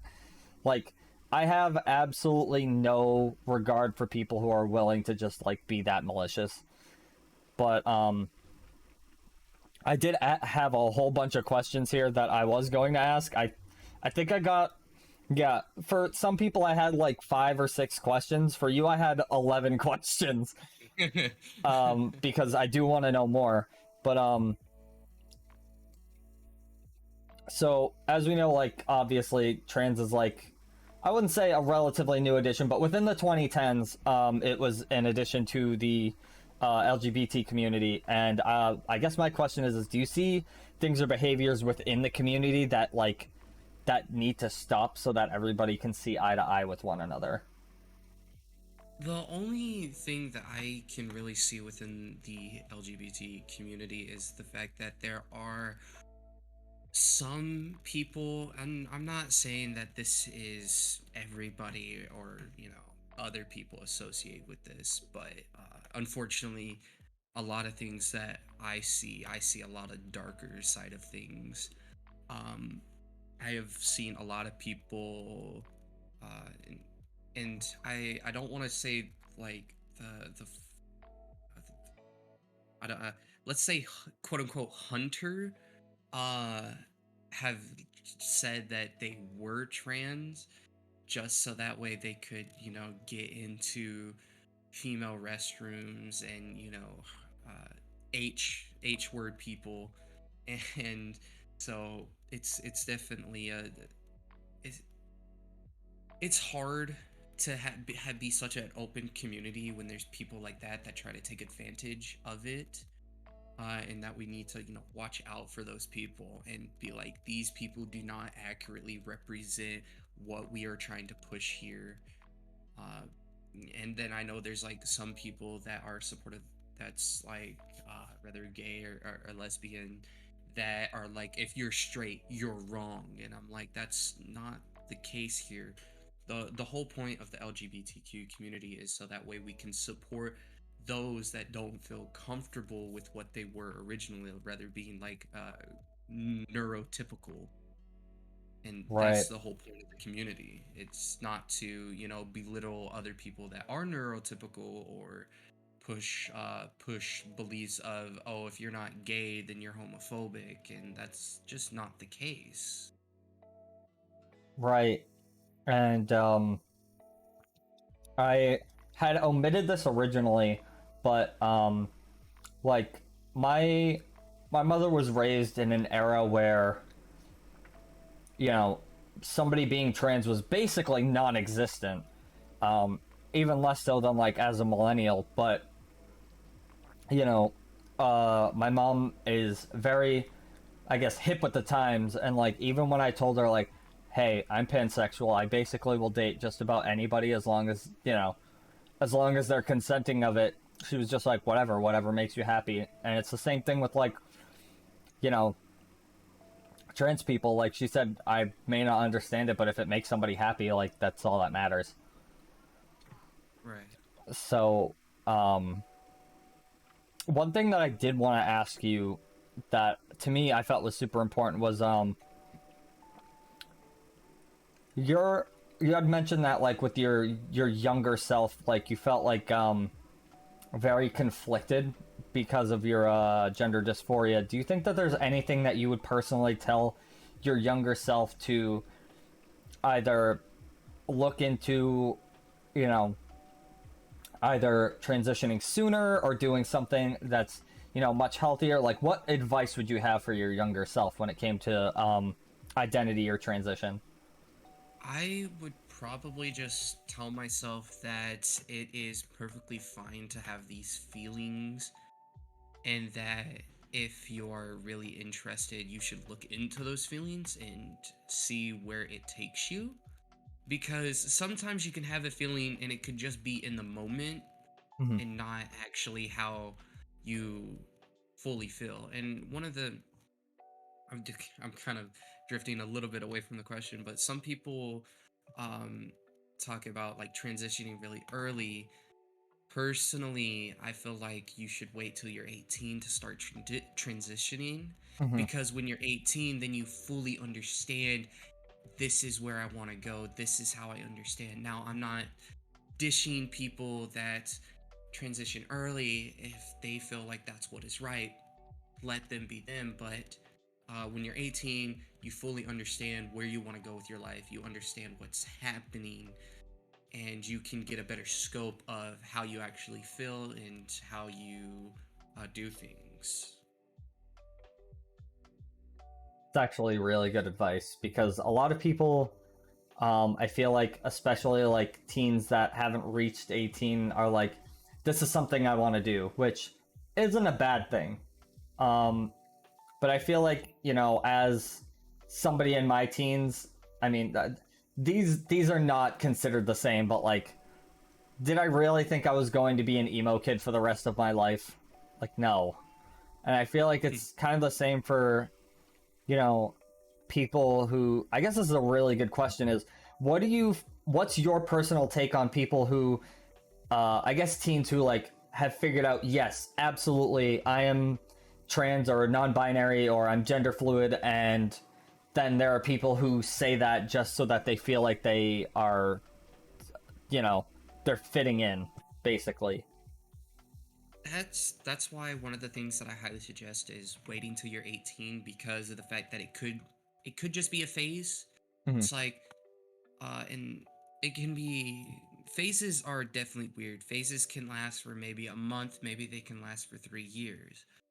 But when you're 18, you're not really in that peer pressure zone, though there could still be some kind of peer pressure. But at this point, you know how to handle peer pressure, or hopefully you do.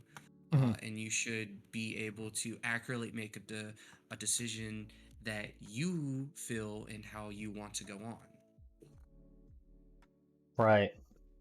There was, hold on, because I'm looking. I have a lot of questions, so I'm taking my pick here. Um,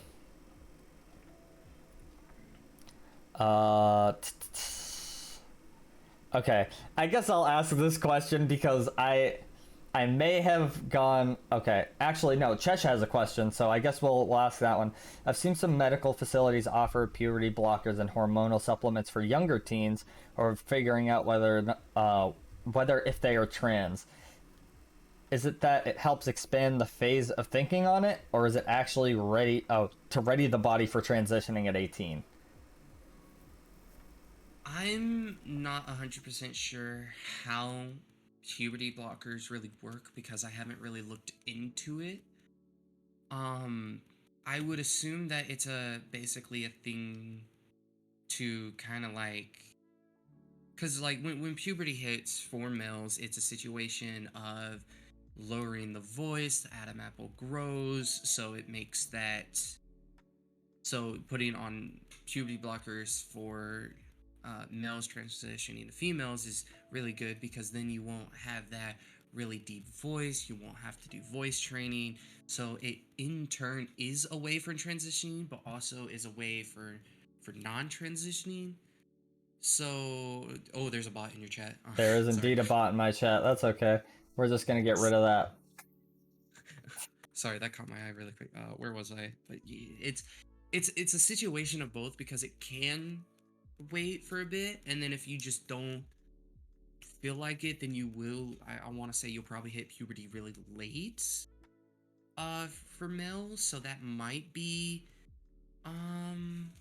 It might. Yeah. It's definitely something that would have to be more looked into. Unfortunately, I don't know too much about it. I'm going to be completely honest. I didn't even know that was a thing up until it was brought up. So, thank you. That's another thing I get to learn about. I I just want to say to my mods, please stop apologizing just because I got to the bot sooner. I'm already looking at stream elements, so I was just able to ban them right off the bat. So don't feel too bad. It's okay. But Don't worry, you're not gonna get fired. It's all yeah, okay. I love you guys all the same. Okay. I had checked out your streams recently. Oh no. Oh no. You guys were talking about apples and which one is the best one. Let's settle Yeah. the score right now. What do you think is the best apple? All right, this is a very difficult situation to be asking, but probably my favorite have to be Granny Smith apples. Just because I like things that are more sour more than I like things that are sweet. I 100% agree with that, and I feel like that right there is a 2 of 2 on this stream. So I think that's the clear winner. That's the clear winner. I think what the whole reason that it got brought up is because of the fact that I was drinking that stream and I was like 6 shots in, and I get really tipsy and like really giggly after 3 shots, so I'm already doubled that. And one of the drinks that I was drinking was a like green apple, like sour apple vodka, and it was really tasty. It was like really nice and bitter, and I was mixing it with the absolute raspberry vodka. Ooh. And so we got onto the topic of just talking about Talking about apples. Yeah. And I think I was thinking, I literally was trying to think, okay, My Little Pony, the green one, her name's Granny Smith, the big red guy is Big Macintosh, so the red apples are Macintosh, the green apples are Granny Smith apples, and then there was a yellow pony, which was barely talked about, and Golden Delicious, there we go. And that's how I remember like all the apples' names. That's funny. The only 2 that I remember are just like Macintosh and just like Granny Smith apples, because Granny Smith apples are just fantastic. Like, yes, everybody's like, the apple, and it's like, oh, it's meant to be sweet, but like the idea of just like completely diverting all expectations and just being like, first of all, fuck you, I want the green one, and secondly, it's sour, and just sticking up the middle finger to everybody who loves apples everywhere. Sometimes I feel like Granny Smith apples are just apples that are picked before they're ripe. Right. Give me a sec. Sorry, I'm also typing. I'm typing to the next person who is actually supposed to be on at this time. But yeah, thank you. I personally want to thank you, not just because you came on, but because you actually had taught me a lot about I guess just like the idea of transitioning and just being, trans in general. And it's not something that I feel like I had coworkers that were trans, and I feel like I couldn't just ask them because like I feel like it would be very rude, especially in a work setting. So just being able to learn here was very, very nice. Yeah, and thank you for hosting this, because it's very nice to be able to bring a lot of mental health to people's like front of you, because some people forget about it and it just sits in the back of their mind. Yeah, I mean, for me, I'm kind of a human sponge when it comes to like information and research, because I love that shit. I don't know why. But thank you so much. Is there anything that you'd like to plug before you go? Tomorrow, June 1st, probably around 2 or 3 EST, I will be starting a 24-hour stream in my brand new apartment. Yes, let's go. I'll definitely be there for that. I'm taking the day off tomorrow, so I'm gonna be there for that. You guys better be there for that. You have to. I'm ordering it now. But thank you so much for being on. I'm gonna move on to the next guest, and again, thank you. Thank you. Bye-bye, everybody. Have a great time. Bye. That was awesome. I feel like I got to learn so much just from such a small amount of time.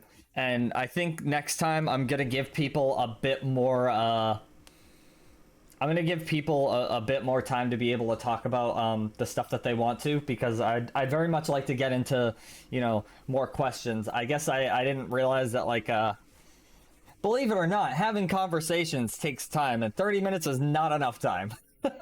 But that's okay. The next person is already in here. They are clearly very, very eager because they are on a time crunch. So, Nix, actually, I do have the full-blown image, the anime style image. Did you want me to use that one, or did you want me to use the one that you sent me? I'm not sure if you wanted me to use the little chibi one, or if you wanted me to use the one you already have. The one that you have as your profile picture. I could always use this one. That's fine. It's not really that big of a deal. There we go. I just figured I'd ask because I'm currently like switching stuff around. There we go. We got it. All right. So Nyx, I've been back and forth with when it comes to just like hanging out. They'll come into my stream, I'll go into their stream. They're super cozy. Their stream is absolutely wonderful. It's a late night stream for the most part, but it's definitely fun.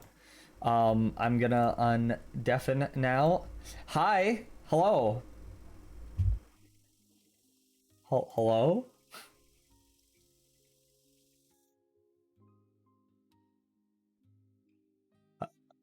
Hey, Oh, there, there you are. Hello. I had you down like super, super low. Oh, sorry. Yeah, for me, you're like incredibly quiet. 1 second here, because I'm apparently not able to hear things. That's okay. Um, Us things are not able to hear you back. I mean, you should be able to hear me. I'm using the mic proper. I sure hope so. That would be very, very odd if you were just like, oh man, I have the mic all the way across the room. I should have known. But I mean, to be fair, I was like really worried because I'm looking at the time and I'm like, why did I get a phone call for such a big Yeah, murder at work now? oh yeah, that's always the case. Always. But so your story is that you had mentioned to me that you're gender fluid, which is another thing that it's great to know that like two things back to back that I don't have much information on, I get to interview two people. So it's if you'd like to tell your story, like please do. And also probably maybe like introduce yourself too for people that don't know who you are.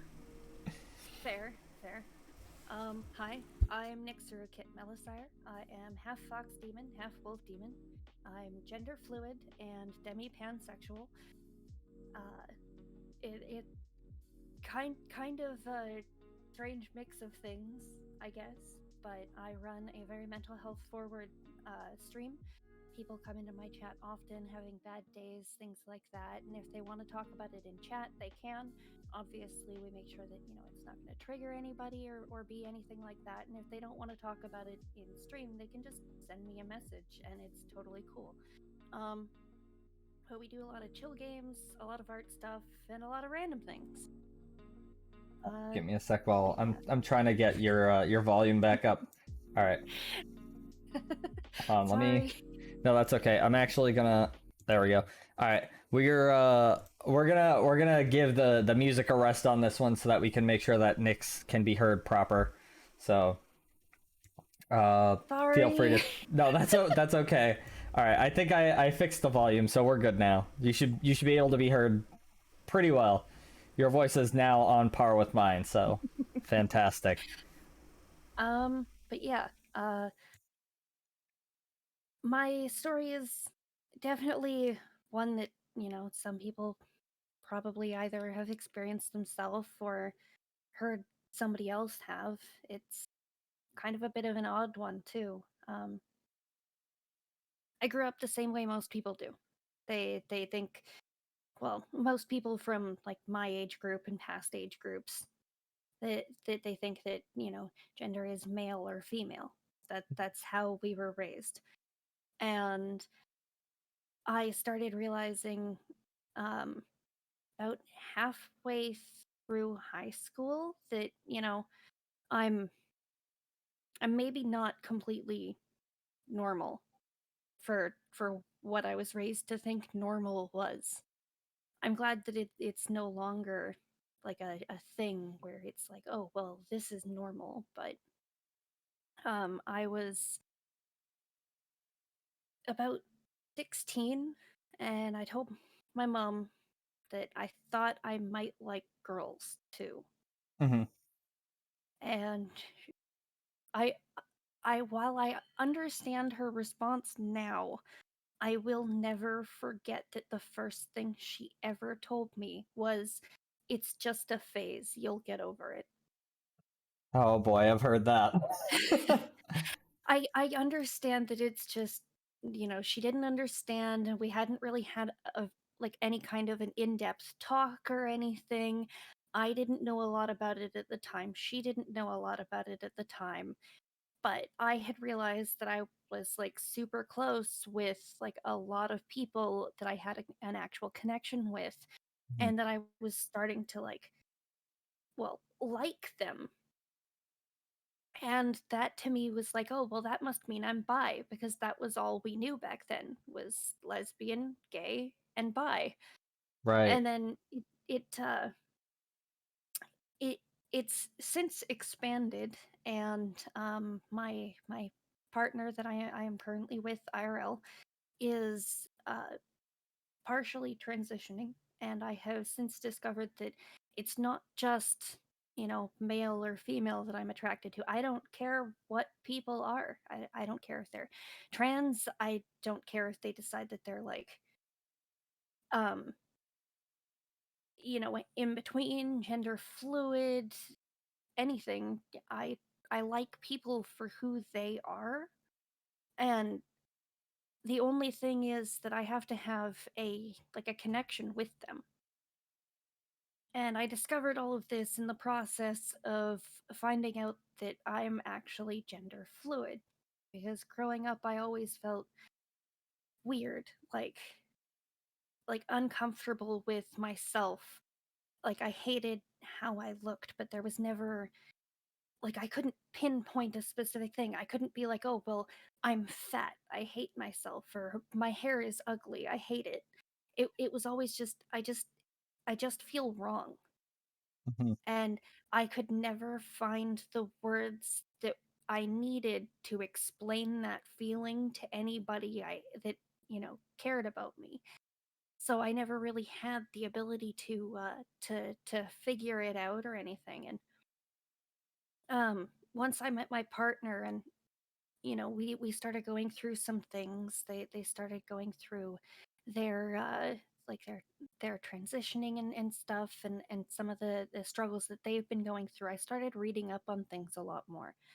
And I realized that all those times I was growing up and hated wearing skirts because it felt wrong, like something was missing, or it wasn't it wasn't right. And all those times that I was wearing jeans and I hated how they looked, especially where the zipper is and how it like sat and everything, because it looked like something was missing to me.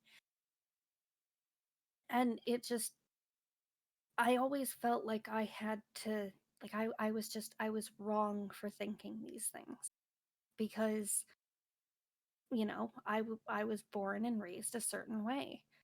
And it took a long time for me to come to terms with that, and to kind of, you know, work through it on my own, and just kind of be like, no, I'm I'm not wrong for thinking or feeling these things. I'm perfectly valid for it. It's my body. My mother has always told me that. She doesn't care if I get piercings, tattoos. She doesn't care what I decide I want to be when I grow up. you know, that kind of Just thing. as long as you're you. Yeah. And it just kind of became more of a like a thing that I started to just kind of slowly realize. It wasn't like a massive epiphany, like, oh, well, I'm just gender fluid now. It slowly came about, and I was like, okay, well, sometimes I like being this way. Sometimes I like being the other way. And sometimes I just kind of like being in between. And I I kind of I kind of owe it all to my partner for helping me to figure this out, because without them I probably would have never known what a packer is. Never looked at chest binders. Never thought that, you know, I shouldn't feel weird for shopping in the guys section at the store or the girls section at the store. And if people want to stare at me, well, then, you know, piss on them. Yeah, it's exactly. If they stare at you, then you could just turn to them and just be like, take a goddamn picture. It lasts longer. We'll have a Kodak moment. That's when you just turn around and you do the whole like fabulous pose. What, am I too fabulous for you? Yeah, you strike a fabulous pose. But yeah, I Hey, if feel they're like gonna there's. Oh, go ahead. if they're gonna stand there and stare, I might as well, you know, make a joke out of it. Exactly. Yeah, you might as well flourish. Um, I'm pretty sure there's something else in. Okay, there is some more stuff that you did tell me. Mainly just because you had mentioned that um, you had told your mom, and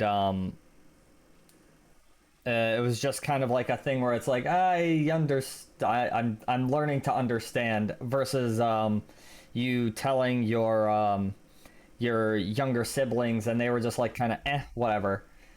Could you tell me more about that? Well, my sister, I haven't told. I probably never will.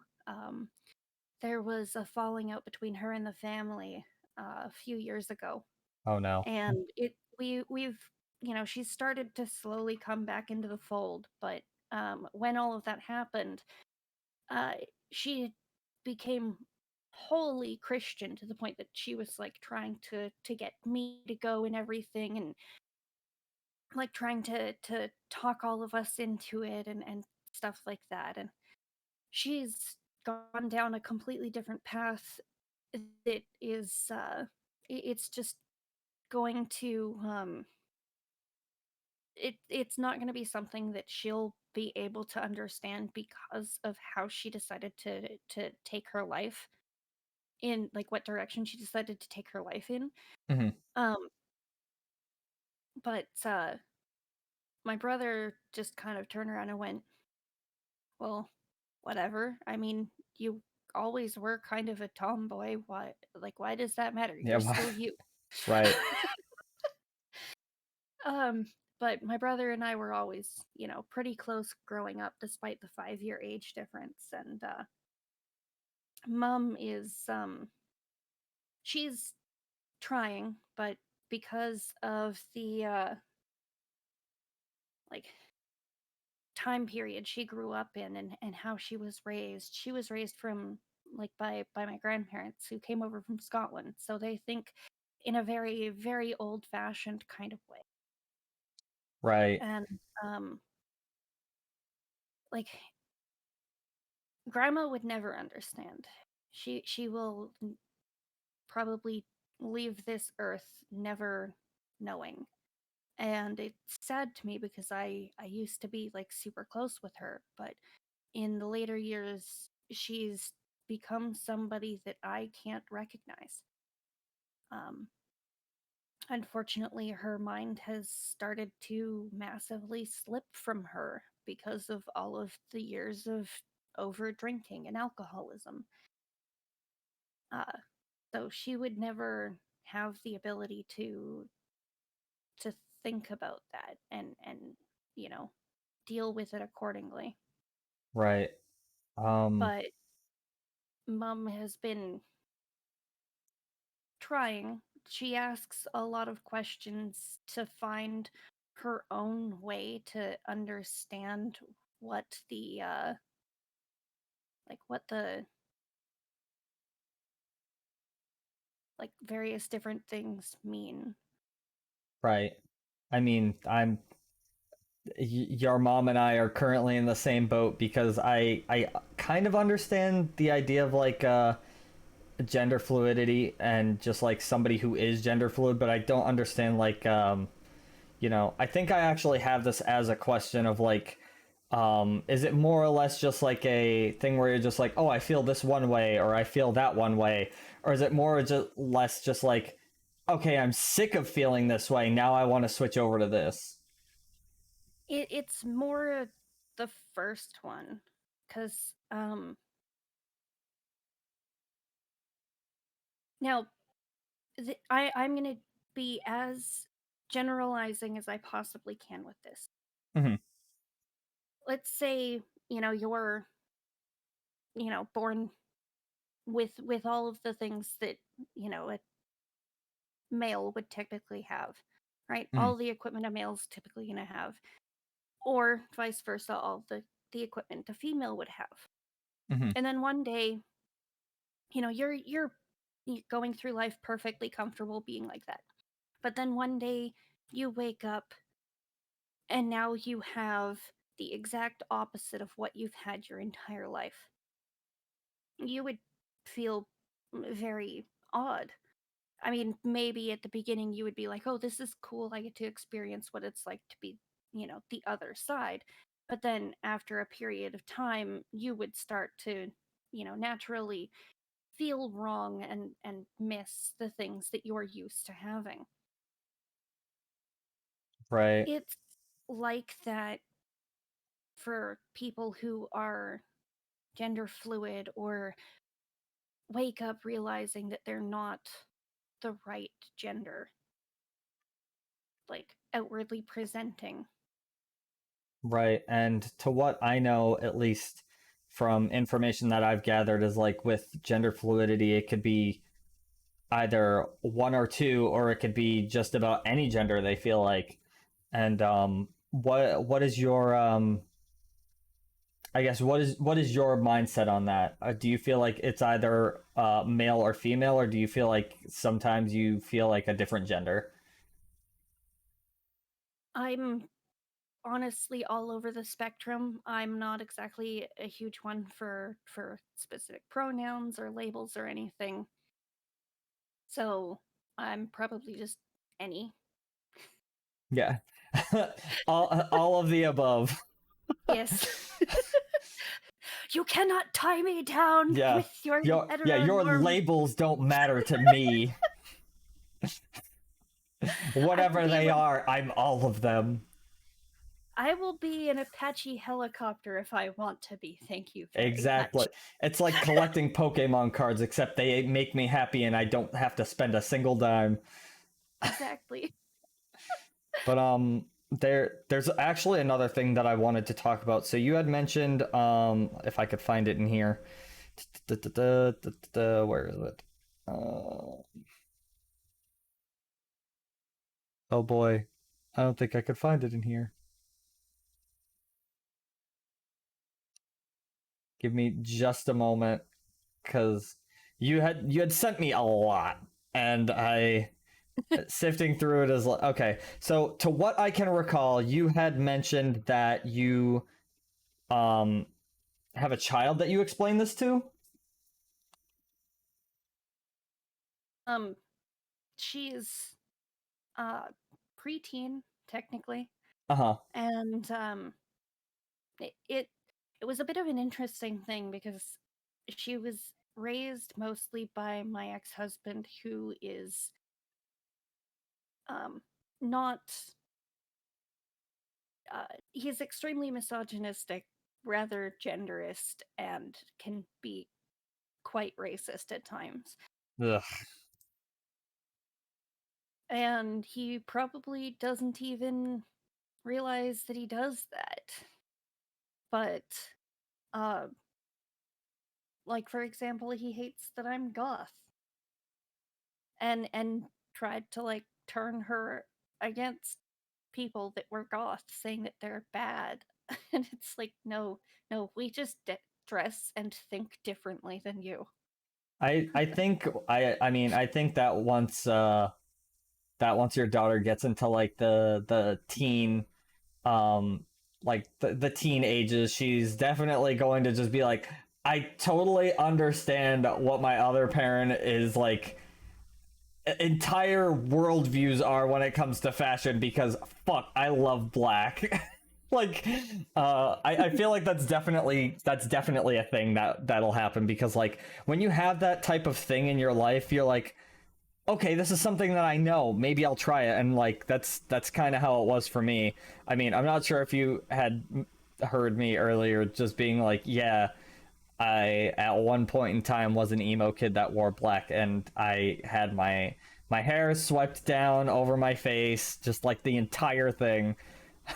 Hey, we all need to give kudos to our emo kid phase. The emo kid phase was the best. Yeah, I lived out being sad outwardly, so that was super nice for me. But like now my entire wardrobe is just black. And people are like, "How can you just wear that?" And I'm like, "I've been acclimated to it." But I just wear black all the time. right. And I feel like that has a weird correlation of being like, you know, this was a phase, or it's something that I've grown to just have ingrained within my personality and just like be a part of who I am. And I feel like you know, uh it's the same with like, you know, you having that sort of realization of being like, yeah, I'm not one gender or the other, I'm whatever the hell I want to be, and that's okay. And you telling your daughter the situation, and you know, her getting acclimated to it, it's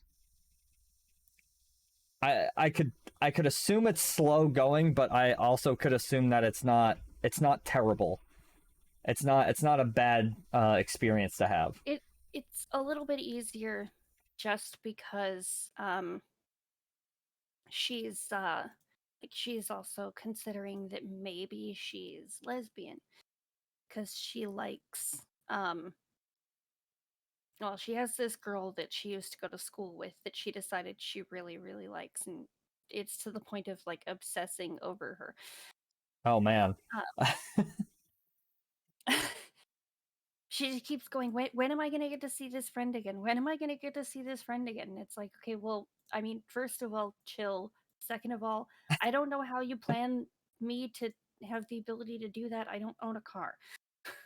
Yeah, it's crazy to think that like even just being smitten by, you know, anybody, even if it's by like a friend, it's like that feeling is so impulsive. And you know, it is great to know that she's kind of just like, yeah, I'm just going to be whatever I want, and taking after, you know, the values that you, I guess, have kind of just said like, hey, this is me, this is who I am, I hope you accept me. And she's kind of just slowly but surely following in those footsteps in a sense. Well, she kind of turned around and she's like, oh, well, like it took her a little bit, but then she just decided that, you know, having only one parent now isn't bad because her one parent is both parents. Yeah, exactly. It's, I mean, consider this morbid, but it's like, it's weirdly the opposite of the kids who get excited knowing that they get 2 Christmases after their parents divorce, where it's like, I have 2 different things now in like in one situation. Like I could have 1 Christmas, but now I'm having 2, versus like where it's like I could have 1 parent, but now I have 2. It's just in one body, or even multiple parents at that point, because, you know, you check that all of the above box. True. But I guess I feel like you may have answered this, so maybe I won't go with that question. I said that I understand that gender dysphoria is mentally taxing in the sense of like I don't think I look like the way I feel in a sense. What do you think would Mhm. be the perfect image for you? Well, I mean, I'm never going to be able to have the perfect image for me because it's kind of difficult to like move human ears to the top of your head and have them change shape and also grow tails. I apparently have been told by genetics that I am not allowed to do that. So, mom, you lied to me. Yeah, I mean, I can definitely say that science is growing very, very rapidly, and the need Not to fast enough. the need for VTube models are slowly but surely fading out thanks to science. Because why would we need to be a wind deity and a half fox demon, half wolf demon person when we could just do it. We could just do it in Exactly. real life. But yeah, I guess it's kind of more or less what I've got here with the you know kind of just whatever. I guess this is kind of like a weird piggyback question, but do you think that your VTubing avatar represents you in an ideal way rather than a perfect way? I Or do you mean, feel like you're just like playing the part of a character? no, it's definitely more me. I mean, I do plan on having lore and stuff that, obviously couldn't possibly have actually happened IRL, but Hmm. um it like there's little bits of a character in there, but at the end of the day, sure, you're talking to, this little PNG that's representing my voice on a screen, but it's still me on the other side. Right. And I think that was what I said earlier is like I I may be a cute fantasy avatar here, but like behind the screen I'm like definitely a real person, and you know, the line between Afress and IRL Afress is relatively it's relatively thick in a sense of like I mean, I'm basically the same person on stream and off stream, but like I also very much don't do the same things that Afress does. Where for some people it's just like me and my avatar are one of the same, or one in the same, excuse me. I mean, I end up talking and interacting with people a lot more when I'm streaming, whereas IRL I'm not really like that. I'm usually a lot more quiet, kind of off on my own, doing my own thing. Um, so in a way, I am still obviously, uh, you know, Yeah, it's like you're basically acting you, isn't but quite the like right word. Entertaining? There we yeah, go. I feel like I push the limits of my entertainment on stream, but I do hope to grow to more extravagant heights when it comes to that. But like off stream, I'm like totally the person that's just like, look, let's just like hang out and we'll play Monopoly and we'll just act like normal people for once. But yeah, I know I didn't get to ask too many questions, but you did give me a lot more information that you had given me previously, which gives me a little more of a little more insight into gender fluidity, and I thank you so much for that. Well, I'm glad that I was able to, I guess, answer some random questions. Is there anything you'd like to plug before you go? Um, well, I was gonna say that, I'm almost at 300 followers on Twitch, but I actually just got notification that I have a new follower, so I'm at 300 followers on Twitch. Let's Thank, go! thank you. Actually, it was somebody from your chat. Oh, thank you guys. Anybody else who hasn't followed yet, go and follow, or I will find you. Anyway. My Twitter and all of the other things are there too. They're in links. There's the YouTube channel that doesn't have videos yet, but we'll have them soon, probably, maybe, Well, if I get around to editing. I can tell you right now that this entire stream is going on my channel completely unedited. So, Fair. if people don't catch you on your YouTube, they'll probably catch you on mine. But Fair, yeah, fair. thank you so much for coming on, and I guarantee I'm gonna be talking to you relatively soon. But I'm gonna get the next guest on so that I can keep a bit of a schedule, because otherwise I would still be talking to Sumi right now. Fair I would enough. still be having a conversation with Sumi right now if I didn't keep a schedule. But yeah. Technically, I'm also already late going back to work. Oh yeah, you should totally do that. I forgot. I'm so sorry. It's totally okay. I will return once I'm back at the other computer. Okay. Goodbye. Bye. But yeah, I'm so fucking glad that like I can meet all of these awesome people.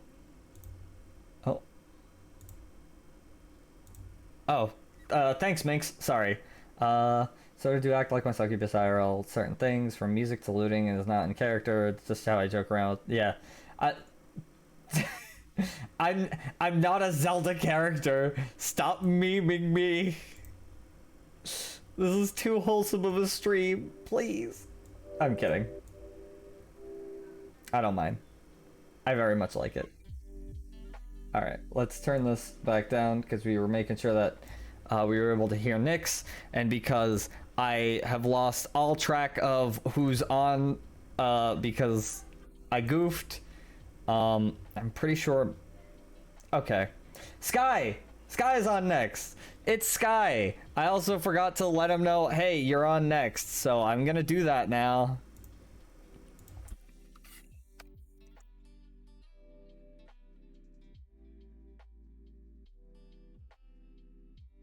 Okay. So yeah, believe it or not, I've actually known Sky since practically the beginning of my my VTubing journey. Super great guy. I honestly appreciate him just as like an entire human being, and he actually helped me to, I guess, just feel a little more okay with, you know, who I'm like doing collabs with, and just like interacting with other streamers. So yeah, thank you, Sky. I know you're not in here yet, but yeah, I do appreciate that.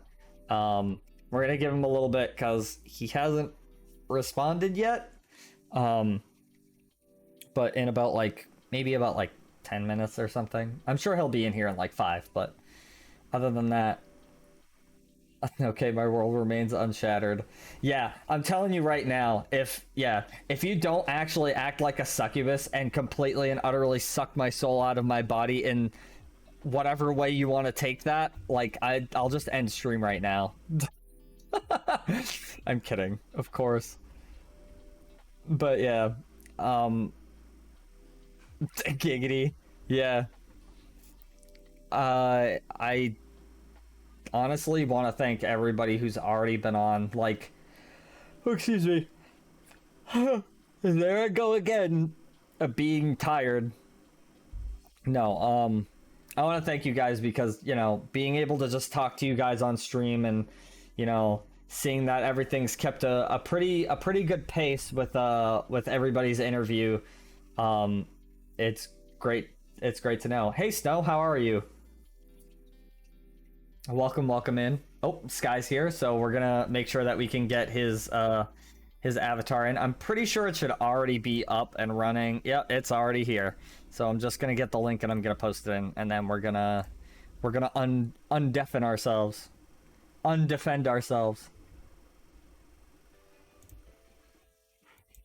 All right.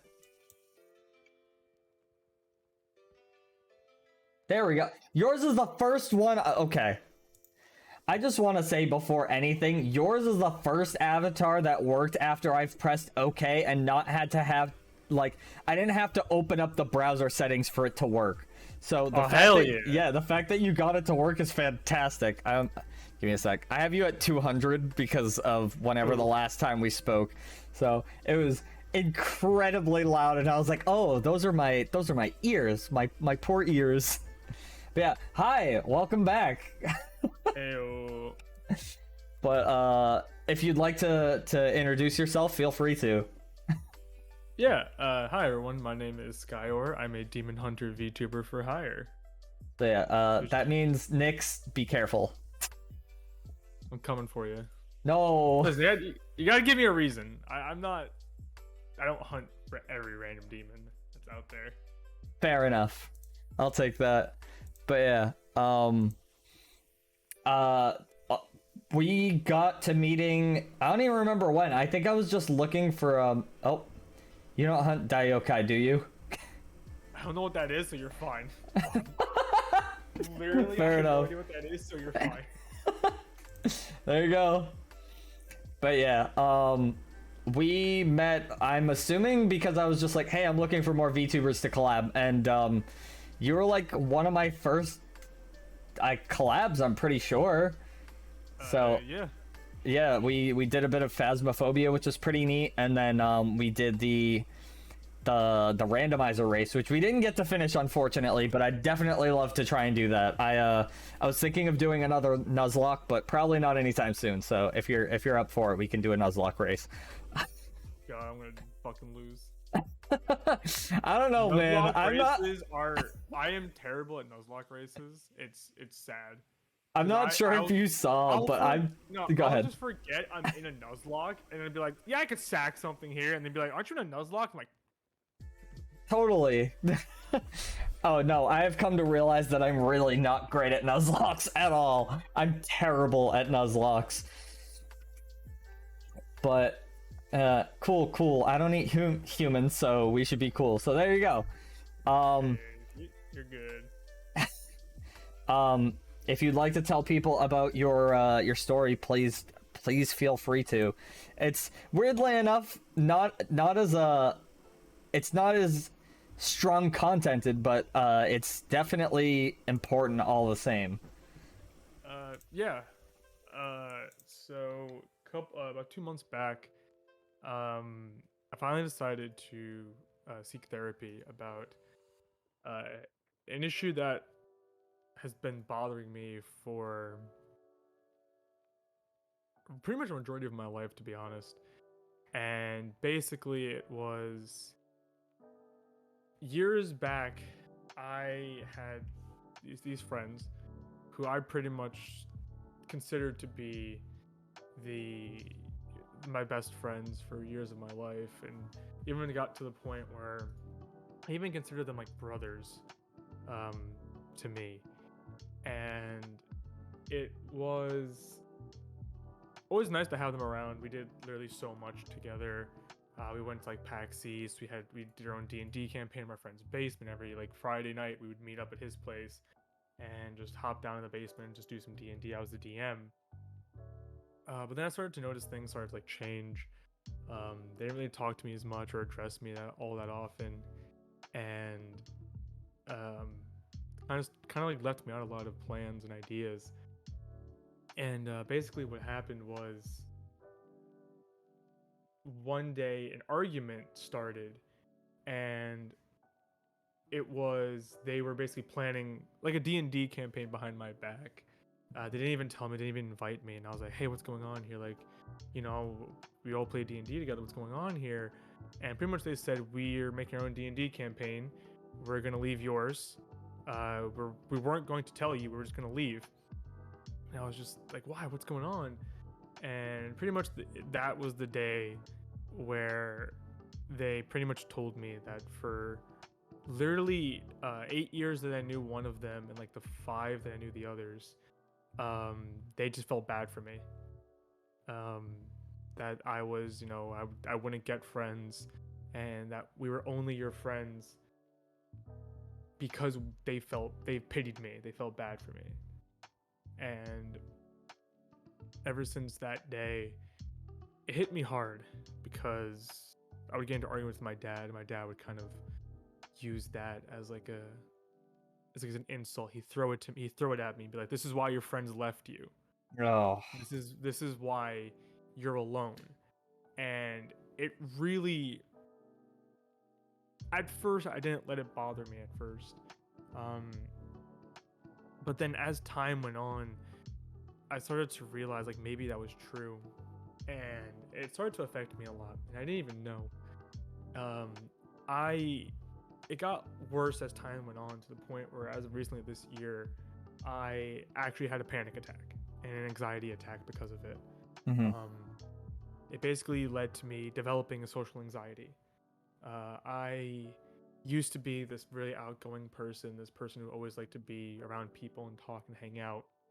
But ever since that, I've always been afraid to be around people, and especially large groups of people. I had a job in New York, and I remember, God, it was tough just being in like the subway. Just all these people surrounding me. I would like freak out a little bit inside. It wasn't as bad then, but as time went on, it got worse. And friends that I've made in a VTuber community that I'm a part of, because I'm a big shrimp. They got concerned, and so did my girlfriend. They got really concerned over me. The fact that I was having these panic attacks, I was having these anxiety attacks. I isolated myself from people, and they would ask like, "Hey, where'd you go?" Like, people are asking, "Where'd you go?" And I would lie to them, basically.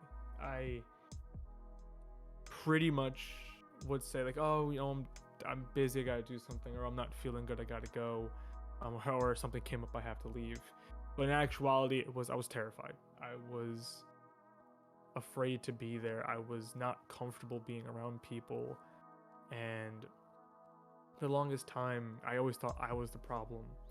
And the reason why I thought I was the problem was because in my head, I would never forget what happened with my old friends, and that I was the problem, that I was the reason why the friendship got ruined. And I always blamed myself, and I always thought negatively of myself. I always basically, in my own mind, said, "This is all your fault. Like, you did this to yourself. There's no one to blame but you. Like, you're the worst person ever. You're horrible. No one wants to be around you." And it got to the point where I accepted that. No one wants to be around me. I don't want to be around people because I don't want to relive that pain again. But people who really did care about me, they said, I think you should see therapy. And I always put it off because I thought I was fine and maybe I'll get over it. And I finally did.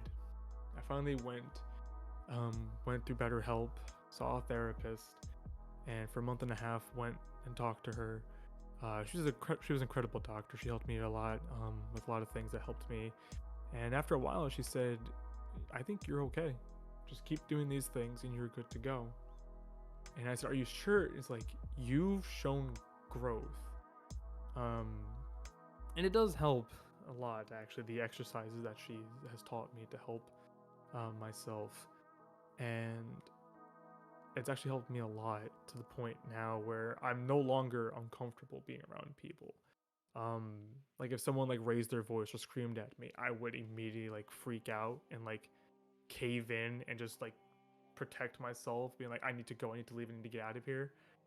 But now I'm fine because I know he's not yelling at me, like he's not mad at me. We're just gaming and stuff like that.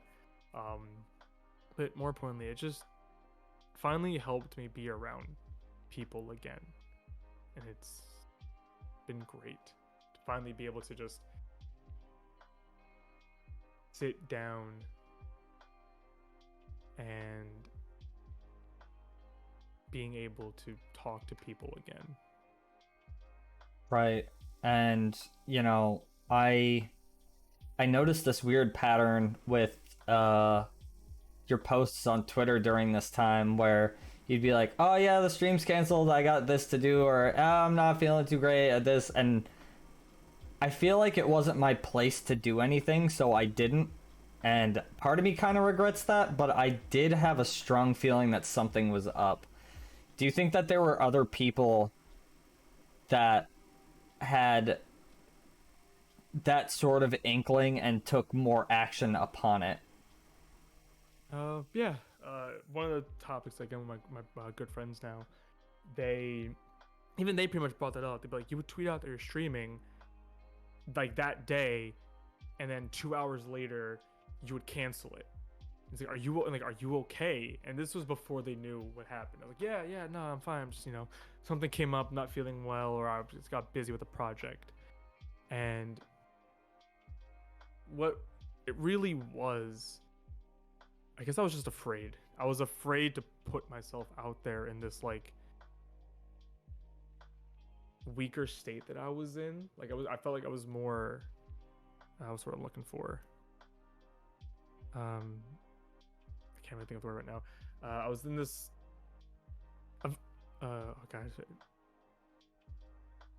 it really popped in my head. Yeah, anyway, I was in this state where vulnerable. I was in this more vulnerable state. That's what I was looking for. Where if something happened, and if I heard, like, maybe someone in chat say something, it would trigger one of my anxiety, and I was just afraid because I felt like I wasn't ready and I didn't want to be in front of people. And majority of the time it was I just wanted to be alone. I guess I really just, something would have happened that day, and my immediate defense mechanism was be alone, isolate yourselves, to get away from people. And that's pretty much what happened a lot of the time. And then and I'd always say, like, oh yeah, I'm coming back. And then I wouldn't. And then when I made the tweet that I was seeing therapy, I pretty much let everyone know, like, hey, this is what's been going on. I know I haven't been open about it because I didn't really know how to be open about it, but I'll let people know that I'm okay, nothing's wrong, but I'm seeing therapy. I will be back when I feel like I'm ready. And I do feel like I'm ready. It's just work's gotten in the way, personal pride has gotten in the way, and God, my ISP sucks.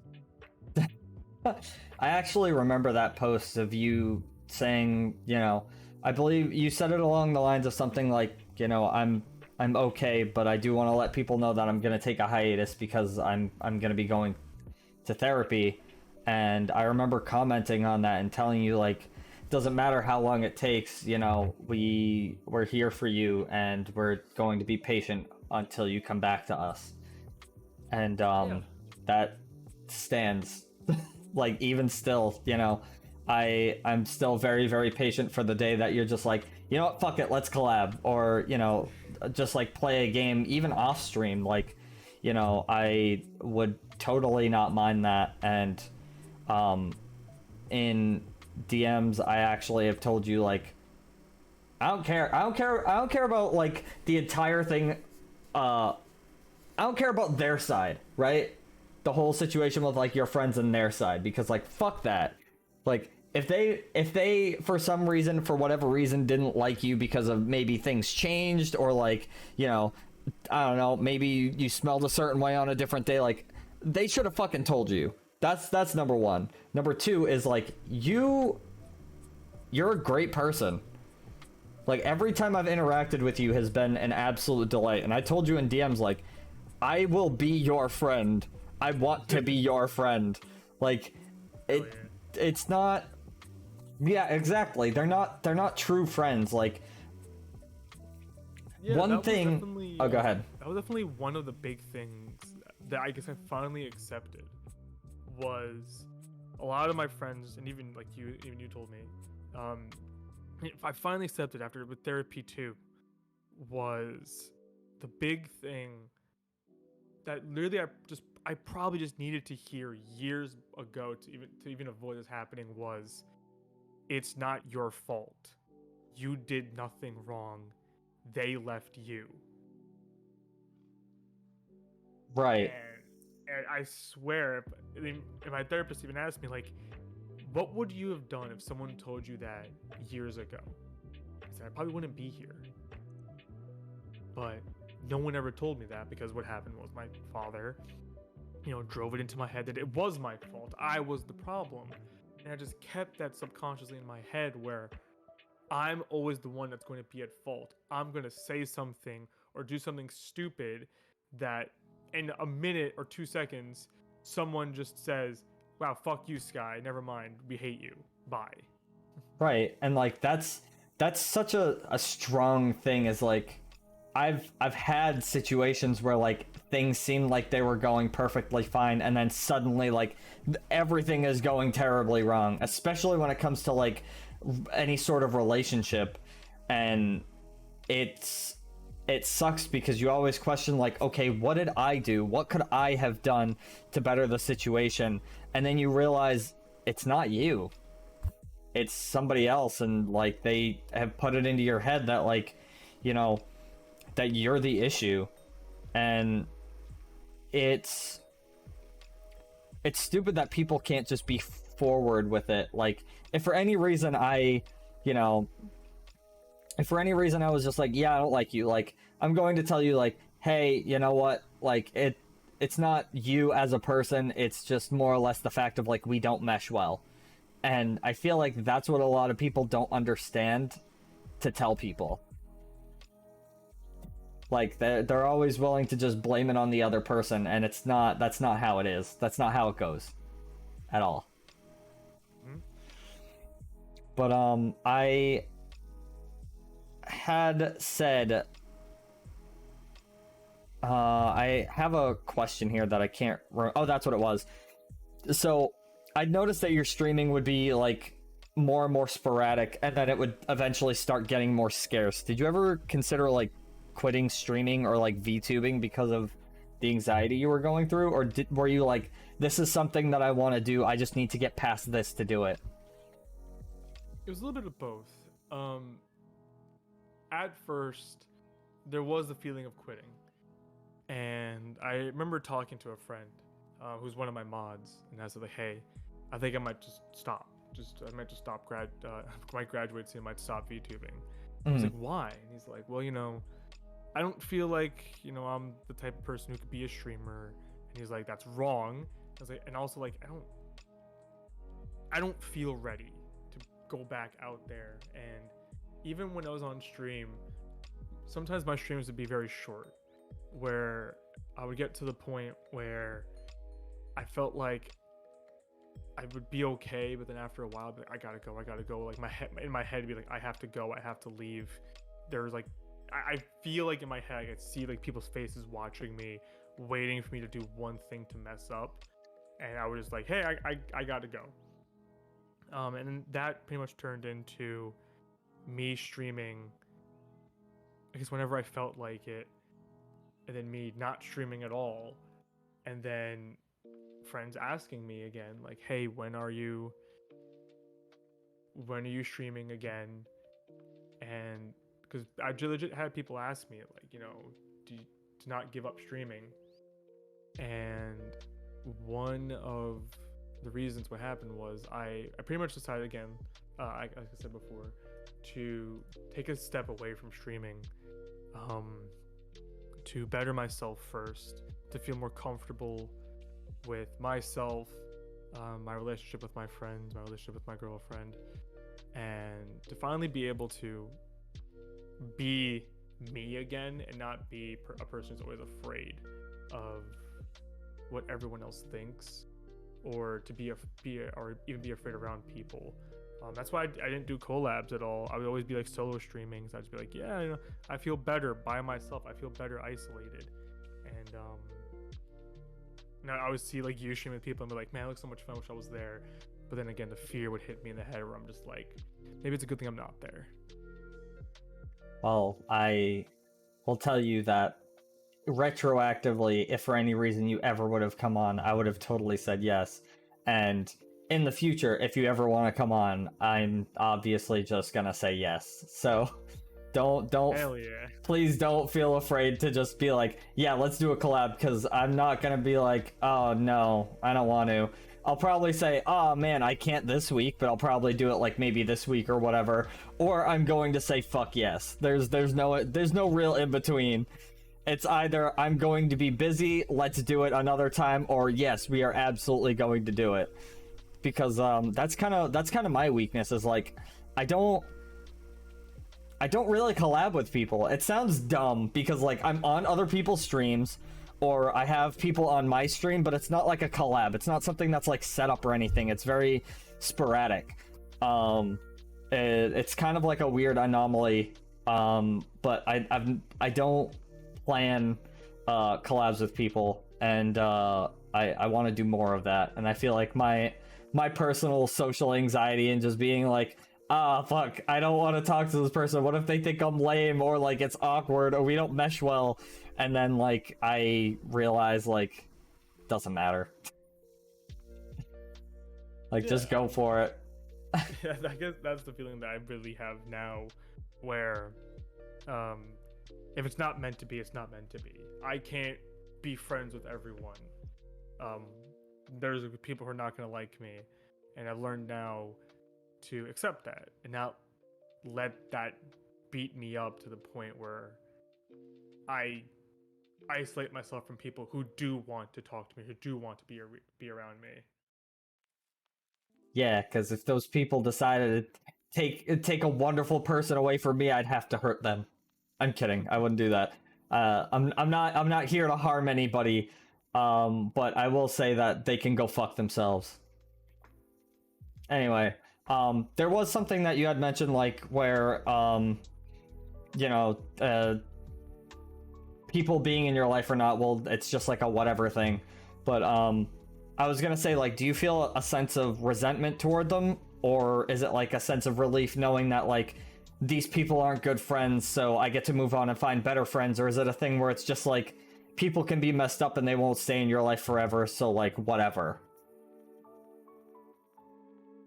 I honestly never resent them. Part of me, when I was dealing with all of this, wished I could have fixed things. I actually did try to talk to them, but pretty much there was no chance of us fixing the friendship that we had with all of them. But now I've moved on. They're the past, and that's where they're going to stay. They're just going to stay in the past. I'm not going to let them control my life anymore and, make me afraid of everything. I've accepted what has happened, and after therapy and talking to people, have finally moved on. They are a memory, and that's it. Well, here's what I will say is that I hope that with all of the times that you had good memories with them, those are the ones that stick out rather than, this one that ultimately, basically altered the way you think about things now. Because, like, it's such a strange thing how what seems like a seemingly small one-time thing will just, like, change your mindset about people forever. But, I guess the last thing is like, do you got anything you want to plug? Oh boy. Dude, it's always awkward. You're like, hey, how are you shot out? I'm like, do I sound like an asshole if I shut myself out? Plug yourself or I'll do it for you. Okay. But yeah, I will be returning to streaming, hopefully next week. The ISP is supposed to be coming Friday to hopefully fix our goddamn internet problem that we've been having for the past couple of weeks. That's also one of the main reasons why I haven't been streaming, is just I've got swamped with work and other personal projects that I've been working with a specific VTuber community with, and just my internet has been dog shit. So that sucked. So do you have a specific date for whenever you're coming back, or is it just sometime next week? So sometime next week. I'm not 100% certain yet when. I just know it will be next week. I have to literally look at scheduling with some things. But yeah, if you want, you can follow me on Twitter.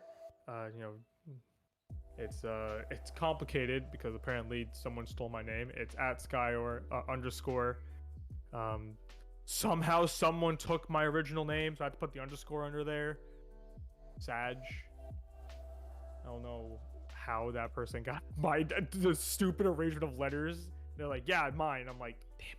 Oh, you'd be surprised. I thought Afress was completely and utterly original, but apparently it's a micro city somewhere in Morocco. So, So specific and more. Shout out to Morocco. I know. Shout out to Morocco for being me. But you follow me on Twitter at @Skywar_. Follow me on Twitch, which is just Skywar.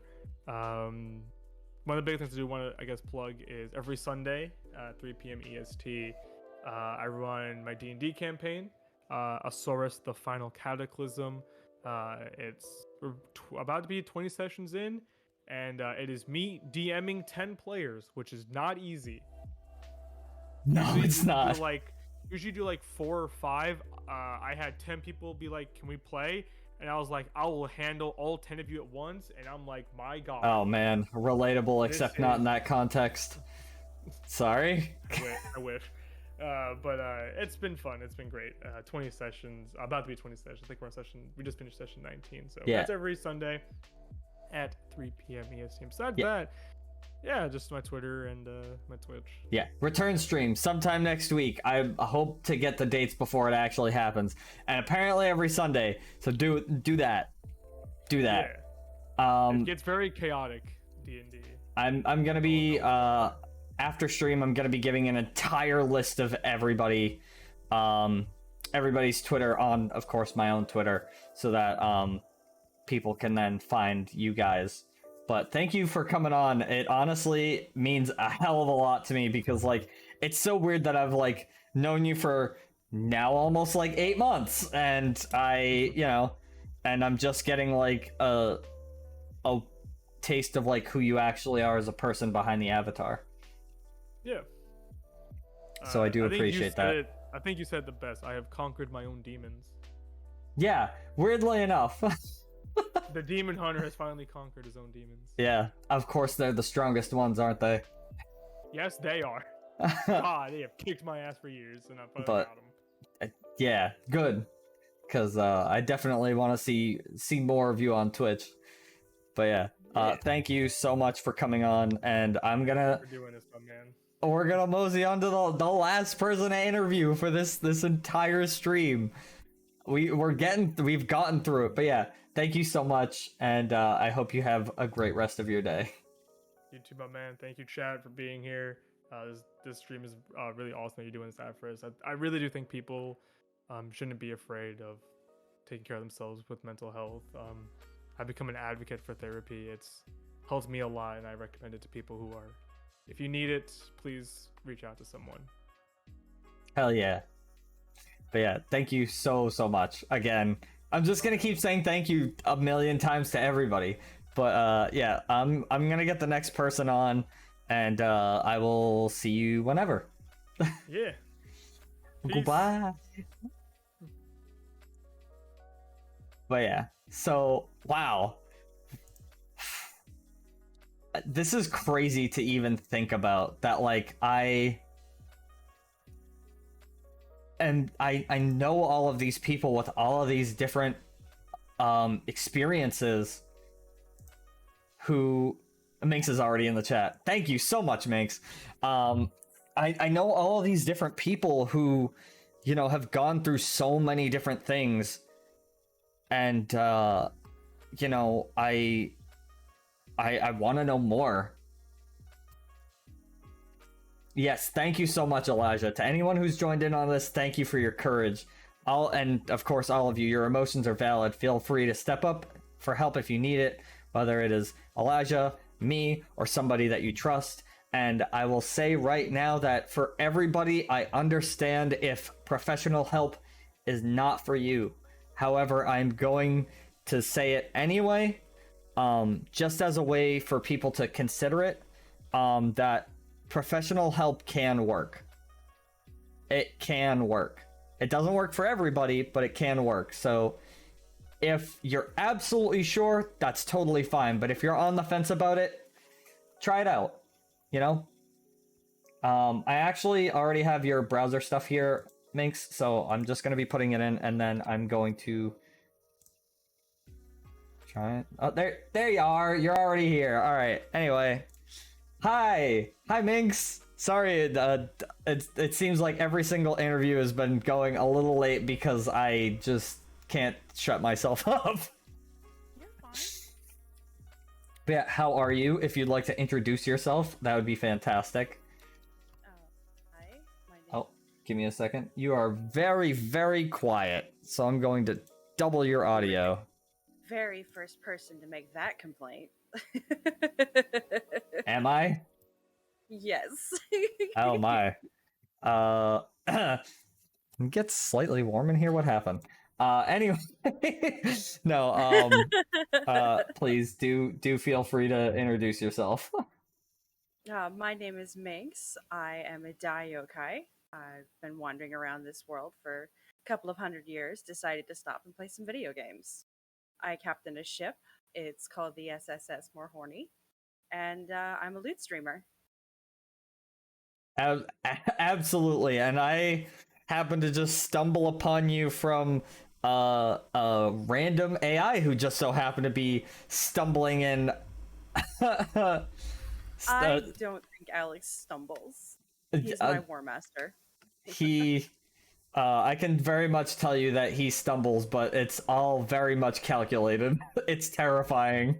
Yes, I watch him at Pirates. It's hilarious. I mean, with a body like that, I could assume that it would be indestructible for either the mind or the body. But well, you did draw his avatar, so yes. I mean, But would you like to talk about your situation, or would you like for me to? My story. It's not my current situation. It's my Yes, past. your past, your story, please. So yes, Afress drew that, and it looks fantastic. It's amazing. Sells himself short at every turn. Don't let him do that.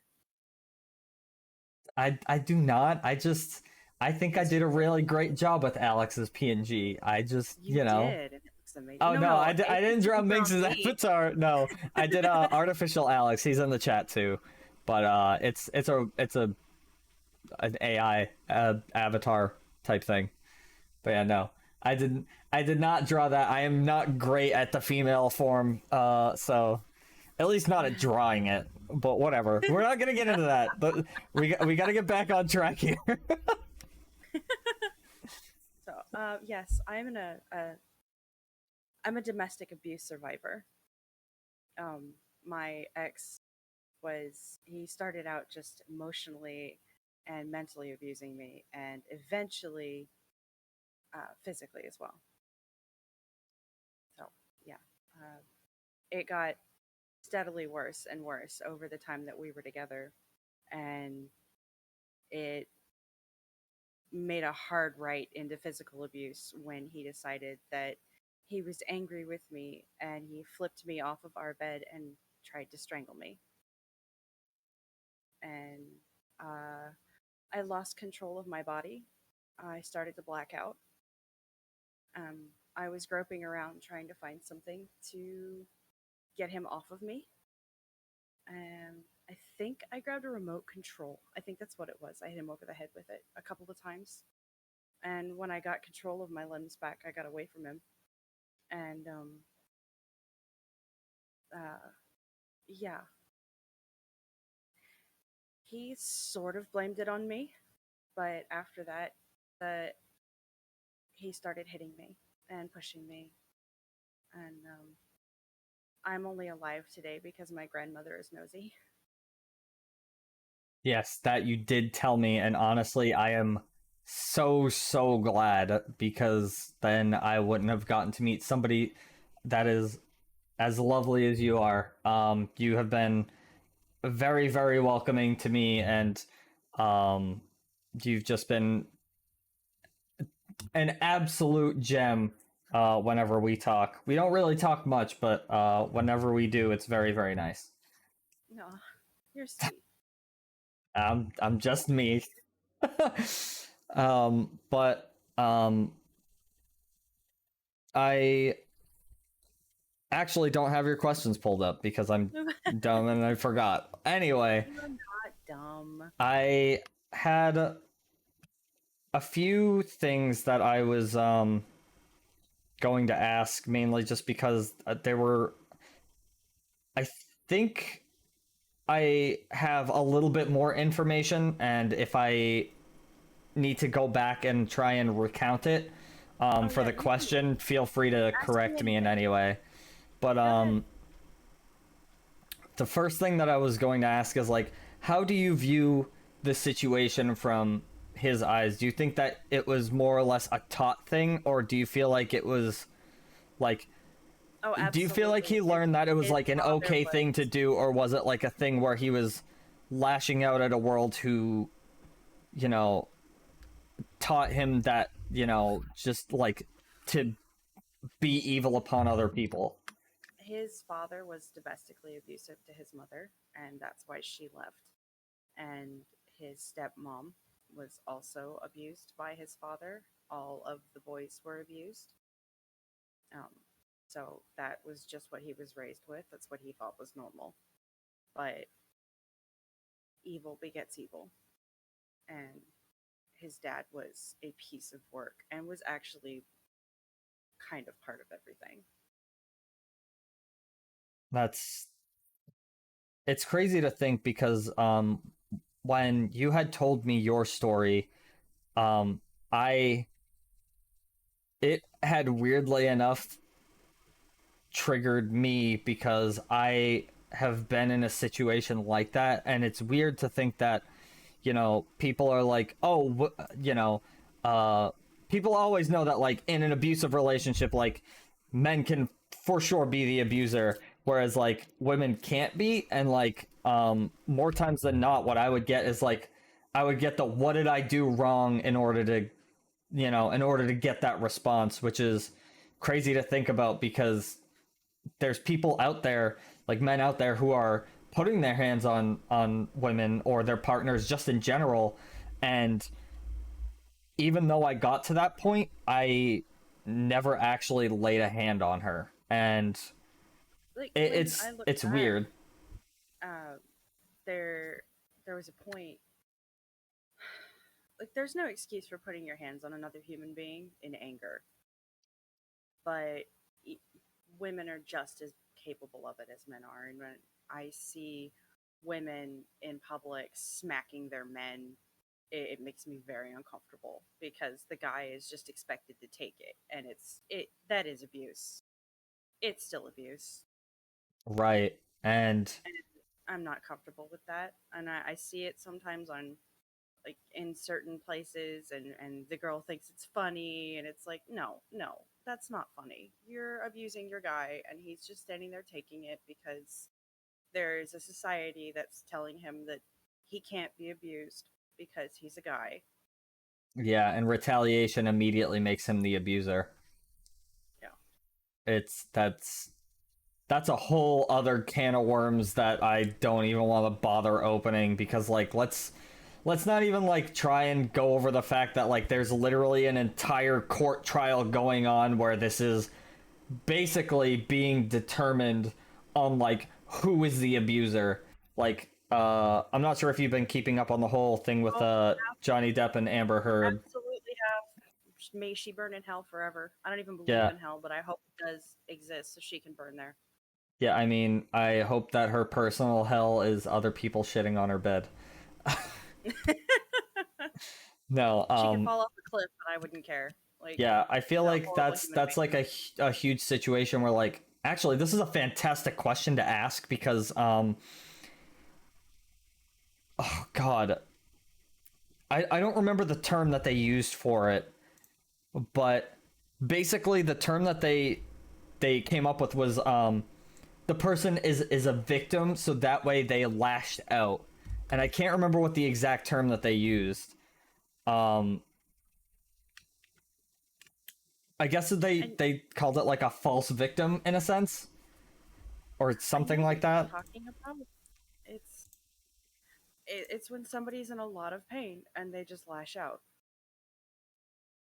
It's normal. A lot of people do it. It was a type of oh man, I wish I could find the exact wording because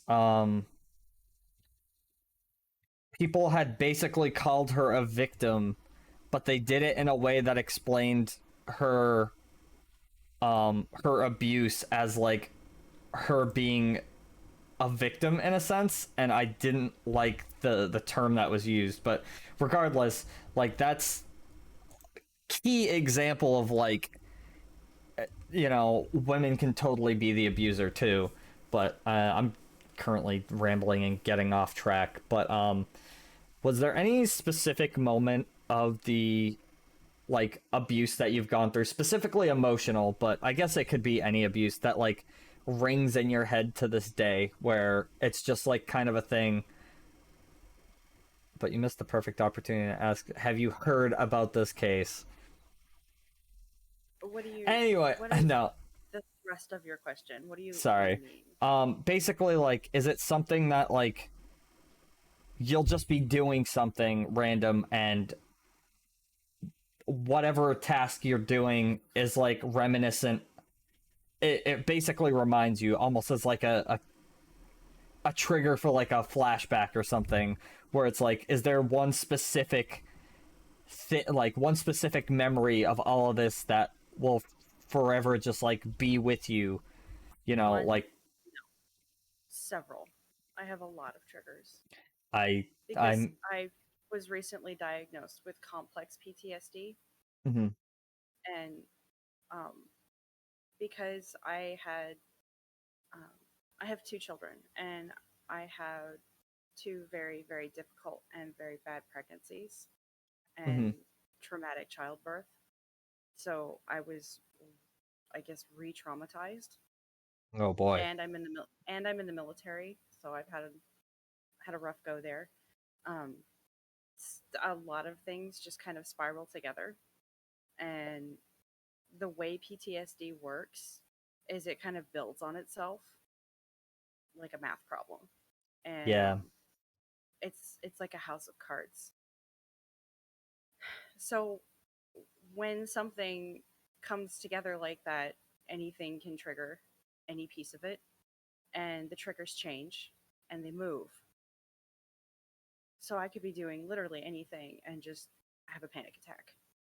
I could be doing the damn dishes and it'll remind me of doing the dishes in that situation and being yelled at and being smacked on the head for not doing them good enough. Or I could be walking down the hallway and minding my own business, and in my head I'm being shoved down the stairs. It sucks. It really sucks. Yeah, I mean, I noticed that when we had come up with the questions, I think you were pretty okay with most of them, but I was very, very careful in trying to come up with questions that weren't going to be triggering. And I noticed that with you, I wanted to make sure that you were like extra comfortable because I understood.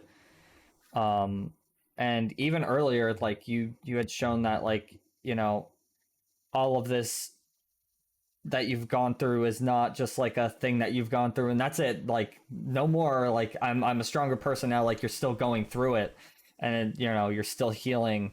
And I know that earlier you had to take a quick break when we were talking to Rosie, and I do want to say that I'm glad that you did. I'm glad that you Well, did because it I it, I was assaulted at a bar. Um, I had too much to drink, and I was an easy target. ugh, And I don't talk about it. I don't think about it. I don't remember most of it because I that's was okay. blackout drunk. So I had to take a break. That's totally understandable, and I am not expecting you to talk about it even now. Like, if you don't want to, it's totally fine. I, you know, I don't think you wanted That's to divert to that anyway. that's why I don't drink like that anymore. And but yeah, no, you had a list of questions you were gonna ask me. I do. So in this situation of like the manipulation and the abuse, did you feel like you were of sound mind when it came to your beliefs of like, I know this isn't right, or did you feel as though like being in this relationship you were like, this is the way that things are meant to be? I knew it wasn't right. There was always a part of me that knew it wasn't right because um, my parents are soulmates and they've been together for my entire life, and even they've had their bumps and scrapes and been through a little bit of mess, but they've always pulled through it together.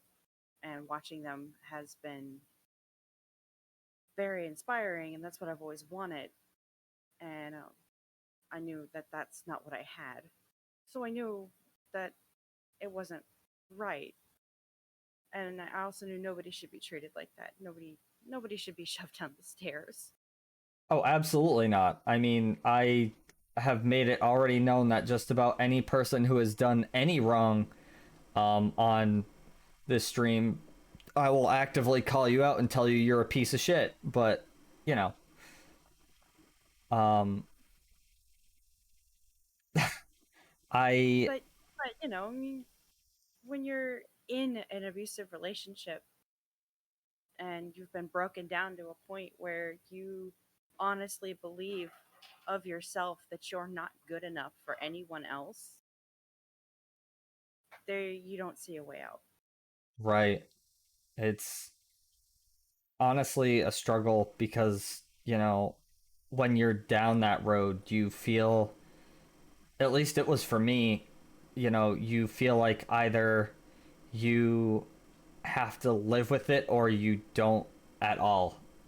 And for a lot of people it's like that, and it's terrible because there are people that could totally go on and live amazing lives if for any reason they didn't have to deal with somebody who is bred from evil, basically. But I haven't really asked you about how you cope with all of this, but how do you, and is there anything that you recommend doing or not doing? Um, when I have a panic attack, I usually turn to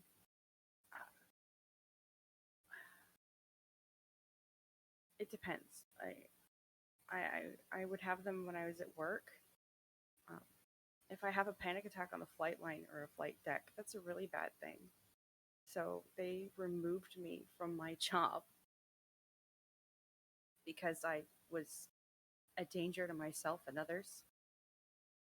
Um, you can't be in a high stakes environment like working on helicopters and running around like that if you can't focus and you're shaking.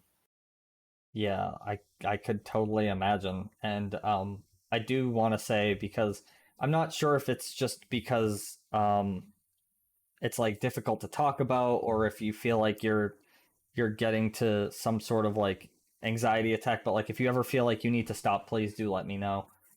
I want to make sure that you're okay. Thanks. I'm all right. Okay. I think. Um Um, most of the time, I just kind of like divert my attention to something else, or I'll go in for a hug. uh, I hold on to air. He's usually my rock. yeah, I should probably point out Air is AYR. That's her husband. She's not Yeah. hugging the air. I'm not hugging air. The puns on my channel are real though. Alex is also a really big help.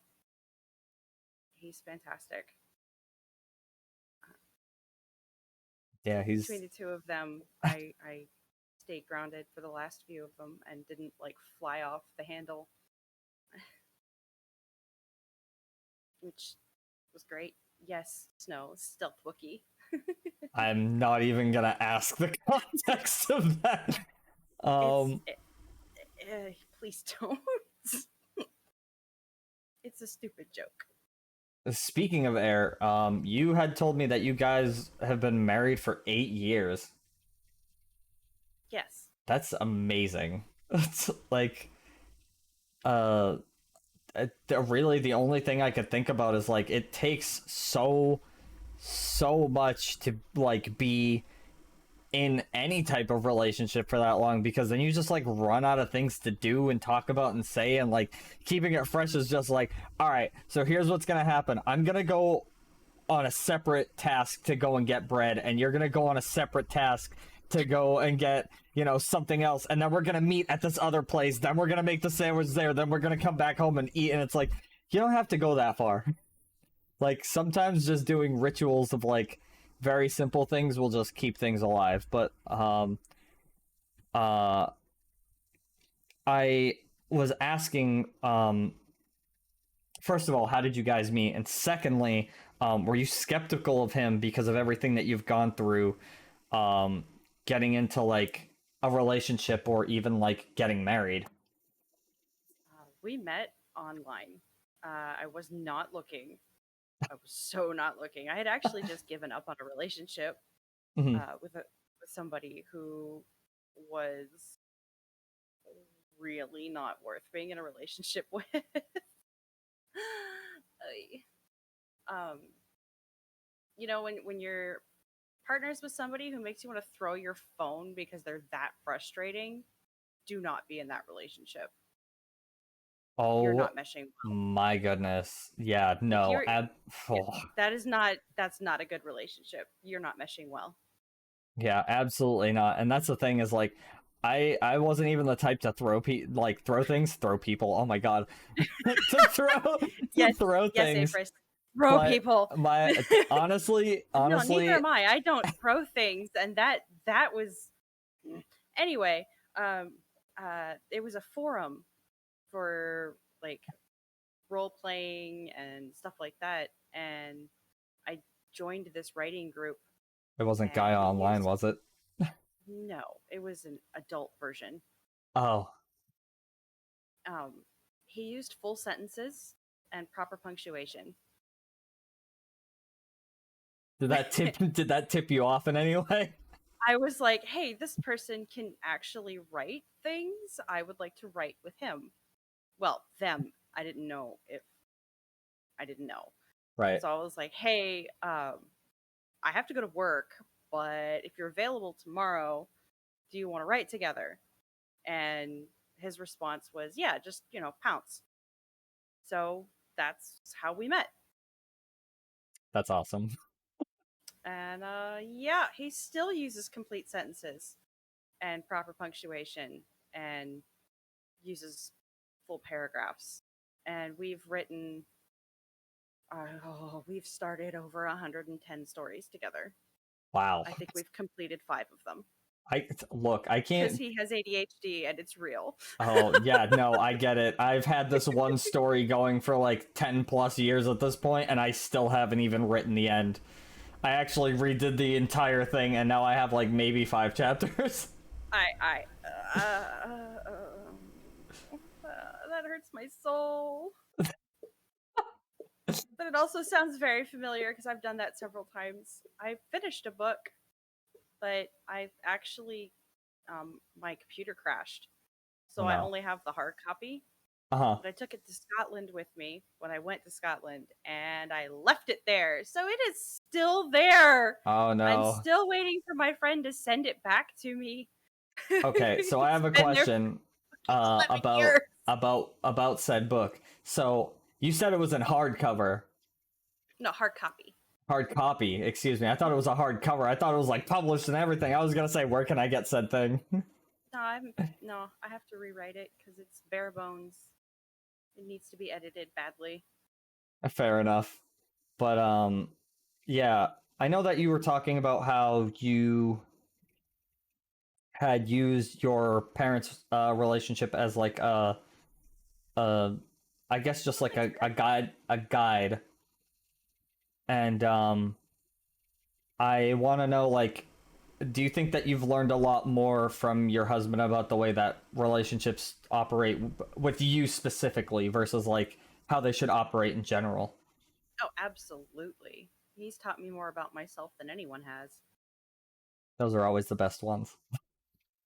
Well, you know, when you write together, you actually explore your inner self. I didn't even think of it that way. Yeah, that's totally true. Because you're kind of, in a sense, you're making yourself vulnerable by using words and your imagination, because your imagination is like the purest form of yourself. It's any form of creativity. You're bearing your soul for each other. Yeah, I mean, I've had writing partners before, and I could definitely say that yeah, it's you learn a lot about somebody when you write together.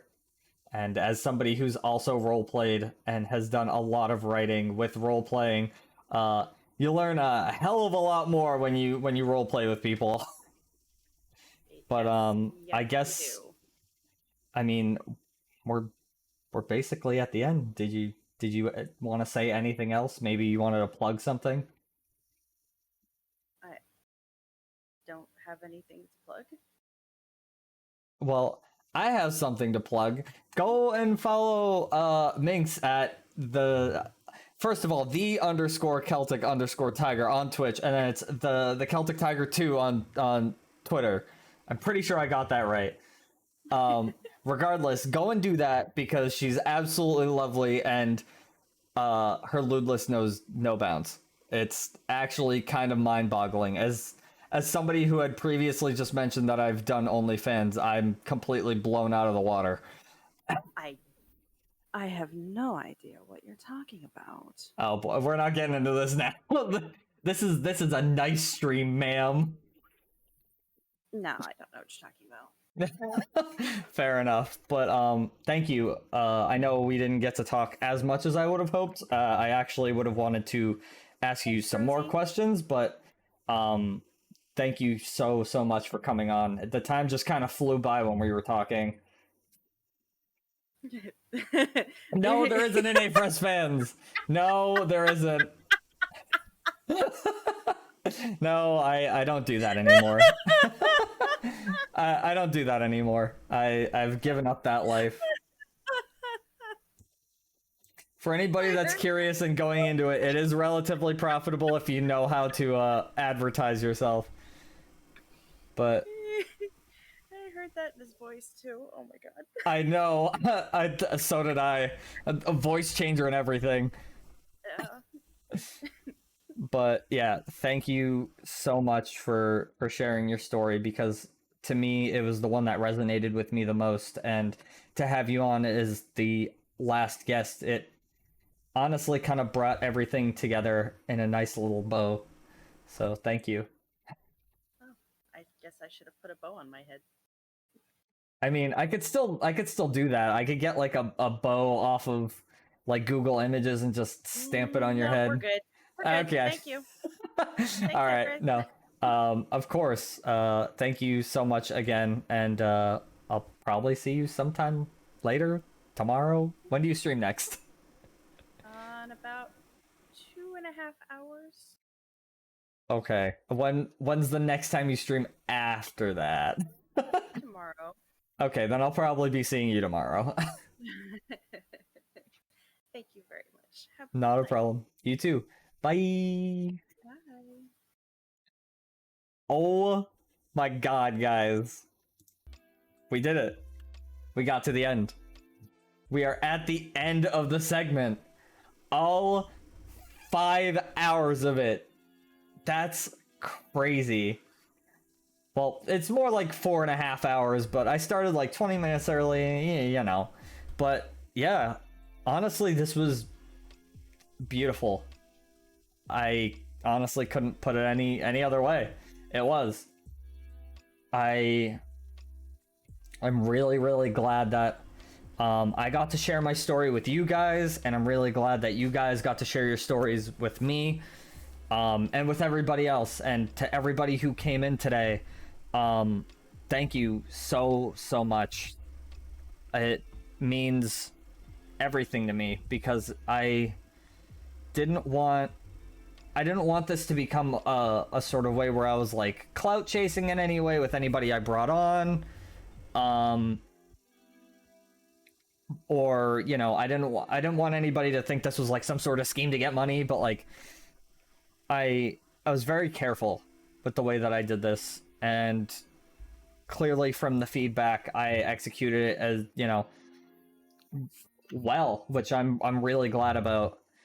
But absolutely, I'm really glad that I got to hear everybody's story, and it opens my eyes to a lot of good and bad things where, you know, learning about yourself, or, you know, learning to cope with anxiety or depression, or, you know, any other thing that anybody's ever gone through. I personally haven't gone through some of the situations that, you know, any of the other people who I've interviewed have gone through, but I learned a little bit more today, and it means a lot.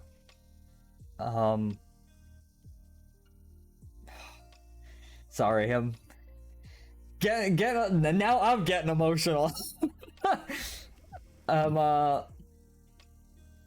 Oh, that's totally okay, Zero. Don't even worry about it. I'm actually gonna be posting this VOD on YouTube, so don't even worry about it. I am gonna be ending the stream here soon, but we're not gonna be raiding. I'm gonna end the stream, that way I have an entire segment from start to finish of the mental health stream, and then I'm gonna be getting back on and we're gonna be playing Danganronpa. But seriously, thank you guys so much from the bottom of my heart. This weird, goofy looking, you know, I wouldn't say goofy looking, this weird goofball of an elf VTuber is honestly really happy that I got to meet some of the amazing people that you are, and I'm glad that most of you guys are a part of my community. God damn it. Here we go with the fucking waterworks. Thanks, guys. Seriously, though. Thank you, guys.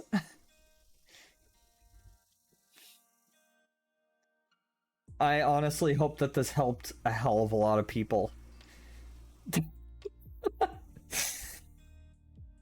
Because that's what I want. You know? And just being able to give people that option so that they can live a better, happier life means a lot to me.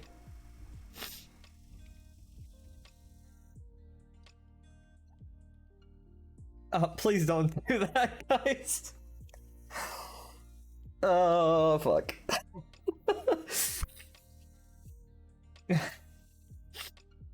Thank you, guys.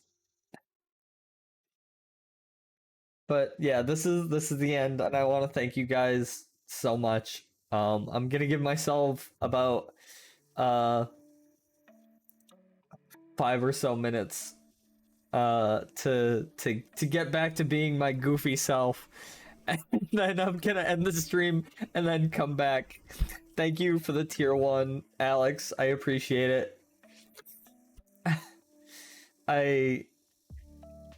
I also have to change everything back, so I'm gonna be adding ads, and I'm gonna be fixing my ads so that there's not so many.